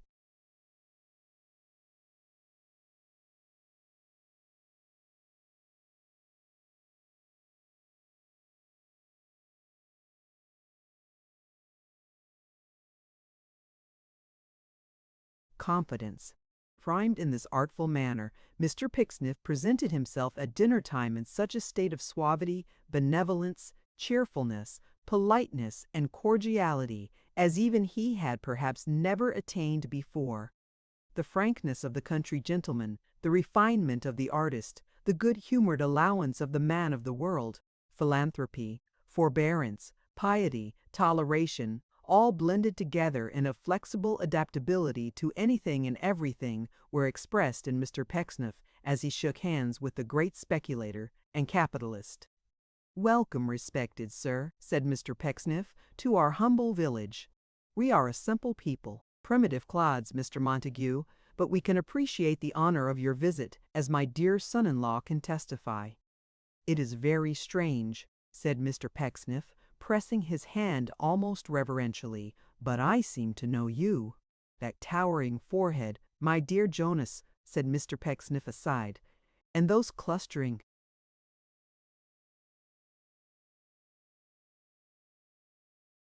masses of rich hair. I must have seen you, my dear sir, in the sparkling throng."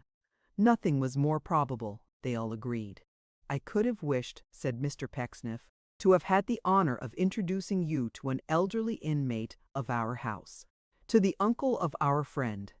Mr. Chuzzlewit, sir, would have been proud indeed to have taken you by the hand." "Is the gentleman here now?" asked Montague, turning deeply red. "He is," said Mr. Pecksniff. "You said nothing about that, Chuzzlewit." "I didn't suppose you'd care to hear of it," returned Jonas. "You wouldn't care to know him, I can promise you." "Jonas, my dear Jonas," remonstrated Mr. Pecksniff, "really." "Oh, it's all very well for you to speak up for him," said Jonas. "You have nailed him. You'll get a fortune by him." "Oh ho! Is the wind in that quarter?" cried Montague. "Ha ha ha!" And here they all laughed, especially Mr. Pecksniff. "No, no," said that gentleman, clapping his son-in-law playfully upon the shoulder. "You must not believe all that my young relative says, Mr. Montague. You may believe him in official business, and trust him in official business, but you must not attach importance to his flights of fancy." "Upon my life, Mr. Pecksniff," cried Montague, "I attach the greatest importance to that last observation of his. I trust and hope it's true. Money cannot be turned and turned again quickly enough in the ordinary course, Mr. Pecksniff. There is nothing like building our fortune on the weaknesses of mankind."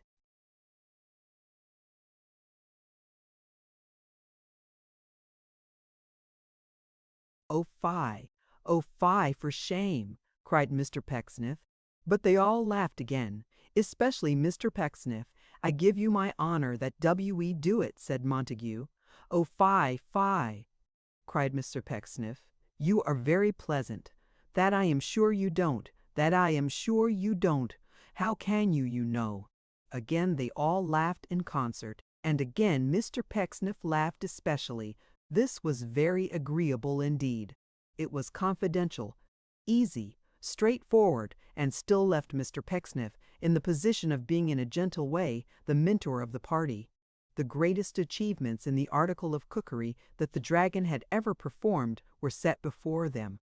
The oldest and best wines in the Dragon's cellar saw the light on that occasion. 1,000 bubbles, indicative of the wealth and station of Mr. Montague in the depths of his pursuits, were constantly rising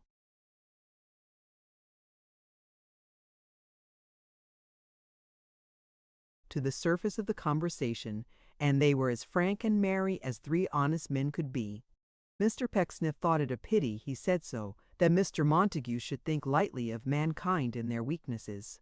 He was anxious upon this subject. His mind ran upon it. In one way or another he was constantly coming back to it. He must make a convert of him, he said. And as often as Mr. Montague repeated his sentiment about building fortunes on the weaknesses of mankind, and added frankly, "D.B. ye," just as often Mr. Pecksniff repeated, "Oh fie! Oh fie, for shame! I am sure you don't. How can you, you know?" laying a greater stress each time on those last words. The frequent repetition of this playful inquiry on the part of Mr. Pecksniff led at last to playful answers on the part of Mr. Montague. But after some little sharp shooting on both sides, Mr. Pecksniff became grave, almost to tears, observing that if Mr. Montague would give him leave, he would drink the health of his young kinsman, Mr. Jonas, congratulating him upon the valuable and distinguished friendship he had formed, but envying him, he would confess, his usefulness to his fellow creatures. For, if he understood the objects of that institution with which he was newly and advantageously connected, knowing them but imperfectly, they were calculated to do good. And for his Mr. Pecksniff's part, if he could in any way promote them, he thought he would be able to lay his head upon his pillow every night, with an absolute certainty of going to sleep at once. The transition from this accidental remark, for it was quite accidental, and had fallen from Mr. Pecksniff in the openness of his soul, to the discussion of the subject as a matter of business, was easy. Books, papers, statements, tables, calculations of various kinds were soon spread out before them, and as they were all framed with one object, it is not surprising that they should all have tended to one end. But still, whenever Montague enlarged upon the profits of the office, and said that as long as there were gulls upon the wing it must succeed, Mr.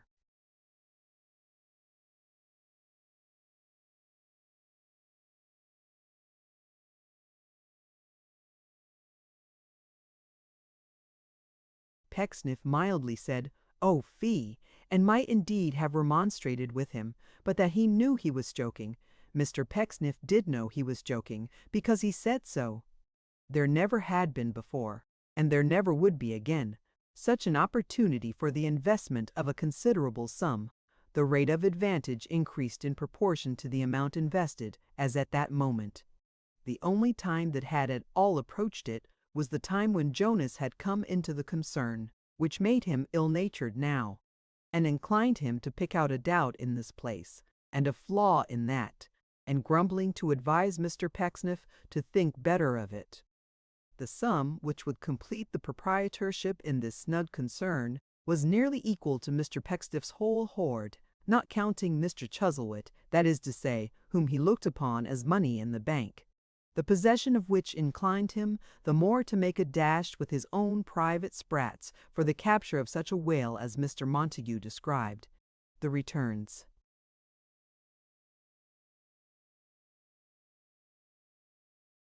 began almost immediately and were immense. The end of it was that Mr. Pecksniff agreed to become the last partner and proprietor in the Anglo-Bengalee, and made an appointment to dine with Mr. Montague at Salisbury on the next day but one, then and there to complete the negotiation. It took so long to bring the subject to this head that it was nearly midnight when they parted. Where Mr. Pecksniff walked downstairs to the door, he found Mrs. Lupin standing there looking out. "Ah, my good friend," he said, "not abed yet? Contemplating the stars, Mrs. Lupin? It's a beautiful starlight night, sir, a beautiful starlight night," said Mr. Pecksniff, looking up.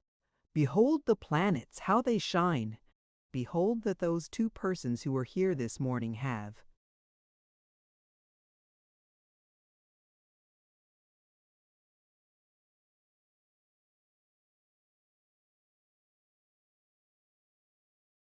left your house, I hope, Mrs. Lupin?" "Yes, sir, they are gone."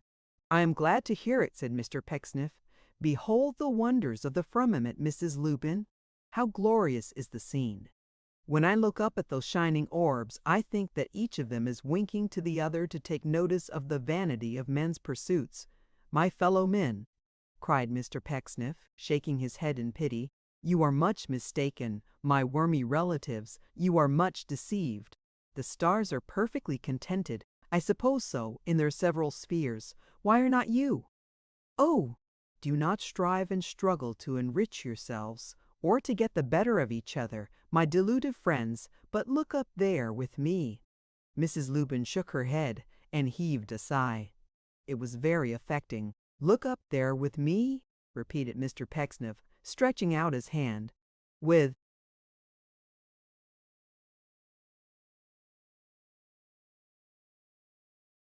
me, a humble individual who is also an insect like yourselves. Can silver, Gold or precious stones sparkle like those constellations? I think not. Then do not thirst for silver, gold, or precious stones, but look up there with me." With those words, the good man patted Mrs. Lupin's hand between his own, as if he would have added, "Think of this, my good woman," and walked away in a sort of ecstasy or rapture with his hat under his arm. Jonas sat in the attitude in which Mr. Pecksniff had left him, gazing moodily at his friend, who, surrounded by a heap of documents, was writing something on an oblong slip of paper. "You mean to wait at Salisbury over the day after tomorrow, do you then?" said Jonas. "You heard our appointment," returned Montague without raising his eyes. "In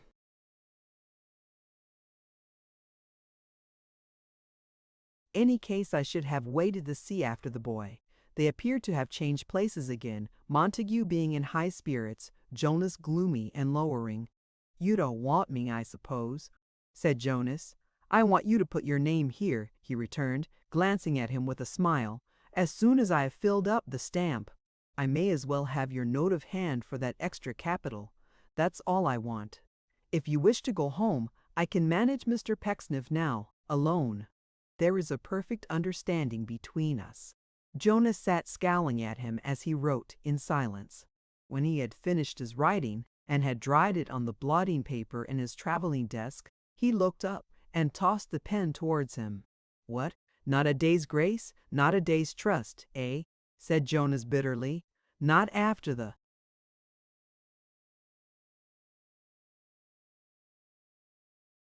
pains I have taken with tonight's work?" "Tonight's work was a part of our bargain," replied Montague, "and so was this." "You drive a hard bargain," said Jonas, advancing to the table. "You know best. Give it here." Montague gave him the paper. After pausing as if he could not make up his mind to put his name to it, Jonas dipped his pen hastily in the nearest inkstand and began to write. But he had scarcely marked the paper when he started back in a panic. "Why, what the devil's this?" he said. "It's bloody." He had dipped the pen, as another moment showed, into red ink, but he attached a strange degree of importance to the mistake. He asked how it had come there, who had brought it, why it had been brought, and looked at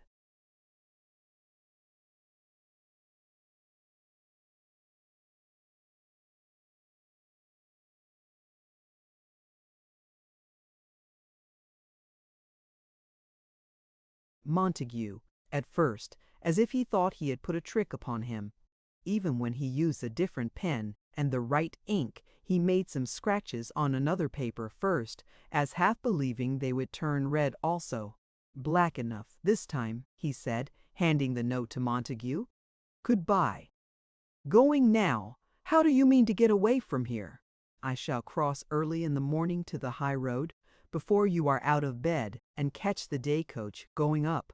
"Goodbye. You are in a hurry." "I have something to do," said Jonas. "Goodbye." His friend looked after him as he went out in surprise, which gradually gave place to an air of satisfaction and relief.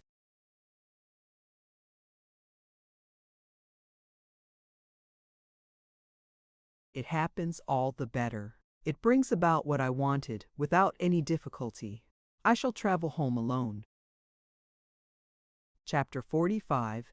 In Switch. Tom Punks and his sister take a little pillisher, but quite in a domestic way, and with no steckage way, and with no ceremony about it.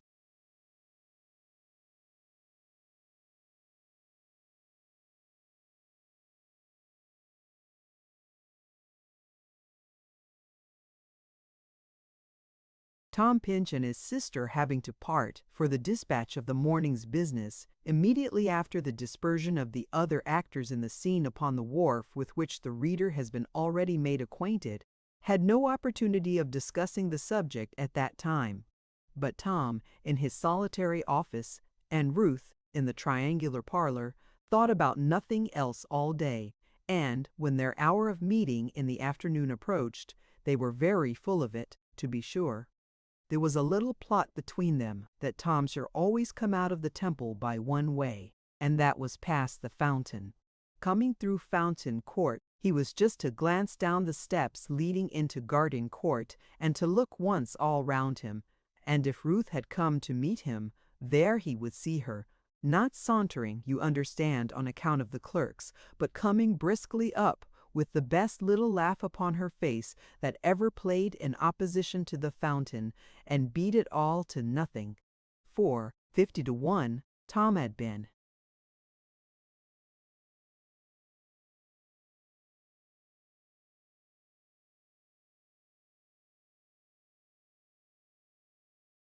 Looking for her in the wrong direction, and had quite given her up, while she had been tripping towards him from the first, jingling that little reticule of hers with all the keys in it to attract his wandering observation, whether there was life enough left in the slow vegetation of Fountain Court for the smoky shrubs to have any consciousness of the brightest and purest-hearted little woman in the world, is a question for gardeners and those who are learned in the loves of plants.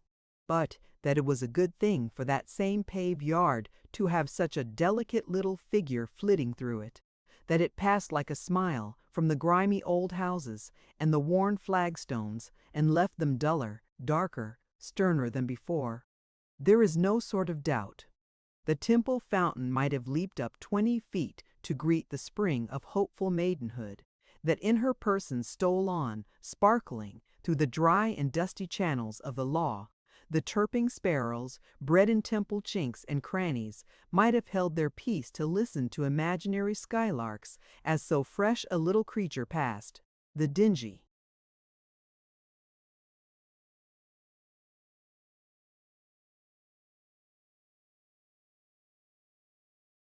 boughs, unused to droop otherwise than in their puny growth, might have bent down in a kindred gracefulness to shed their benedictions on her graceful head. Old love letters, shut up in iron boxes in the neighboring offices and made of no account among the heaps of family papers into which they had strayed, and of which, in their degeneracy, they formed a part, might have stirred and fluttered with a moment's recollection of their ancient tenderness, as she went lightly by. Anything might have happened, and never will, for the Ruth. Something happened, too, upon the afternoon of which the history treats, not for her love, oh no, quite by accident, and without the least reference to her at all. Either she was a little too soon or Tom was a little too late. She was so precise in general that she timed it to half a minute, but no Tom was there. Well, but was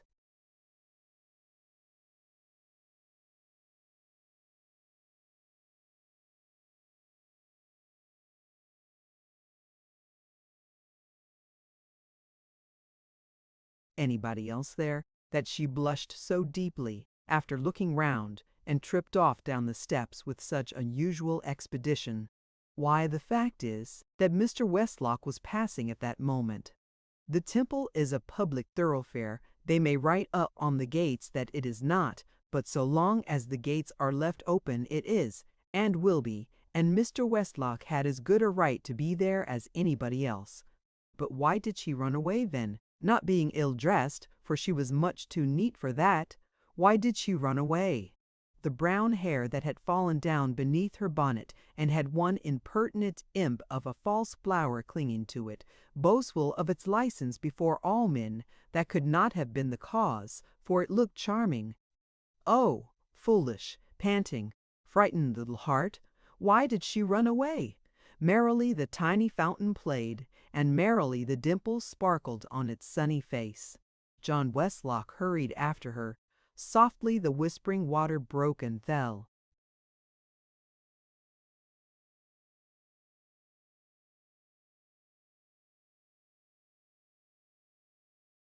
As roguishly the dimples twinkled, as he stole upon her footsteps.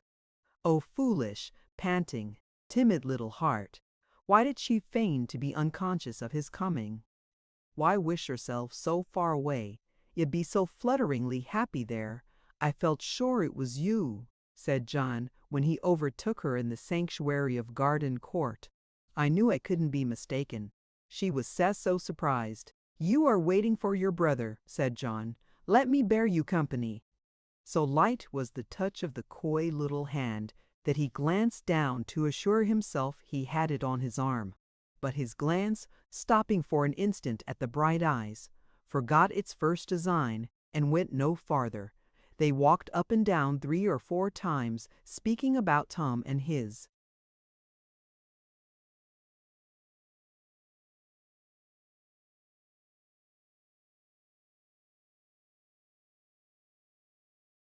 Mysterious employment.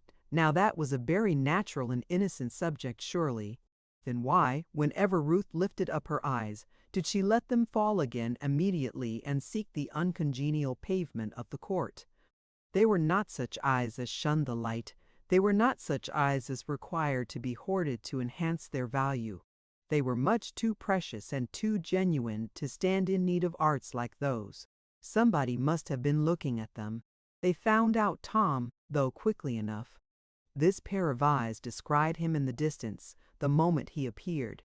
He was staring about him as usual in all directions but the right one, and was as obstinate in not looking towards them as if he had intended it. As it was plain that, being left to himself, he would walk away home, John Westlock darted off to stop him. This made the approach of poor little Ruth by herself one of the most embarrassing of circumstances. There was Tom, manifesting extreme surprise. He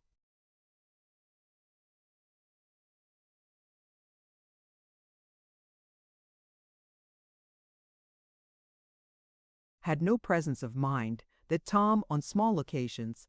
There was John, making as light of it as he could, but explaining at the same time with most unnecessary elaboration. And here was she coming towards them, with both of them looking at her, conscious of blushing to a terrible extent, but trying to throw up her eyebrows carelessly and pout her rosy lips as if she were the coolest and most unconcerned of little women. Merrily the fountain plashed and plashed, until the dimples, merging into one another, swelled into a general smile that covered the whole surface of the basin. "What an extraordinary meeting," said Tom. "I should never have dreamed of seeing you two together here." "Quite accidental," John was heard to murmur. "Exactly," cried Tom. "That's what I mean, you know. If it wasn't accidental—"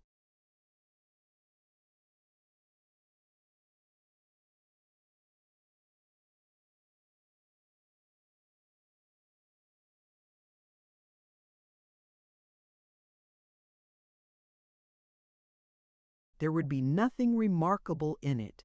"To be sure," said John. "Such an out-of-the-way place for you to have met in," pursued Tom, quite delighted. "Such an unlikely spot."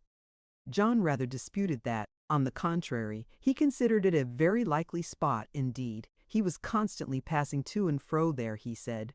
He shouldn't wonder if it were to happen again. His only wonder was that it had never happened before. By this time Ruth had got round on the farther side of her brother, and had taken his arm. She was squeezing it now, as much as to say, "Are you going to stop here all day, you dear old, blundering Tom?" Tom answered the squeeze as if it had been a speech. "John," he said, "if you'll—"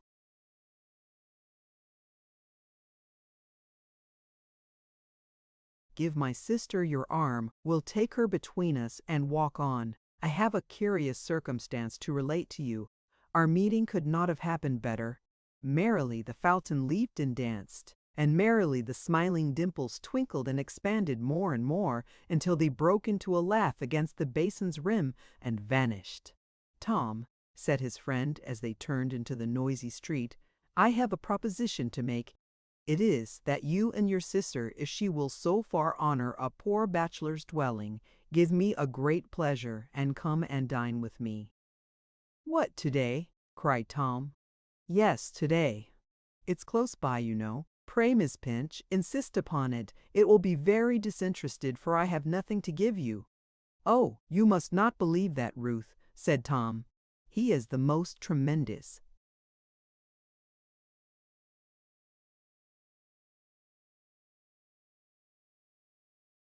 fellow in his housekeeping that I ever heard of, for a single man. He ought to be Lord Mayor. Well, what do you say? Shall we go?" "If you please, Tom," rejoined his dutiful little sister. "But I mean," said Tom, regarding her with smiling admiration, Is there anything you ought to wear and haven't got?" "I am sure I don't know, John. She may not be able to take her bonnet off for anything I can tell."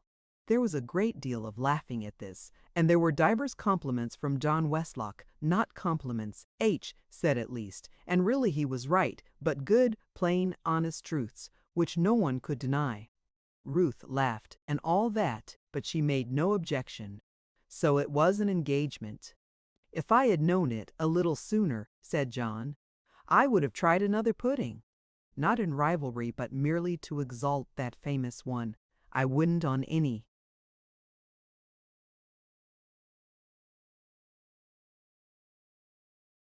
"Account have had it made with suet." "Why not?" asked Tom. "Because that cookery book advises suet," said John Westlock, "and ours was made with flour and eggs." "Oh, good gracious!" cried Tom. "Ours was made with flour and eggs, was it? Ha, ha, ha! A beefsteak pudding made with flour and eggs! Why, anybody knows better than that." "I know better than that." Ha, ha, ha! It is unnecessary to say that Tom had been present at the making of the pudding and had been a devoted believer in it all through. But he was so delighted to have this joke against his busy little sister, and was tickled to that degree at having found her out, that he stopped in Temple Bar to laugh. And it was no more to Tom that he was anathematized and knocked about by the surly.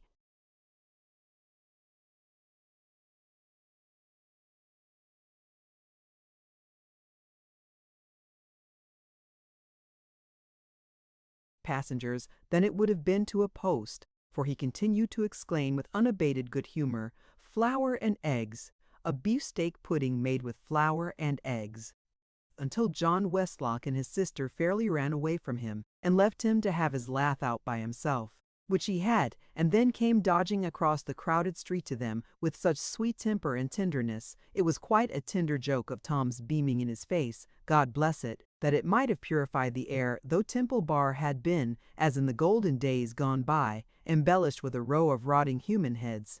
There are snug chambers in those inns where the bachelors live, and, for the desolate fellows they pretend to be, it is quite surprising how well they get on.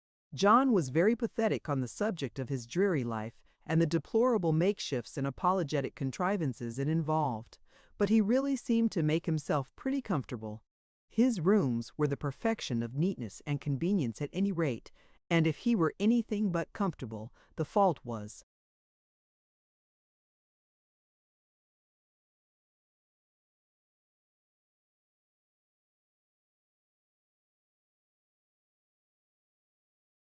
certainly not theirs. He had no sooner ushered Tom and his sister into his best room, where there was a beautiful little vase of fresh flowers on the table, all ready for Ruth. "Just as if he had expected her," Tom said. Then, seizing his hat, he bustled out again in his most energetically bustling way, and presently came hurrying back as they saw through the half-open door, attended by a fiery-faced matron attired in a crunched bonnet, with particularly long strings to it hanging down her back, in conjunction with whom he instantly began to lay the cloth for dinner, polishing up the wine glasses with his own hands, brightening the silver top of the pepper quaid, and as if in the course of this rubbing and polishing he had rubbed an enchanted lamp or a magic ring, obedient to which there were 20,000 supernatural slaves at least, suddenly there appeared a being in a white waistcoat, carrying under his arm a napkin, and attended by another being with an oblong box upon his head, from which a banquet, piping hot, was taken out and set upon the table. Salmon, lamb, peas, innocent young potatoes, a cool salad, sliced cucumber, a tender duckling, and a tart, all there. They all came at the right time. Where they came from didn't appear, but the oblong box was constantly going and coming, and making its arrival known to the man in the white waistcoat by bumping modestly against the outside of the door, for, after its first appearance, it entered the room no more. He was never surprised, this man. He never seemed to wonder at the extraordinary things he found in the box, but took them out with a face expressive of a steady purpose and impenetrable character, and put them on the table. He was a kind man, gentle in his manners, and much interested in what they ate and drank. He was a learned man and knew the flavor of John Westlock's private sauces, which he softly and feelingly described as he handed the little bottles round. He was a grave man and a noiseless, for dinner being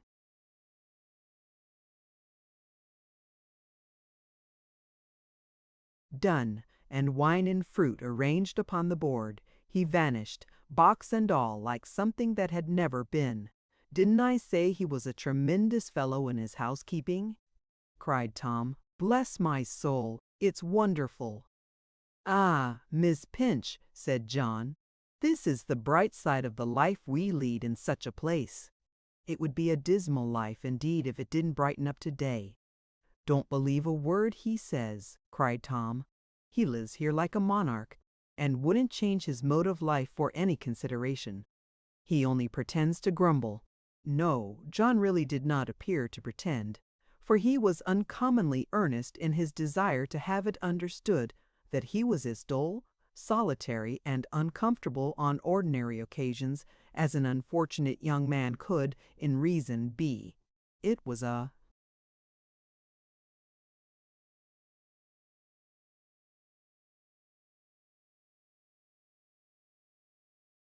wretched life, he said, a miserable life. He thought of getting rid of the chambers as soon as possible, and meant, in fact, to put a bill up very shortly. "Well," said Tom Pinch, "I don't know where you can go, John, to be more comfortable. That's all I can say. What do you say, Ruth?"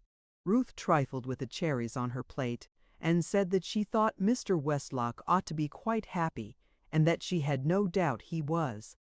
Ah, foolish, panting, frightened little heart, how timidly she said it! "But you are forgetting what you had to tell, Tom, what occurred this morning," she added in the same breath. "So I am," said Tom. "We have been so talkative on other topics that I declare I have not had time to think of it. I'll tell it you at once, John, in case I should forget it altogether.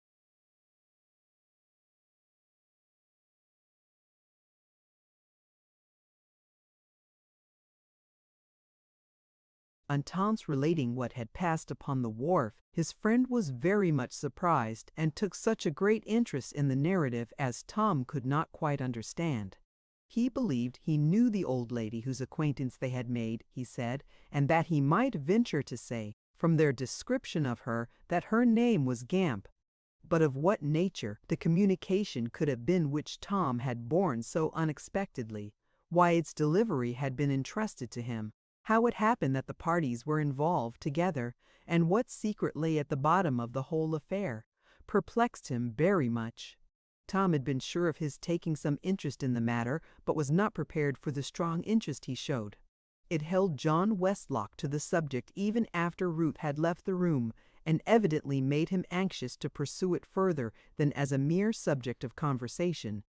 "I shall remonstrate with my landlord, of course," said Tom, "though he is a very singular secret sort of man, and not likely to afford me much satisfaction, even if—"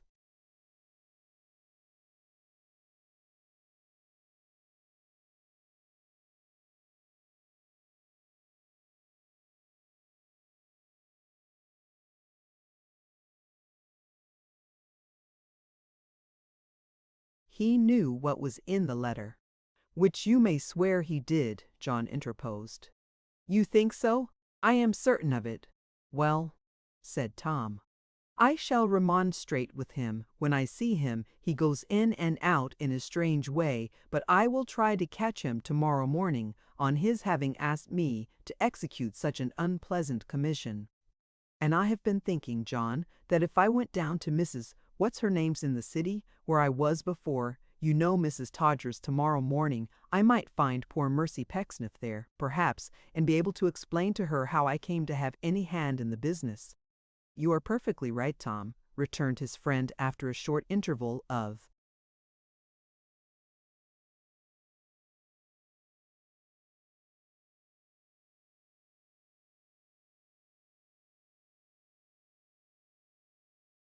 reflection. "You cannot do better." It is quite clear to me that whatever the business is, there is little good in it, and it is so desirable for you to disentangle yourself from any appearance of willful connection with it, that I would counsel you to see her husband if you can, and wash your hands of it by a plain statement of the facts. I have a misgiving that there is something dark at work here, Tom. I will tell you why at another time, when I have made an inquiry or two myself. All this sounded very mysterious to Tom Pinch, but as he knew he could rely upon his friend, he resolved to follow this advice. But it would have been a good thing to have had a coat of invisibility, wherein to have watched little Ruth when she was left to herself in John Westlock's chambers, and John and her brother were talking thus over their wine. The gentle way in which she tried to get up a little conversation with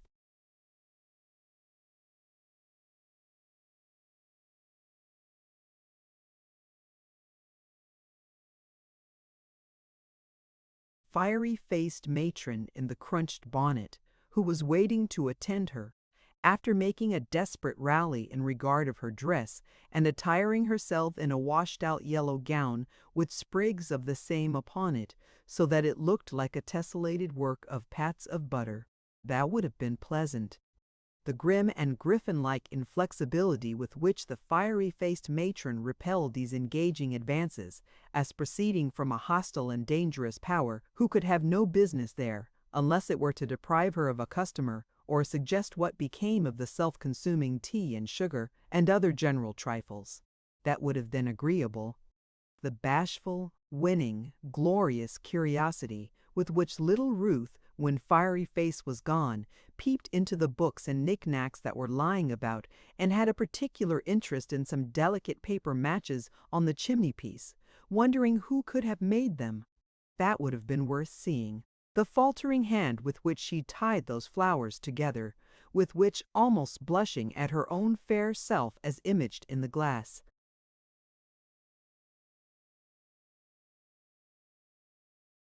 she arranged them in her breast, and looking at them with her head aside, now half resolved to take them out again, now half resolved to leave them where they were. That would have been delightful. John seemed to think it all delightful, for coming in with Tom to tea, he took his seat beside her like a man enchanted. And when the tea service had been removed, and Tom, sitting down at the piano, became absorbed in some of his old organ tunes, he was still beside her at the open window, looking out upon the twilight. There is little enough to see in Furnival's Inn. It is a shady, quiet place, echoing to the footsteps of the stragglers who have business there, and rather monotonous and gloomy on summer evenings. What gave it such a charm to them that they remained at the window as unconscious of the flight of time as Tom himself, the dreamer, while the melodies which had so often soothed his spirit were hovering again about him.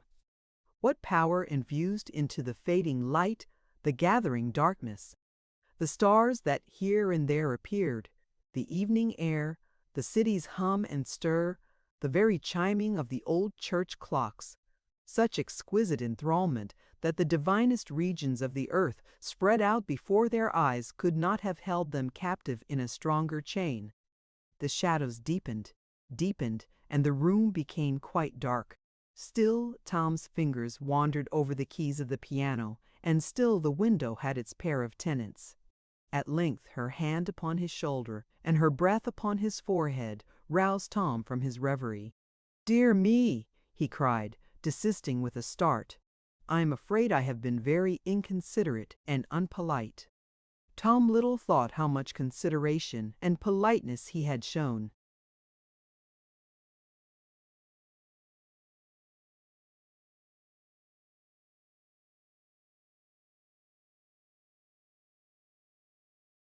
"Sing something to us, my dear," said Tom. "Let us hear your voice. Come."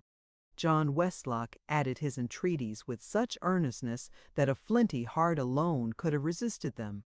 Hers was not a flinty heart. Oh dear, no, quite another thing. So down she sat, and in a pleasant voice began to sing the ballads Tom loved well.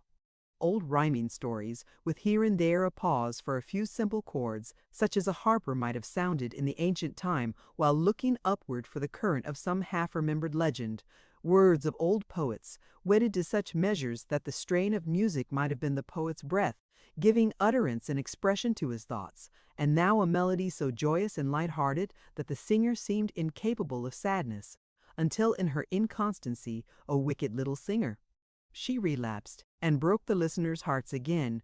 These were the simple means she used to please them, and that these simple means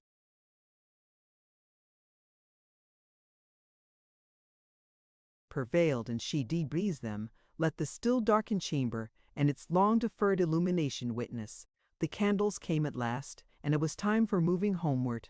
Cutting paper carefully and rolling it about the stalks of those same flowers occasioned some delay, but even this was done in time, and Ruth was ready. "Good night," said Tom. "A memorable and delightful visit, John." "Good night." John thought he would walk with them. "No, no, don't," said Tom. "What nonsense, we can get home very well alone. I couldn't think of taking you out." But John said he would rather. "Are you sure you would rather?" said Tom. "I am afraid you only say so out of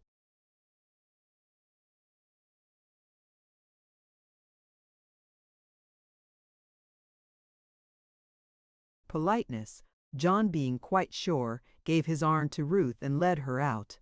Fiery Face, who was again in attendance, acknowledged her departure with so cold a curtsy that it was hardly visible, and cut Tom dead. Their host was bent on walking the whole distance, and would not listen to Tom's dissuasions. Happy time, happy walk, happy parting, happy dreams. But there are some sweet daydreams, so there are that put the visions of the night to shame. Busily the temple fountain murmured in the moonlight, while Ruth lay sleeping with her flowers beside her, and John Westlock sketched a portrait whose, from memory,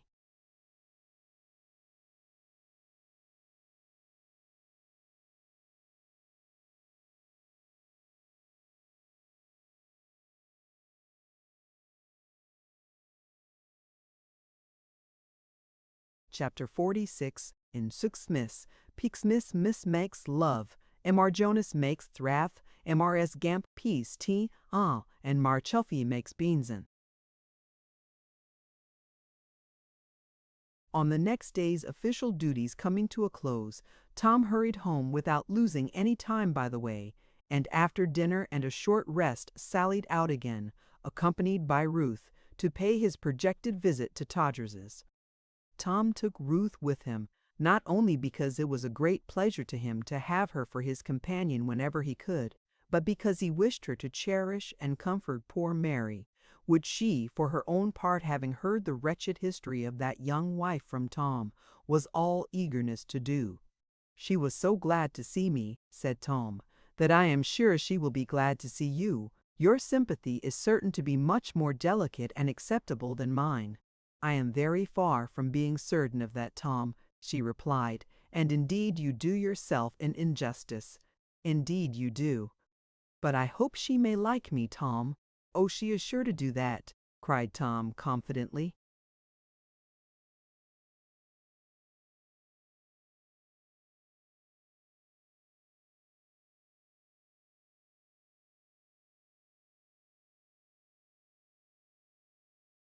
"What a number of friends I should have if everybody was of your way of thinking." "Shouldn't I, Tom dear?" said his little sister, pinching him upon the cheek.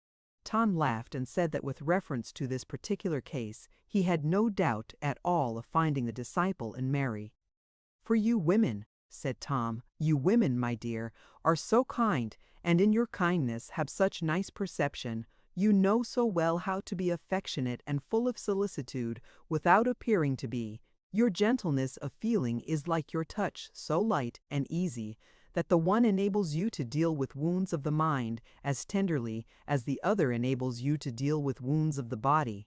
"You are such, my goodness, Tom," his sister interposed. "You ought to fall in love immediately." Tom put this observation off good-humoredly, but somewhat gravely too, and they were soon very chatty again on some other subject. as they were passing through a street in the city, not very far from Mrs. Todgers's place of residence, Ruth checked Tom before the window of a large upholstery and furniture warehouse to call his attention to something very magnificent and ingenious, displayed there to the best advantage for the admiration and temptation of the public. Tom had hazarded some most erroneous and extravagantly wrong guess in relation to the price of this article, and had joined his sister in laughing heartily at his mistake when he pressed her arm in his, and pointed to two persons at a little distance who were looking in at the same window with a deep interest in the chests of drawers and tables. "Hush," Tom whispered. "Miss Pecksniff, and the young gentleman to whom she is going to be married." "Why does he look as if he was going to be buried, Tom?" inquired his little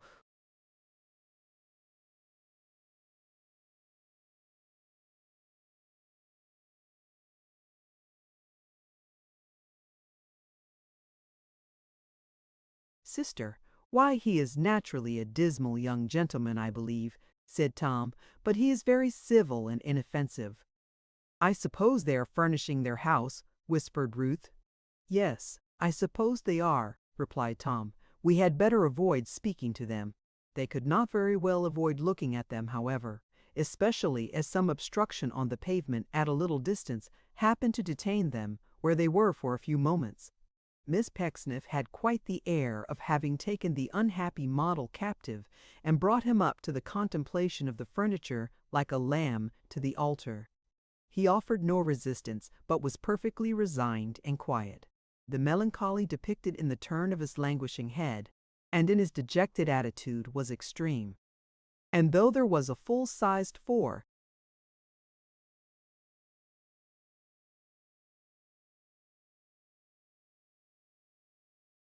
bedstead in the window, such a tear stood trembling in his eye as seemed to blot it out. "Augustus, my love," said Miss Pecksniff, "ask the price of the 8 rosewood chairs and the loo table." "Perhaps they are ordered already," said Augustus. "Perhaps they are in other cells. They can make more like them if they are," rejoined Miss Pecksniff. "No, no, they can't," said Model. "It's impossible." He appeared for the moment to be quite overwhelmed and stupefied by the prospect of his approaching happiness, but recovering, entered the shop. He returned immediately, saying in a tone of despair, £24.10. Miss Pecksniff, turning to receive this announcement, became conscious of the observation of Tom Pinch and his sister. "Oh, really?" cried Miss Pecksniff, glancing about her as if for some convenient means of sinking into the earth. "Upon my word, there never was such a to think that one should be so very Mr. Augustus Model, Miss Pinch." Miss Pecksniff was quite gracious to Miss Pinch in this triumphant introduction, exceedingly gracious. She was more than gracious, she was kind and cordial.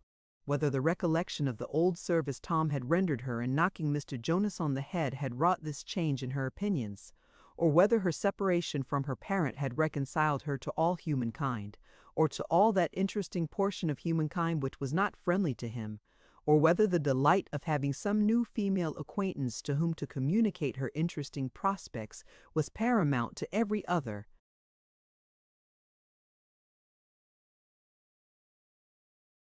consideration, cordial and kind, Miss Pecksniff was, and twice Miss Pecksniff kissed Miss Pinch upon the cheek. "Augustus, Mr. Pinch, you know, my dear girl," said Miss Pecksniff aside, "I never was so ashamed in my life." Ruth begged her not to think of it. "I mind your brother less than anybody else," simpered Miss Pecksniff. "But the indelicacy of meeting any gentleman under such circumstances. Augustus, my child, did you hear?" Miss Pecksniff whispered in his ear. The suffering Model repeated, £24.10. "Oh, you silly man, I don't mean them," said Miss Pecksniff. "I am speaking of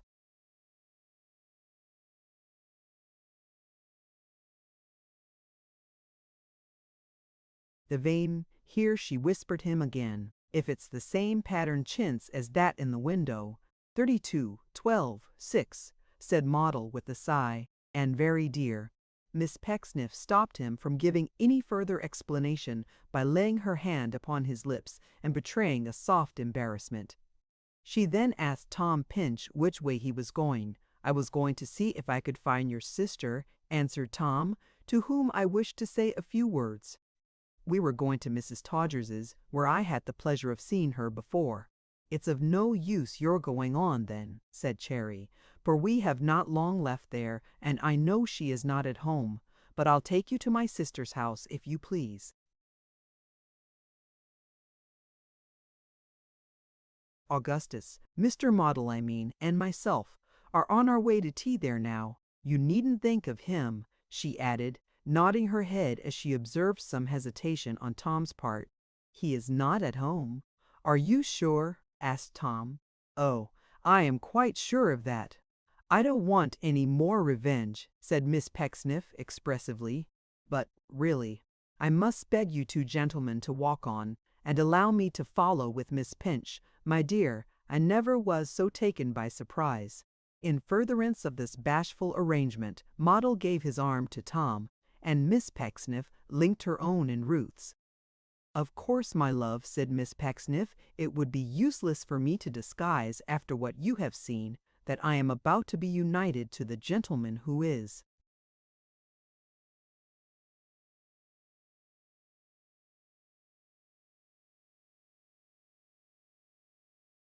Walking with your brother. It would be in vain to conceal it. What do you think of him? Pray, let me have your candid opinion. Ruth intimated that, as far as she could judge, he was a very eligible swain. "I am curious to know," said Miss Pecksniff with loquacious frankness, "whether you have observed or fancied in this very short space of time that he is of a rather melancholy turn." "So very short a time," Ruth pleaded. "No, no, but don't let that interfere with your answer," returned Miss Pecksniff. "I am curious to hear what you say." Ruth acknowledged that he had impressed her at first sight as looking rather low.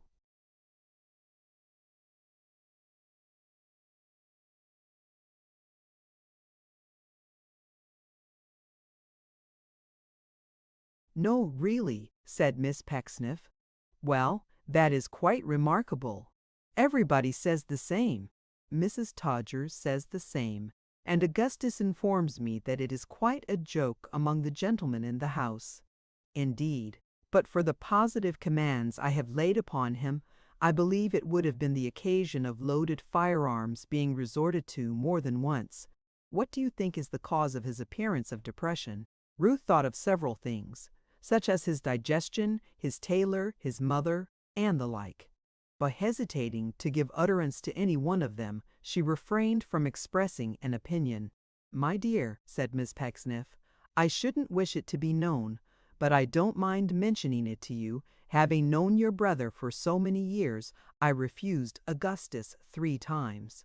He is of the most amiable and sensitive nature, always ready to shed tears if you look at him, which is extremely charming, and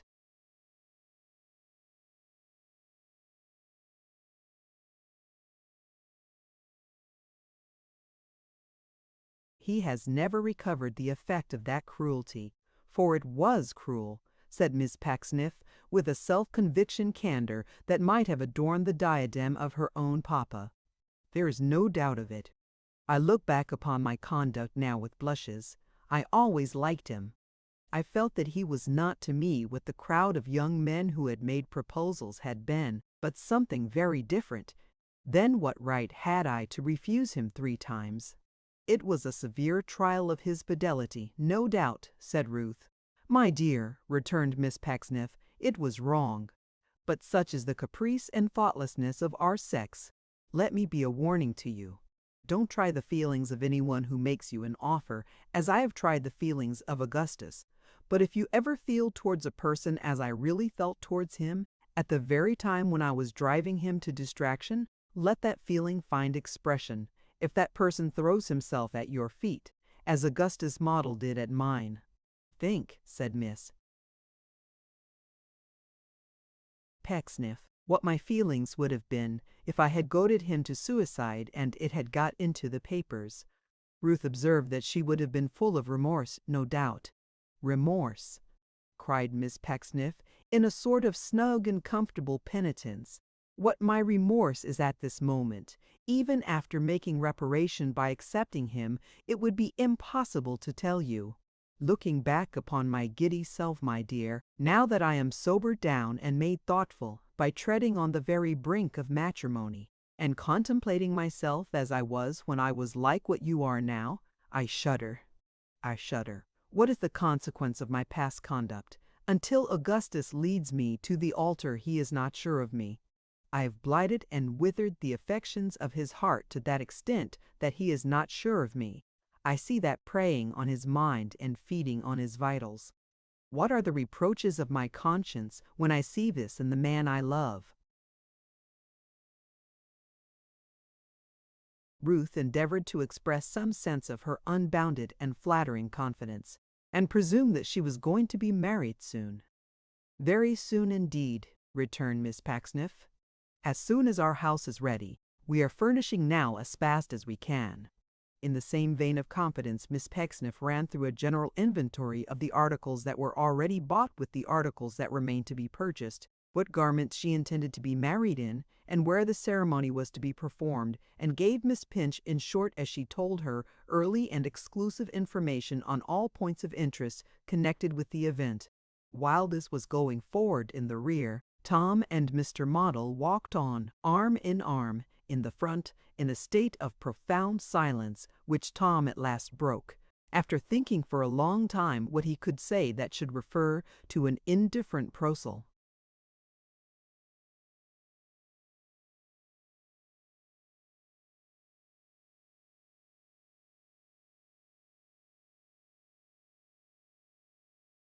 Topic, in respect of which he might rely, with some degree of certainty, on Mr. Model's bosom being unruffled.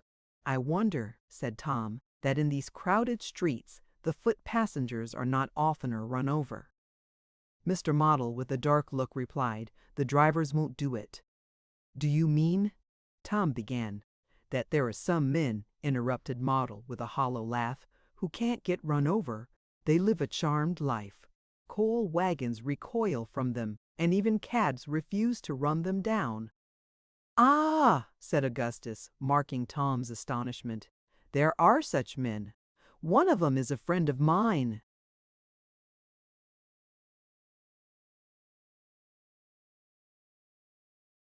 "Upon my word and honor," thought Tom, "this young gentleman is in a state of mind which is very serious indeed." Abandoning all idea of conversation, he did not venture to say another word, but he was careful to keep a tight hold upon Augustus's arm, lest he should fly into the road, and making another and a more successful attempt, should get up a private little juggernaut before the eyes of his betrothed. Tom was so afraid of his committing this rash act that he had scarcely ever experienced such mental relief as when they arrived in safety at Mrs. Jonas Chuzzlewit's house. "Walk up, pray, Mr. Pinch," said Miss Pecksniff, for Tom halted irresolutely at the door. "I am doubtful whether I should be welcome," replied Tom, "or I ought rather to say, I have no doubt about it. I will send up a message, I think, but what nonsense that is," returned Miss Pecksniff, speaking apart to Tom.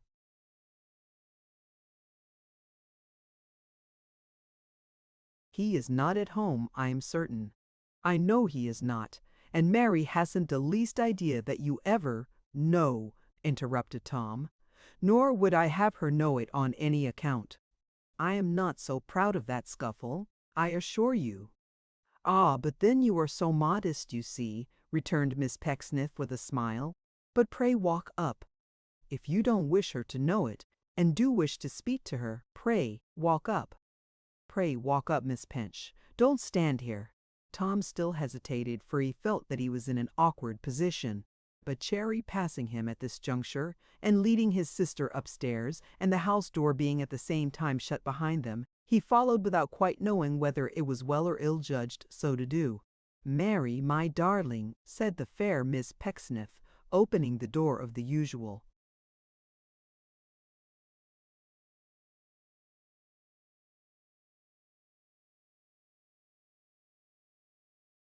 sitting-room. "Here are Mr. Pinch and his sister come to see you."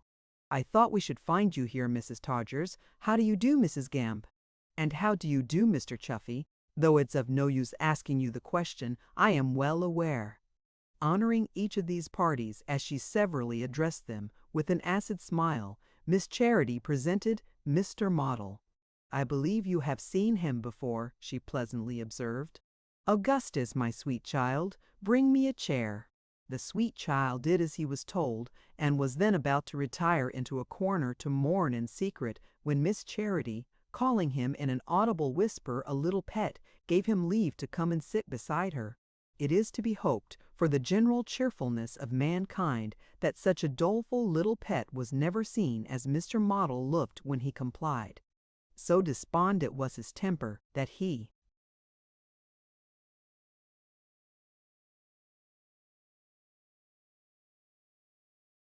showed no outward thrill of ecstasy when Miss Pecksniff placed her lily hand in his and concealed this mark of her favor from the vulgar gaze by covering it with a corner of her shawl. Indeed, he was infinitely more rueful then than he had been before, and, sitting uncomfortably upright in his chair, surveyed the company with watery eyes, which seemed to say, without the aid of language, "Oh, good gracious! Look here, won't some kind Christian help me?" But the ecstasies of Mrs. Gamp were sufficient to have furnished forth a score of young lovers, and they were chiefly awakened by the sight of Tom Pinch and his sister. Mrs. Gamp was a lady of that happy temperament which can be ecstatic without any other stimulating cause than a general desire to establish a large and profitable connection. She added daily so many strings to her bow that she made a perfect harp of it, and upon that instrument she now began to perform an extemporaneous concerto.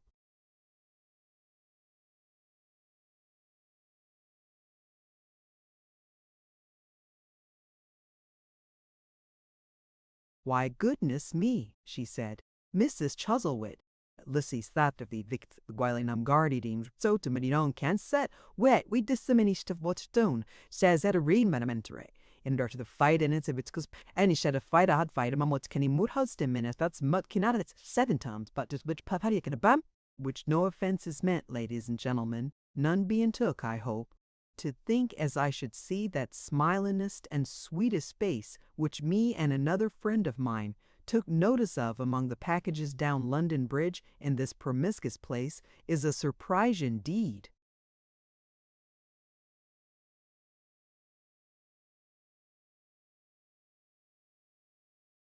Having contrived in this happy manner to invest every member of her audience with an individual share and immediate personal interest in her address, Mrs. Gamp dropped several curtsies to Ruth, and smilingly shaking her head a great many times, pursued the thread of her discourse. "Now, ain't we rich in beauty this here joyful arternoon, I'm sure? I knows a lady which her name, I'll not deceive you, Mrs. Chuzzlewit, is Harris, her husband's brother being 6'3", and marked with the mad bull in Wellington boots upon his left arm, on account of his precious mother having been worrited by one into a shoemaker's shop when in a situation which blessed is the man as has his quiver full of sec, as many times I've said to Gamp, when words has rode betwixt us on account of the expense, and often have I said to Miss Harris, have her bought your countenance is quite a angel's, which but for pimples it would be. No, Sary Gamp, says she, you best of hard-working and industrious creeters as ever was, underpaid at any price which—"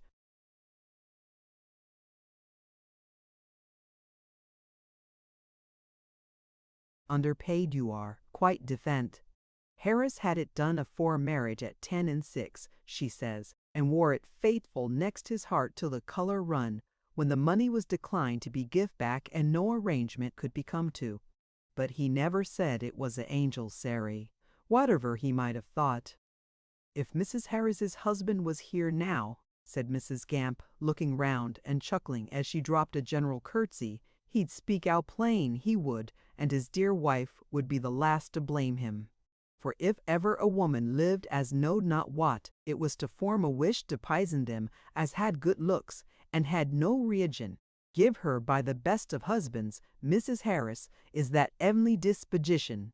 With these words the worthy woman, who appeared to have dropped in to take tea as a delicate little attention rather than to have any engagement on the premises in an official capacity, crossed to Mr. Chuffy, who was seated in the same corner as of old, and shook him by the shoulder. "Rouse yourself, and look up. Come," said Mrs. Gamp, "here's company, Mr. Chuffy." "I am sorry for it," cried the old man, looking humbly round the room. "I know I'm in the way. I ask pardon. But I've nowhere else to go to. Where is she?" Mary went to him. "Ah," said the old man, patting her on the cheek. "Here she is! Here she is! She's never hard on poor old Chuffy. Poor old Chuff!" As she took her seat upon a low chair by the old man's side and put herself within the reach of his hand, she looked up once at Tom. It was a sad look that she cast upon him, though there was a faint smile trembling on her face. It was a speaking look, and Tom knew what it said. "You see how misery has changed me. I can feel for a dependent now, and set some value on his attachment."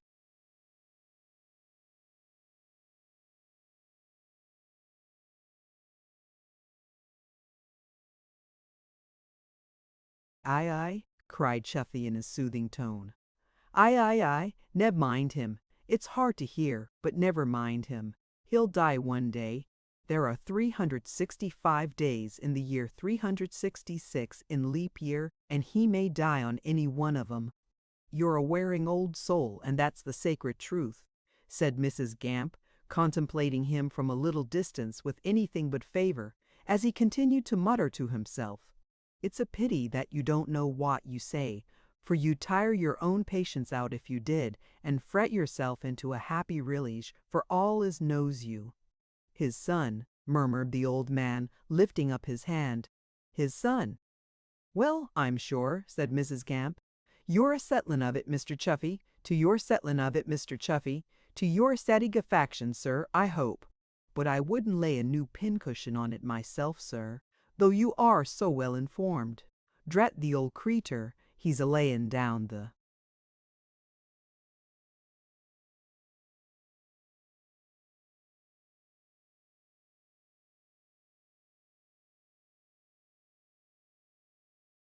"Law tolerable confident too. A deal he knows of sons, or darters either. Suppose you was to favor us with some remarks on twins, sir. Would you be so good?" The bitter and indignant sarcasm which Mrs. Gamp conveyed into these taunts was altogether lost on the unconscious Chuffy, who appeared to be as little cognizant of their delivery as of his having given Mrs. Gamp offense. But that high-minded woman, being sensitively alive to any invasion of her professional province, and imagining that Mr. Chuffy had given utterance to some prediction on the subject of sons, which ought to have emanated in the first instance from herself as the only lawful authority, or which should at least have been on no account proclaimed without her sanction and concurrence, was not so easily appeased. She continued to sidle at Mr. Chuffy with looks of sharp hostility, and to defy him with many other ironical remarks, uttered in that low key which commonly denotes suppressed indignation, until the entrance of the tea-board, and a request from Mrs. Jonas that she would make tea at a side table for the cow.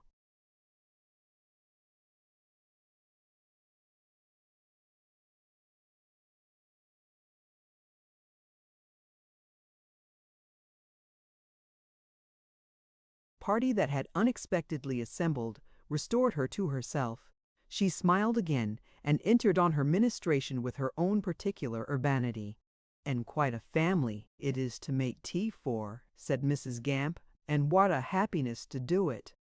My good young 'ooman," to the servant girl, "p'raps somebody would like to try a new-laid egg or two, not biled too hard.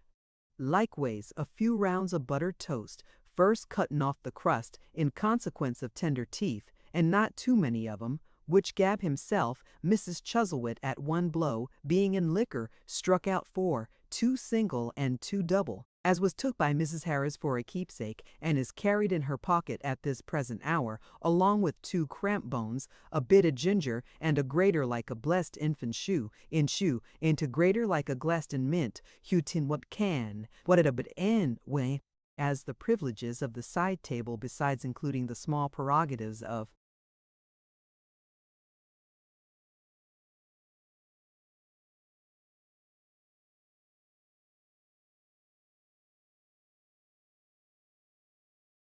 sitting next the toast, and taking 2 cups of tea to other people's 1, and always taking them at a crisis, that is to say, before putting fresh water into the teapot, and after it had been standing for some time, also comprehended a full view of the company, and an opportunity of addressing them as from a rostrum. Mrs. Gamp discharged the functions entrusted to her with extreme good humor and affability. Sometimes, resting her saucer on the palm of her outspread hand and supporting her elbow on the table, she stopped between her sips of tea to favor the circle with a smile, a wink, a roll of the head, or some other mark of notice, and at those periods her countenance was lighted up with a degree of intelligence and vivacity, which it was almost impossible to separate from the benignant influence of distilled waters. But for Mrs. Gamp it would have been a curiously silent party. Miss Pecksniff only spoke to her Augustus, and to him in whispers. Augustus spoke to nobody but sighed for everyone, and occasionally gave himself such a sounding slap upon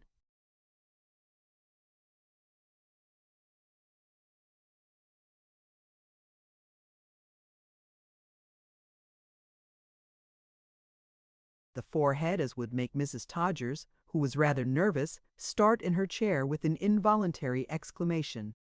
Mrs. Todgers was occupied in knitting and seldom spoke. Poor Mary held the hand of cheerful little Ruth between her own, and listening with evident pleasure to all she said, but rarely speaking herself, sometimes smiled, and sometimes kissed her on the cheek, and sometimes turned aside to hide the tears that trembled in her eyes.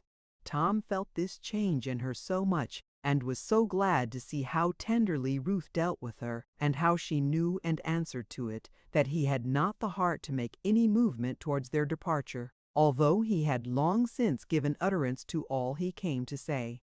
The old clerk, subsiding into his usual state, remained profoundly silent, while the rest of the little assembly were thus occupied, intent upon the dreams, whatever they might be, which hardly seemed to stir the surface of his sluggish thoughts. The bent of these dull fancies combining probably with the silent,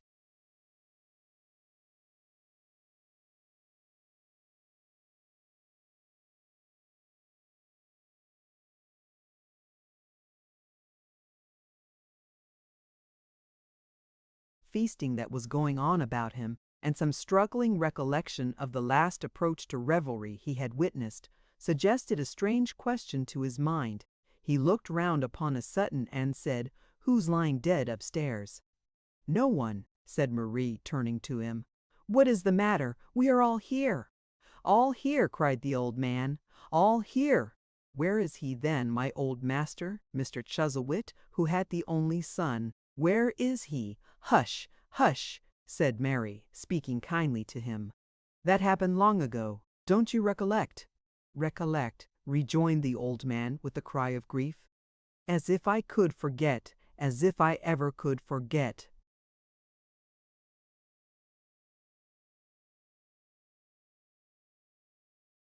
He put his hand up to his face for a moment, and then repeated, turning round exactly as before, "Who's lying dead upstairs?"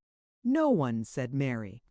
At first he gazed angrily upon her, as upon a stranger who endeavored to deceive him, but peering into her face, and seeing that it was indeed she, he shook his head in sorrowful compassion.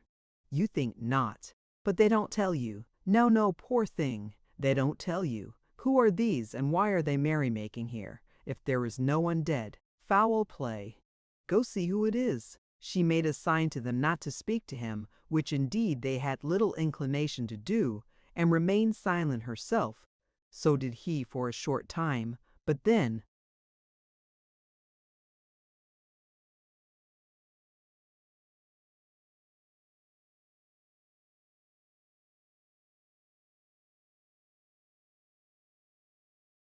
He repeated the same question with an eagerness that had a peculiar terror in it. "There's someone dead," he said, "or dying, and I want to knows who it is. Go see, go see."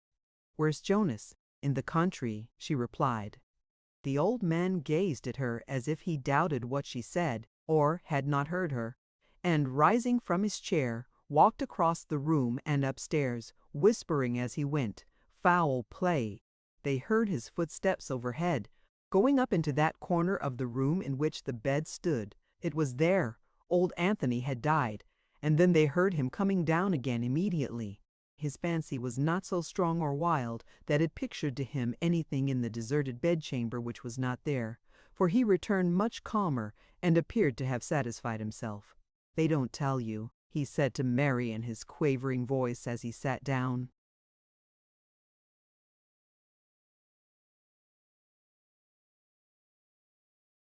Again, and patted her upon the head. "They don't tell me either, but I'll watch, I'll watch. They shall not hurt you. Don't be frightened. When you have sat up watching, I have sat up watching too. I have," he piped out, clenching his weak, shriveled hand. "Many a night I have been ready." He said this with such trembling gaps and pauses in his want of breath, and said it in his jealous secrecy so closely in her ear that little or nothing of it was understood by the visitors. But they had heard and seen enough of the old man to be disquieted and to have left their seats and gathered about him, thereby affording Mrs. Gamp, whose professional coolness was not so easily disturbed, an eligible opportunity for concentrating the whole resources of her powerful mind and appetite upon the toast and butter, tea and eggs. She had brought them to bear upon those viands with such vigor that her face was in the highest state of inflammation when she now there, being nothing left to eat or drink, saw fit to interpose.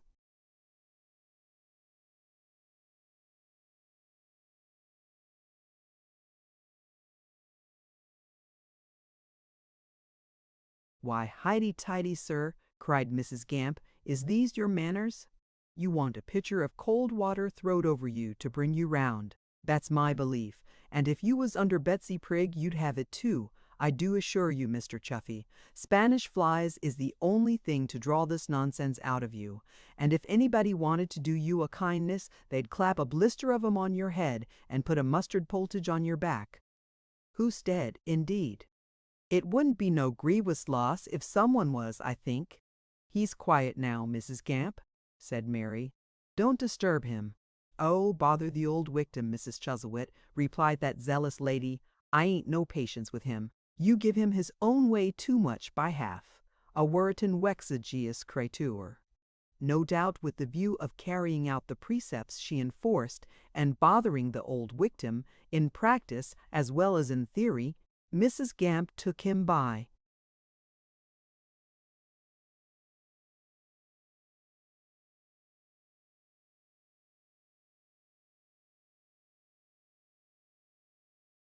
The collar of his coat, and gave him some dozen or two of hearty shakes backward and forward in his chair, that exercise being considered by the disciples of the Prigg School of Nursing, who are very numerous among professional ladies, as exceedingly conducive to repose and highly beneficial to the performance of the nervous functions. Its effect in this instance was to render the patient so giddy and addle-headed that he could say nothing more, which Mrs. Gamp regarded as the triumph of her art. "There!" she said, loosening the old man's cravat, in consequence of his being rather black in the face, after this scientific treatment. "Now I hope you're easy in your mind. If you should turn at all faint we can soon rewive you, sir, I promise you." "Bite a person's thumbs, or turn their fingers the wrong way," said Mrs. Gamp, smiling with the consciousness of at once imparting pleasure and instruction to her auditors, "and they comes to, wonderful, Lord bless you." As this excellent woman had been formally entrusted with the care of Mr. Chuffy on a previous occasion, neither Mrs. Jonas nor anybody else had the resolution to interfere directly with her mode of treatment, though all present, Tom Pinch and his sister especially, appeared to be disposed to differ from her views. for such is the rash boldness of the uninitiated that they will frequently set up some monstrous abstract principle such as humanity, or tenderness, or the like idle folly, in obstinate defiance of all precedent and usage, and will even venture to maintain the same against the persons who have made the precedents and established the usage, and who must therefore be the best and most impartial judges of the subject. "Ah, Mr. Pinch," said Miss Pecksniff, "it all comes of this unfortunate marriage. If my sister had not been so precipitate, and had not united herself to a wretch, there would have been no Mr. Chuffy in the house."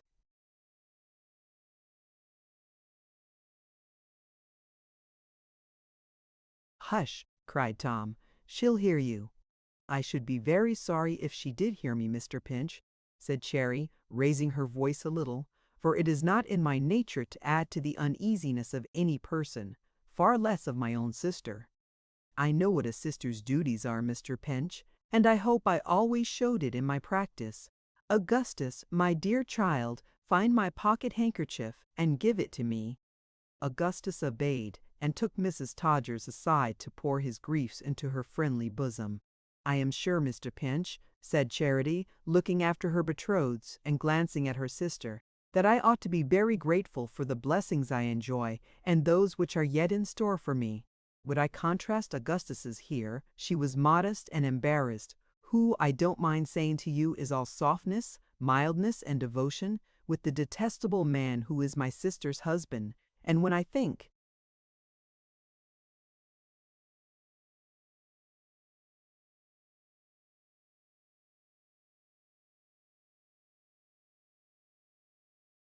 Mr. Pinch, "that in the dispensations of this world our cases might have been reversed. I have much to be thankful for, indeed, and much to make me humble and contented."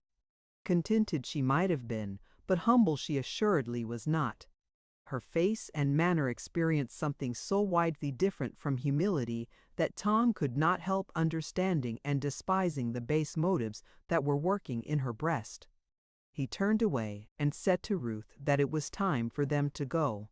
"I will write to your husband," said Tom to Mary, "and explain to him, as I would have done if I had met him here, that if he has sustained any inconvenience through my means, it is not my fault, a postman not being more innocent of the news he brings than I was when I handed him that letter." "I thank you," said Mary. "It may do some good."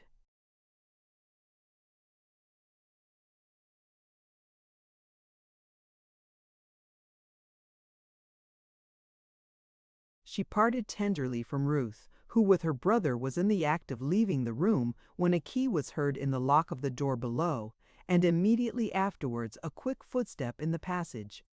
Tom stopped and looked at Mary. "It was Jonas," she said timidly. "I had better not meet him on the stairs, perhaps," said Tom, drawing his sister's arm through his and coming back a step or two. "I'll wait for him here a moment." He had scarcely said it when the door opened and Jonas entered.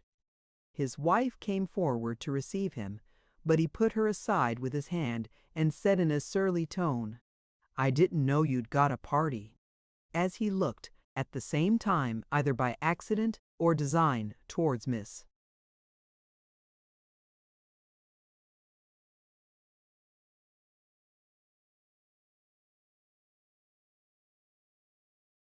Pecksniff, and as Miss Pecksniff was only too delighted to quarrel with him, she instantly resented it. "Oh dear," she said, rising, "pray don't let us intrude upon your domestic happiness. That would be a pity. We have taken tea here, sir, in your absence, but if you will have the goodness to send us a note of the expense receipted, we shall be happy to pay it. Augustus, my love, we will go if you please. Mrs. Todgers, unless you wish to remain here, we shall be happy to take you with us. It would be a pity, indeed, to spoil the bliss which this gentleman always brings with him, especially into his own home." "Charity, Charity!" remonstrated her sister, in such a heartfelt tone that she might have been imploring her to show the cardinal virtue whose name she bore.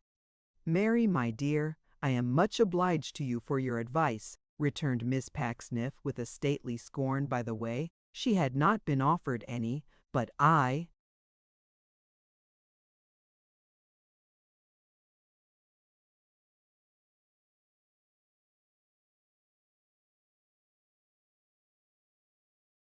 am not his slave.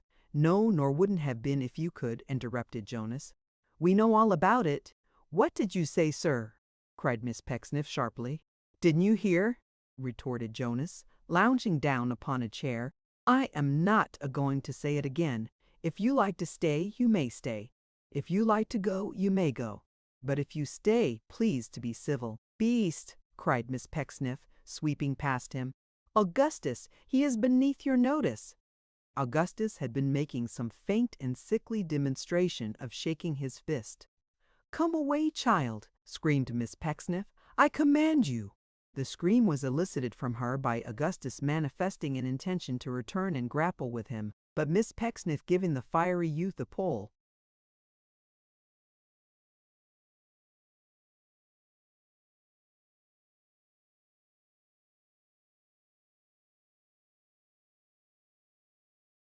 And Mrs. Todgers giving him a push, they all three tumbled out of the room together to the music of Miss Pecksniff's shrill remonstrances. All this time Jonas had seen nothing of Tom and his sister, for they were almost behind the door when he opened it, and he had sat down with his back towards them and had purposely kept his eyes upon the opposite side of the street during his altercation with Miss Pecksniff, in order that his seeming carelessness might increase the exasperation of that wronged young damsel. His wife now faltered out that Tom had been waiting to see him, and Tom advanced. The instant he presented himself, Jonas got up from his chair, and swearing a great oath, caught it in his grasp, as if he would have felled Tom to the ground with it, as he most unquestionably would have done, but that his very passion and surprise made him irresolute, and gave Tom, in his calmness, an opportunity of being heard.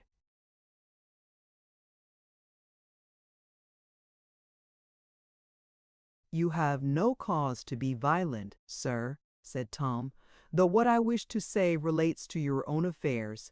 I know nothing of them, and desire to know nothing of them. Jonas was too enraged to speak. He held the door open, and stamping his foot upon the ground, motioned Tom away. As you cannot suppose, said Tom, that I am here with any view of conciliating you or pleasing myself, I am quite indifferent to your reception of me, or your dismissal of me. Hear what I have to say, if you are not a madman. I gave you a letter the other day, when you were about to go abroad. You thief, you did, retorted Jonas. I'll pay you for the carriage of it one day, and settle an old score besides. I will. Tut, tut, said Tom. You needn't waste words or threats. I wish you to.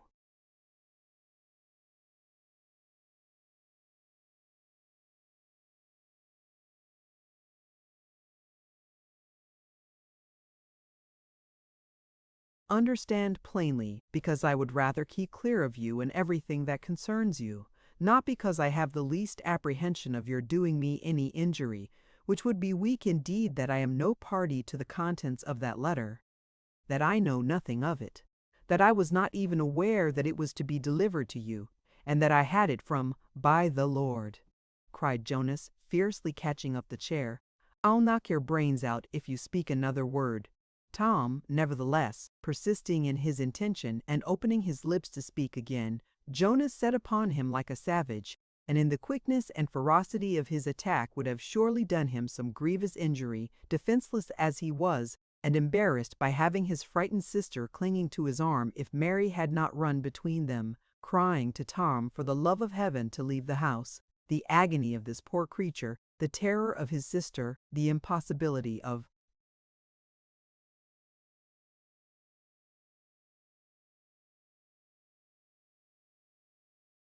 making himself audible, and the equal impossibility of bearing up against Mrs. Gamp, who threw herself upon him like a feather bed, and forced him backwards down the stairs by the mere oppression of her dead weight, prevailed.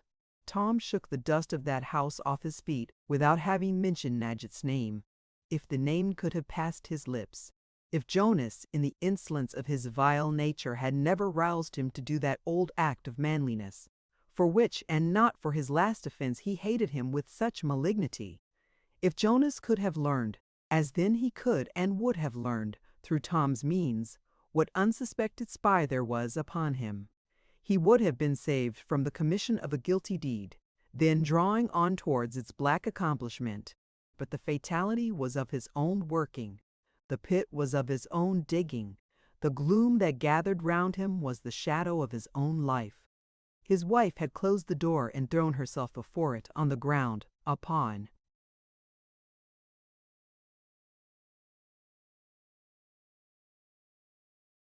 her knees. She held up her hands to him now, and besought him not to be harsh with her, for she had interposed in fear of bloodshed.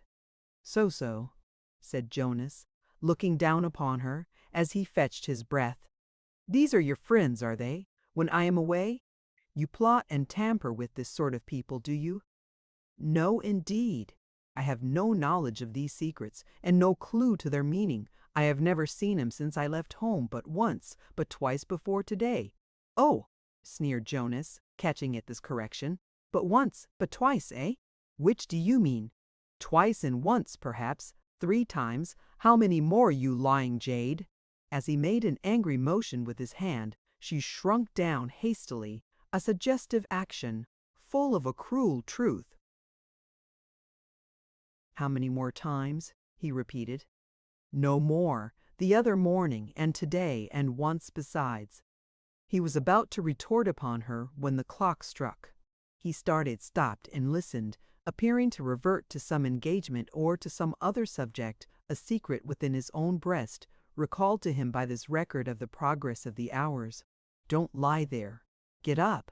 Having helped her to rise, or rather hauled her up by the arm, he went on to say, Listen to me, young lady, and don't whine when you have no occasion, or I may make some for you. If I find him in my house again, or find that you have seen him in anybody else's house, you'll repent it, if you are not deaf and dumb to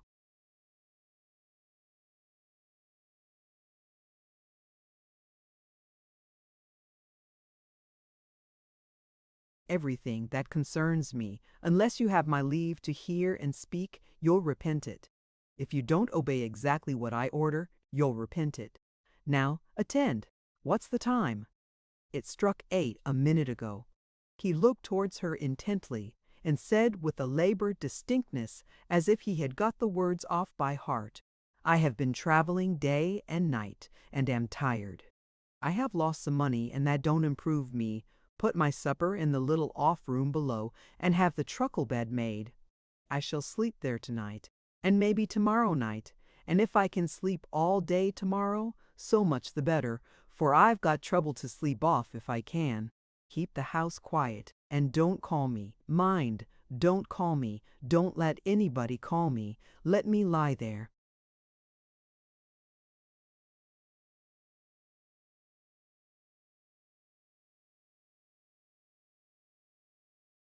She said it should be done. Was that all? All what? You must be prying and questioning, he angrily retorted. What more do you want to know? I want to know nothing, Jonas, but what you tell me. All hope of confidence between us has long deserted me. Ecod, I should hope so, he muttered. But if you will tell me what you wish, I will be obedient and will try to please you. I make no merit of that, for I have no friend in my father or my sister, but am quite alone. I am very humble and submissive. You told me you would break my spirit, and you have done so. Do not break my heart, too. She ventured, as she said these words, to lay her hand upon his shoulder. He suffered it to rest there in his exultation, and the whole mean, abject, sordid, pitiful soul of the man looked at her for the moment through his wicked eyes. For the moment only, for with the same hurried return to something within himself, he bade her in a surly tone show her obedience by executing his commands without delay. When she had withdrawn, he paced up and down the room several times, but always with his right hand clenched, as if it held something, which it did not, being empty. When he was tired of this, he threw himself into a chair and boffily turned up the sleeve of his right arm as if he were rather musing about its strength than examining it. But, even then, he kept the hand clenched. He was brooding in this chair, with his eyes cast down upon the ground, when Mrs. Gamp came in to tell him that the little room was ready. Not being quite sure of her reception after interfering in the quarrel, Mrs. Gamp, as a means of interesting and propitiating her patron, affected a deep solicitude in Mr. Chuffy. "How is he now, sir?" she said. "Who?" cried Jonas, raising his head and staring at her.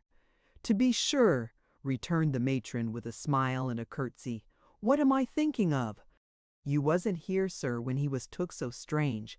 I never see a poor dear cretur took so strange in all my life, except a patient much about the same age as I once nussed, which his calling was the custom us, and his name was Mrs. Harris's own father, as pleasant a singer, Mr. Chuzzlewit, as ever you heerd, with a voice like a Jew's harp in the bass notes, that it took 6 men to hold at set times, foaming frightful." "Chuffy, eh?" said Jonas carelessly, seeing that she went up to the old clerk and looked at him. "Huh! The cretur's head's so hot," said Mrs. Gamp, "that you might heat a flat iron at."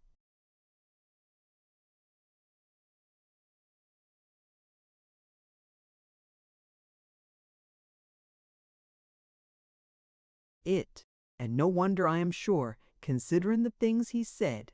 "Said!" cried Jonas. "What did he say?" Mrs. Gamp laid her hand upon her heart, to put some check upon its palpitations, and turning up her eyes replied in a faint voice, "The awfullest things, Mr. Chuzzlewit, as ever I heerd." Which Mrs. Harris's father never spoke a word when took so. Some does and some don't, except sayin' when he come round, "Where is Sary Gamp?" But rally, sir, when Mr. Chuffy comes to ask who's lying dead upstairs, and who's lying dead upstairs, repeated Jonas, standing aghast. Mrs. Gamp nodded, made as if she were swallowing, and went on. "Who's lying dead upstairs? Sech was his Bible language, and where was Mr. Eight?"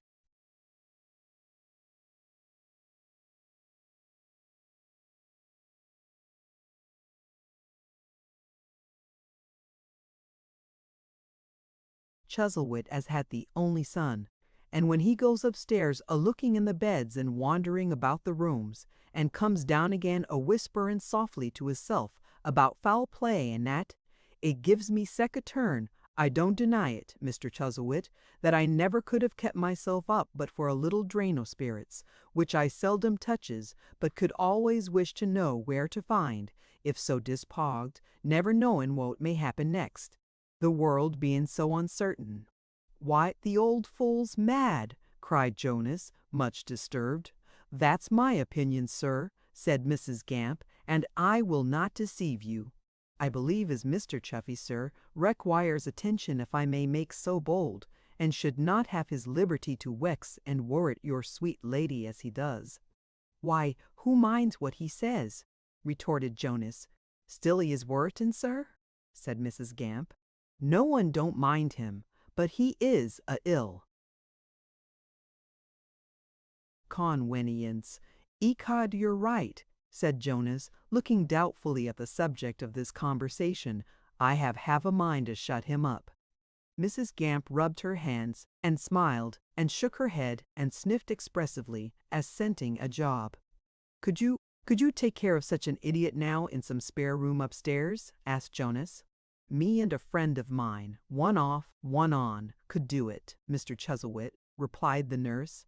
"Our charges not bein' high, but wishin' they was lower, and allowance made considerin' not strangers."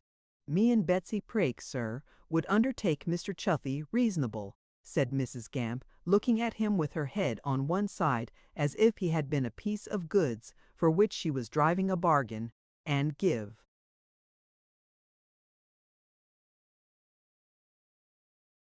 Every satisfaction.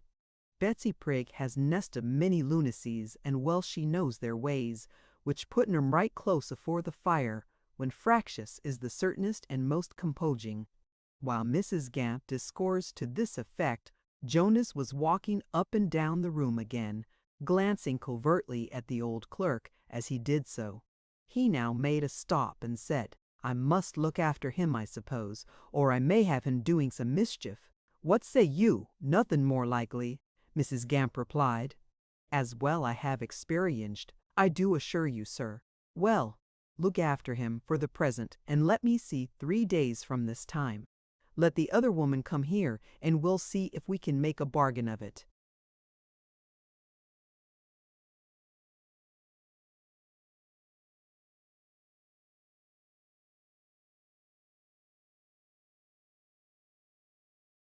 About 9 or 10 o'clock at night, say. Keep your eye upon him in the meanwhile, and don't talk about it. He's as mad as a March hare. Madder, cried Mrs. Gamp. A deal madder. See to him, then. Take care that he does no harm, and recollect what I have told you. Leaving Mrs. Gamp in the act of repeating all she had been told, and of producing in support of her memory and trustworthiness many commendations selected from among the most remarkable opinions of the celebrated Mrs. Harris, he descended to the little room prepared for him, and pulling off his coat and his boots, put them outside the door before he locked it. In locking it, he was careful so to adjust the key as to baffle any curious person who might try to peep in through the keyhole, and when he had taken these precautions, he sat down to his supper.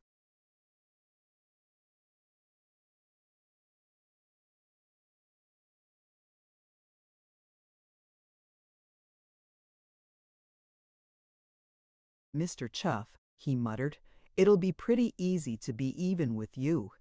It's of no use doing things by halves, and as long as I stop here, I'll take good care of you. When I'm off, you may say what you please.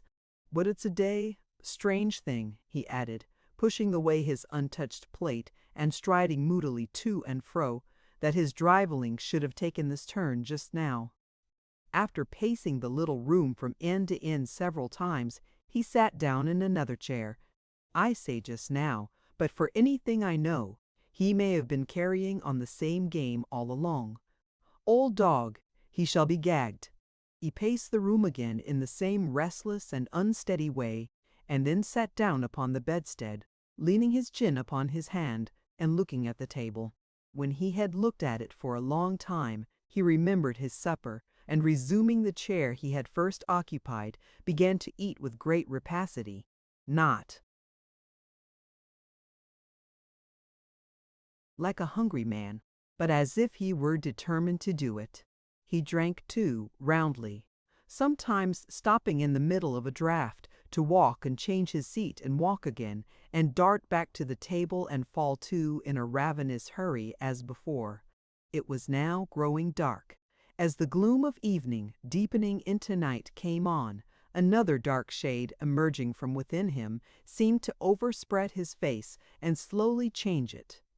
Slowly, slowly, darker and darker, more and more haggard, creeping over him by little and little until it was black night within him and without.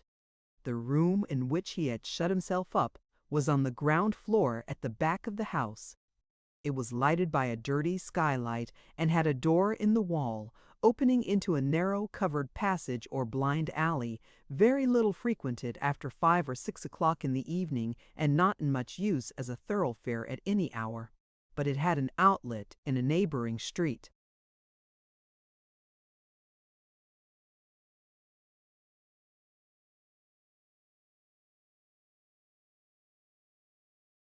The ground on which this chamber stood had, at one time, not within his recollection, been a yard, and had been converted to its present purpose for use as an office. But the occasion for it died with the man who built it, and saving that it had sometimes served as an apology for a spare bedroom, and that the old clerk had once held it, but that was years ago as his recognized apartment, it had been little troubled by Anthony Chuzzlewit and Son. It was a blotched, stained, moldering room like a vault, and there were water pipes running through it, which at unexpected times in the night, when other things were quiet, clicked and gurgled suddenly as if they were choking. The door into the court had not been open for a long, long time, but the key had always hung in one place, and there it hung now. He was prepared for its being rusty, for he had a little bottle of oil in his pocket, and the feather of a pen, with which he lubricated the key and the lock too, carefully. All this while he had been without his coat, and had nothing on his feet but his stockings. He now got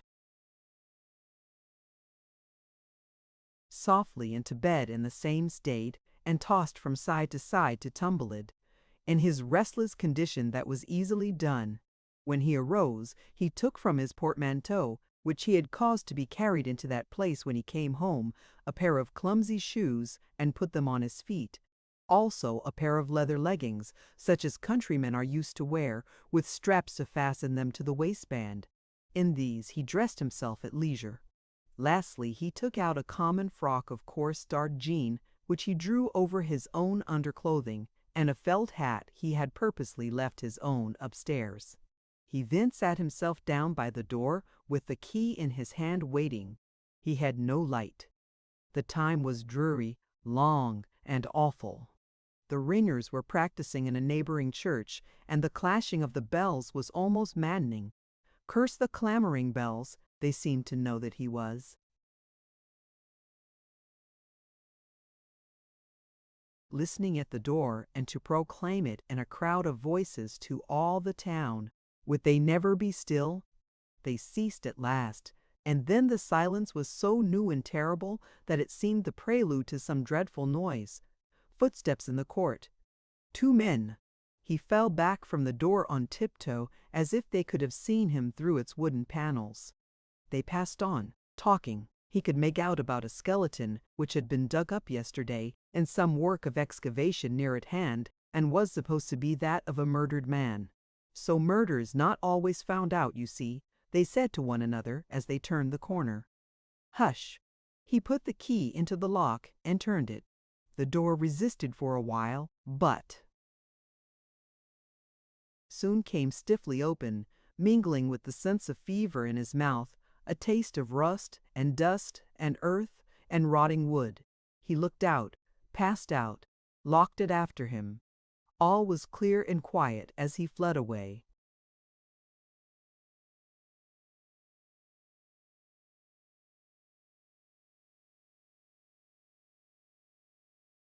Chapter 47. Conclusion of the enterprise of Mayor Jonas and his friend. Did no man passing through the dim streets shrink without knowing why, when he came stealing up behind them? As he glided on, had no child in its sleep an indistinct perception of a guilty shadow falling on its bed that troubled its innocent rest? Did no dog howl, and strive to break its rattling chain, that it might tear him? No burrowing rat, scenting the work he had in hand, essay to gnaw a passage after him, that it might hold a greedy revel at the feast of his providing? When he looked back, across his shoulder, was it to see if his quick footsteps still fell dry upon the dusty pavement, or were already moist and clogged with the red mire that stained the naked feet of Cain? He shaped his course for the main western road, and soon reached it, riding a part of the way, then alighting and walking on again. He traveled for a considerable distance upon the roof of a stagecoach, which came up while he was afoot, and when it turned out of his road, bribed the driver of a return post chaise to take him on with him, and then made across the country at a run, and saved a mile or two before he struck again into the road. At last, as his plan was, he came up with a certain lumbering, slow night coach, which stopped wherever it could, and was stopping then at a public house, while the guard and coachman ate and drank within. He bargained for a seat outside this coach, and took it, and he quitted it no more until it was within a few miles of its destination, but occupied the same place all night. All night. It is a common fancy that nature seems to sleep by night. It is a false fancy, as who should know better than he? The fishes slumbered in the cold, bright, glistening streams and rivers perhaps, and the birds roosted on the branches of the trees, and in their stalls and pastures beasts were quiet, and human creatures slept. But what of that, when the solemn night was watching, when it never winked, when its darkness watched no less than its light? The stately trees, the moon and shining stars, the softly stirring wind, the overshadowed lane, The broad, bright countryside, they all kept watch. There was not a blade of growing grass or corn, but watched, and the quieter it was, the more intent and fixed its watch upon him seemed to be. And yet he slept. Riding on among those sentinels of God, he slept, and did not change the purpose of his journey. If he forgot it in his troubled dreams, it came up steadily and woke him. But it never woke him to remorse or to abandonment of his design. He dreamed at one time that he was lying calmly in his bed, thinking of a moonlight night and the noise of wheels, when the old clerk put his head in at the door and beckoned him. At this signal he arose, immediately being already dressed in the clothes he actually wore at that time, and accompanied him into a strange city, where the names of the streets were written on the walls in characters quite new to him, which gave him no surprise or uneasiness, for he remembered in his dream to have been there before.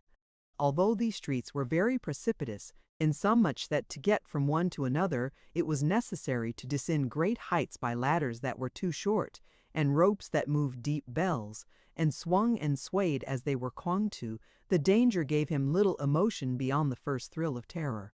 His anxieties being concentrated on his dress, which was quite unfitted for some festival that was about to be holden there, and in which he had come to take a part.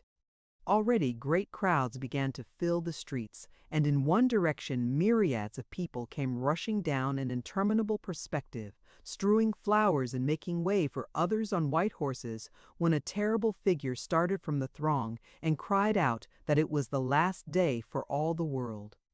The cry being spread, there was a wild hurrying on to judgment, and the press became so great that he and his companion, who was constantly changing, and was never the same man 2 minutes together,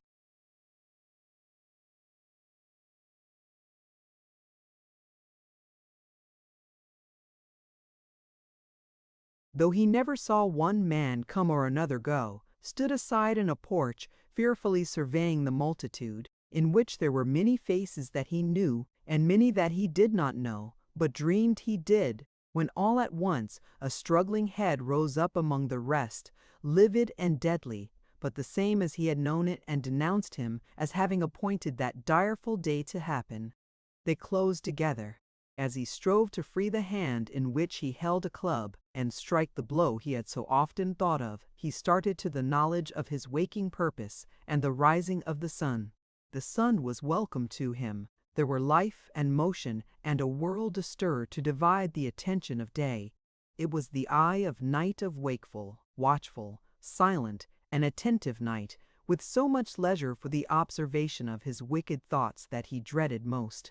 There is no glare in the night. Even glory shows to small advantage in the night, upon a crowded battlefield. How then shows glory's blood relation, bastard, murder?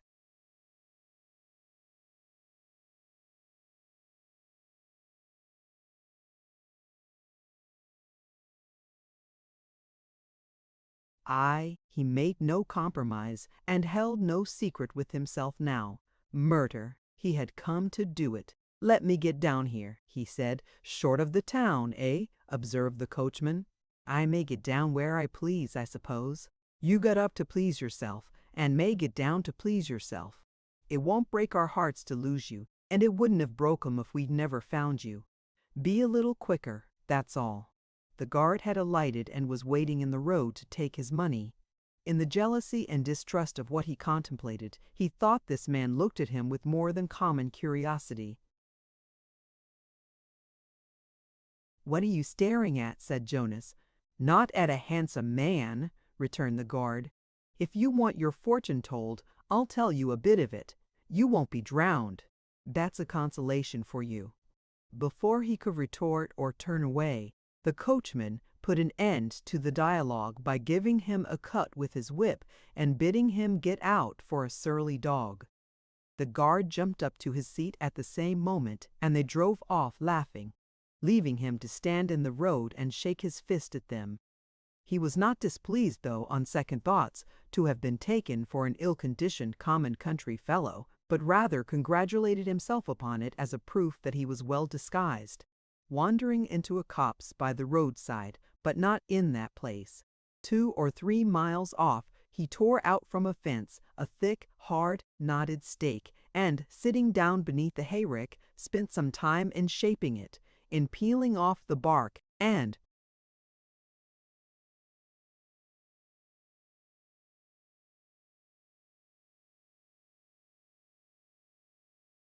fashioning its jagged head with his knife.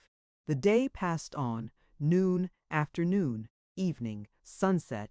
At that serene and peaceful time 2 men, riding in a gig, came out of the city by a road not much frequented. It was the day on which Mr. Pecksniff had agreed to dine with Montague. He had kept his appointment and was now going home. His host was riding with him for a short distance, meaning to return by a pleasant track which Mr. Pecksniff had engaged to show him, through some fields. Jonas knew their plans. He had hung about the inn-yard while they were at dinner, and had heard their orders given. They were loud and merry in their conversation, and might have been heard at some distance, far above the sound of their carriage wheels or horses' hoofs. They came on noisily to where a stile and footpath indicated their point of separation. Here they stopped.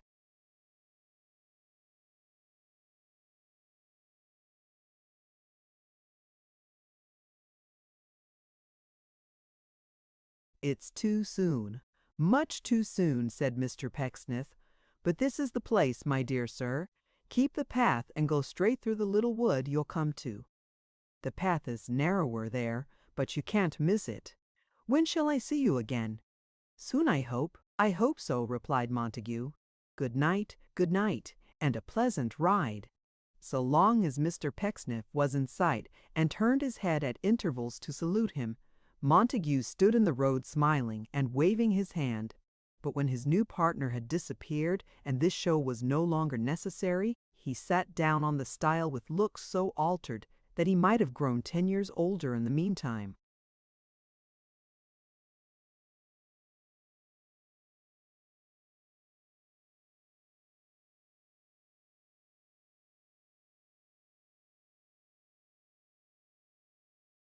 He was flushed with wine but not gay. His scheme had succeeded, but he showed no triumph. The effort of sustaining his difficult part before his late companion had fatigued him, perhaps, or it may be that the evening whispered to his conscience, or it may be, as it has been, that a shadowy veil was dropping round him, closing out all thoughts but the presentiment in vague foreknowledge of impending doom. If there be fluids, as we know there are, which, conscious of a coming wind, or rain, or frost, will shrink and strive to hide themselves in their glass arteries, may not that subtle liquor of the blood perceive, by properties within itself, that hands are raised to waste and spill it, and in the veins of men run cold and dull as his did in that hour? So cold, although the air was warm, so dull, although the sky was bright, that he rose up shivering from his seat, and hastily resumed his walk. He checked himself.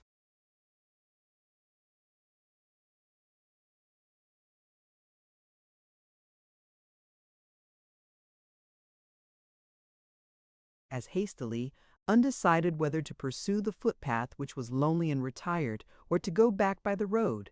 He took the footpath. The glory of the departing sun was on his face. The music of the birds was in his ears.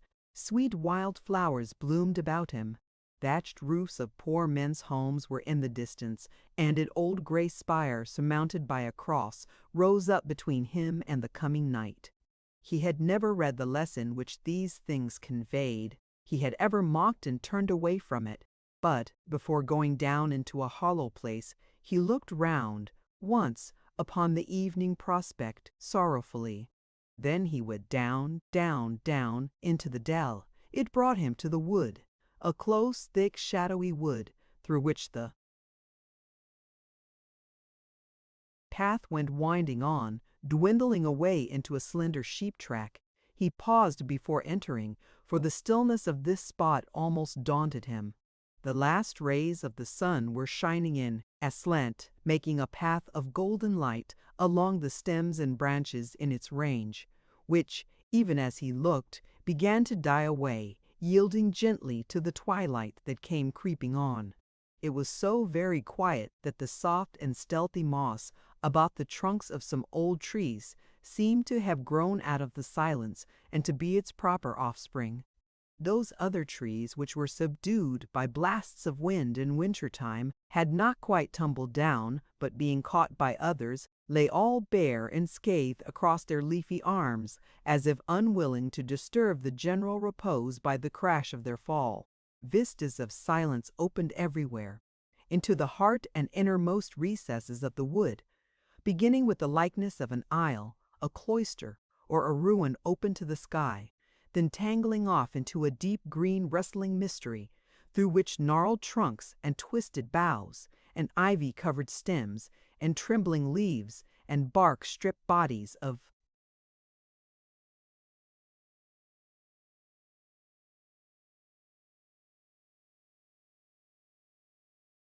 old trees stretched out at length were faintly seen in beautiful confusion. As the sunlight died away, and evening fell upon the wood, he entered it, moving here and there a bramble or a drooping bough which stretched across his path. He slowly disappeared.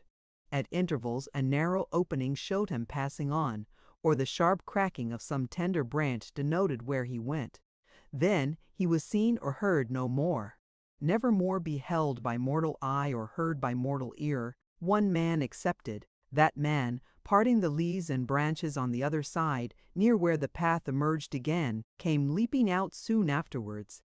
What had he left within the wood, that he sprang out of it as if it were a hell? The body of a murdered man. In one thick solitary spot it lay among the last year's leaves of oak and beech, just as it had fallen headlong down, sopping and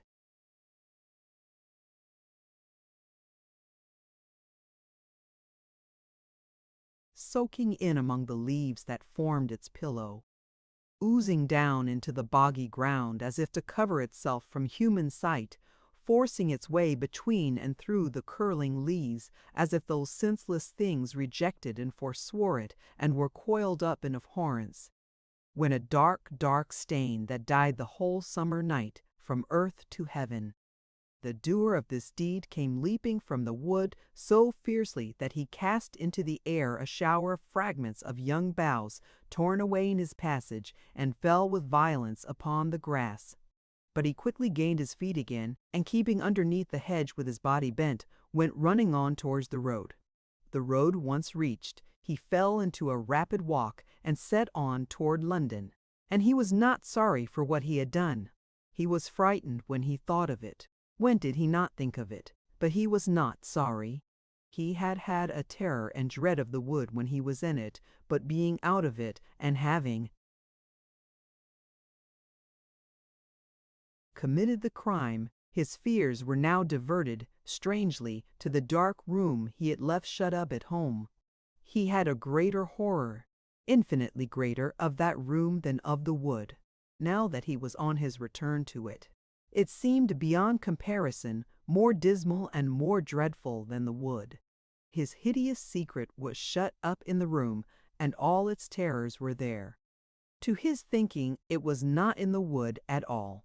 He walked on for 10 miles, and then stopped at an alehouse for a coach, which he knew would pass through, on its way to London before long, and which he also knew was not the coach he had travelled down by, for it came from another place. He sat down outside the door here, on a bench, beside a man who was smoking his pipe. Having called for some beer and drunk, he offered it to this companion, who thanked him, and took a draught. He could not help thinking that if the man had known all, he might scarcely have relished drinking out of the same cup with him.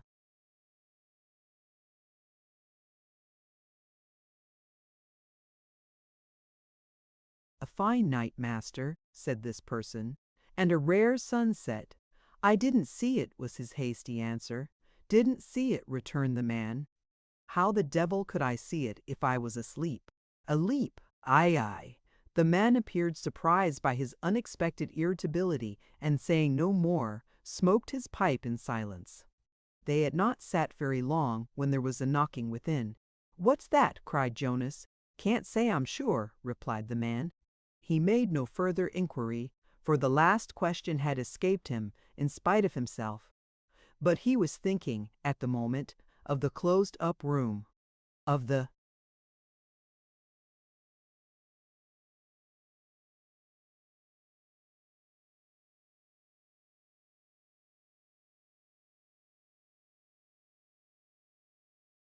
possibility of their knocking at the door on some special occasion, of their being alarmed at receiving no answer, of their bursting it open, of their finding the room empty, of their fastening the door into the court and rendering it impossible for him to get into the house without showing himself in the garb he wore, which would lead to rumor to detection, to death.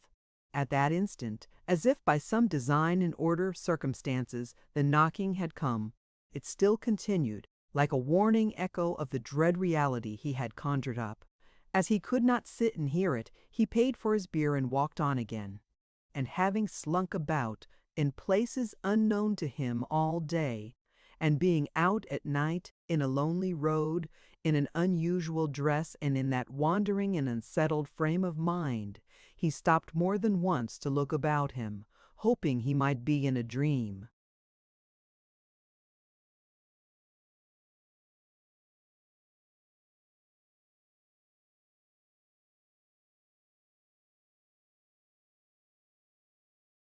Still he was not sorry. No, he had hated the man too much and had been bent too desperately and too long on setting himself free. If the thing could have come over again, he would have done it again. His malignant and revengeful passions were not so easily laid. There was no more penitence or remorse within him now than there had been while the deed was brewing.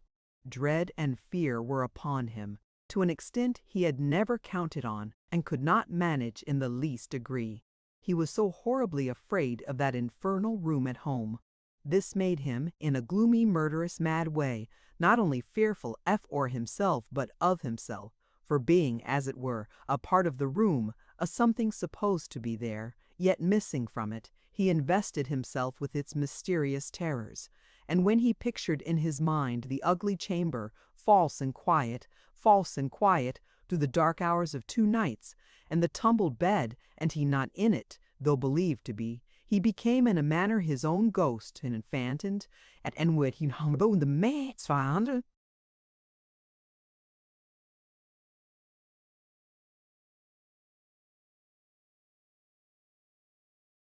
When the coach came up, which it soon did, he got a place outside and was carried briskly onward towards home.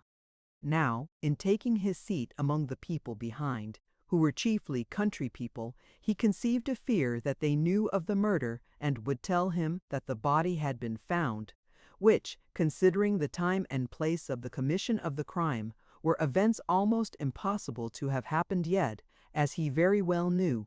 But although he did know it, and had therefore no reason to regard their ignorance as anything but the natural sequence to the facts, still this very ignorance of theirs so far encouraged him that he began to believe the body never would be found, and began to speculate on that probability. Setting off from this point, and measuring time by the rapid hurry of his guilty thoughts, and what had gone before the bloodshed, and the troops of incoherent and disordered images of which he was the constant prey, he came by daylight to regard the murder as an old murder, and to think himself comparatively safe because it had not been discovered yet. Yet, when the sun which looked into the wood and gilded with its rising light a dead man's lace, had seen that man alive, and sought to win him to a thought of heaven on its going down last night. But here were London streets again. Hush! It was but 5 o'clock. He had time enough to reach his own house unobserved, and before there were many people in the streets, if nothing had happened so far tending to his discovery. He slipped down from the coach without troubling the driver to stop his horses, and hurrying across the road and in and out of every by-way that lay near his course, at length approached his own dwelling. He used additional caution in his immediate neighborhood, halting first to look all down the street before him, then gliding swiftly through that one, and stopping to survey the next, and so on. The passageway was empty when his murderer's face looked into it. He stole on to the door on tiptoe, as if he dreaded to disturb his own imaginary rest. He listened. Not a sound. As he turned the key with a trembling hand and pushed the door softly open with his knee, a monstrous fear beset his mind. What if the murdered man were there before him? He cast a fearful glance all round, but there was nothing there. He went in, locked the door, drew the key through and through the dust and damp in the fireplace to sully it again, and hung it up as of old. He took off his disguise, tied it up in a bundle ready for carrying away and sinking in the river before night, and locked it up in a cupboard. These precautions taken, he undressed and went to bed. The raging thirst, the fire that burnt within him as he lay beneath the clothes, the augmented horror of the room when they shut it out from his view, the agony of listening in which he paid enforced regard to every sound and thought the most unlikely one, the prelude to that knocking which should bring the news, the starts with which he left his couch and, looking in the glass, imagined that his deed was broadly written in his face, and lying down and burying himself once more beneath the blankets, heard his own heart beating, "Murder, murder," in the bed. What words can paint tremendous truths like these? The morning advanced. There were footsteps in the house. He heard the blinds drawn up and shutters opened, and now and then a stealthy tread outside his own door. He tried to call out more than once, but his mouth was dry as if it had been filled with sand. At last he sat up in his bed and cried, "Who's there?" It was his wife.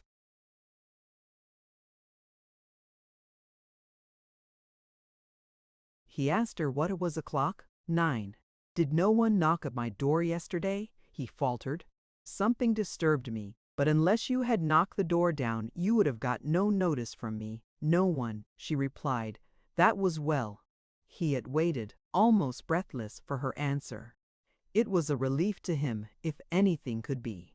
"Mr. Nadgett wanted to see you," she said, "but I told him you were tired and had requested not to be disturbed. He said it was of little consequence and went away. As I was opening my window to let in the cool air, I saw him passing through the street this morning, very early, but he hasn't been again." Passing through the street that morning? Very early! Jonas trembled at the thought of having had a narrow chance of seeing him himself, even him who had.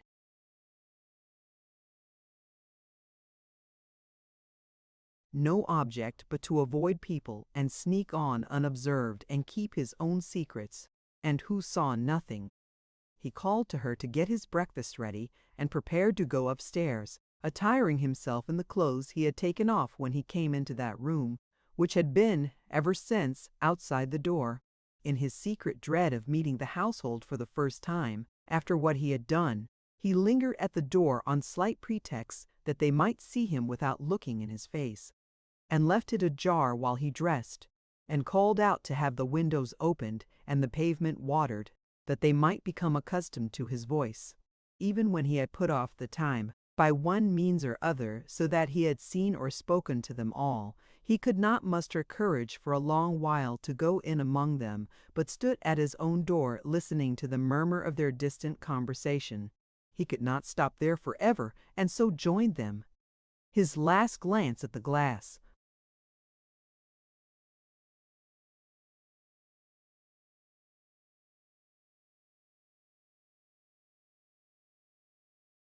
had seen a telltale face, but that might have been because of his anxious looking in it. He dared not look at them to see if they observed him, but he thought them very silent. And whatsoever guard he kept upon himself, he could not help listening and showing that he listened.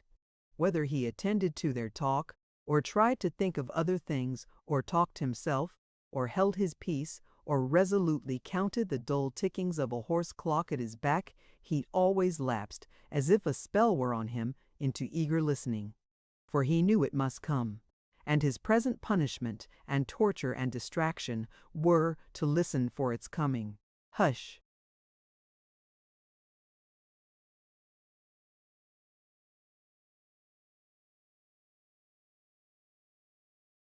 The end.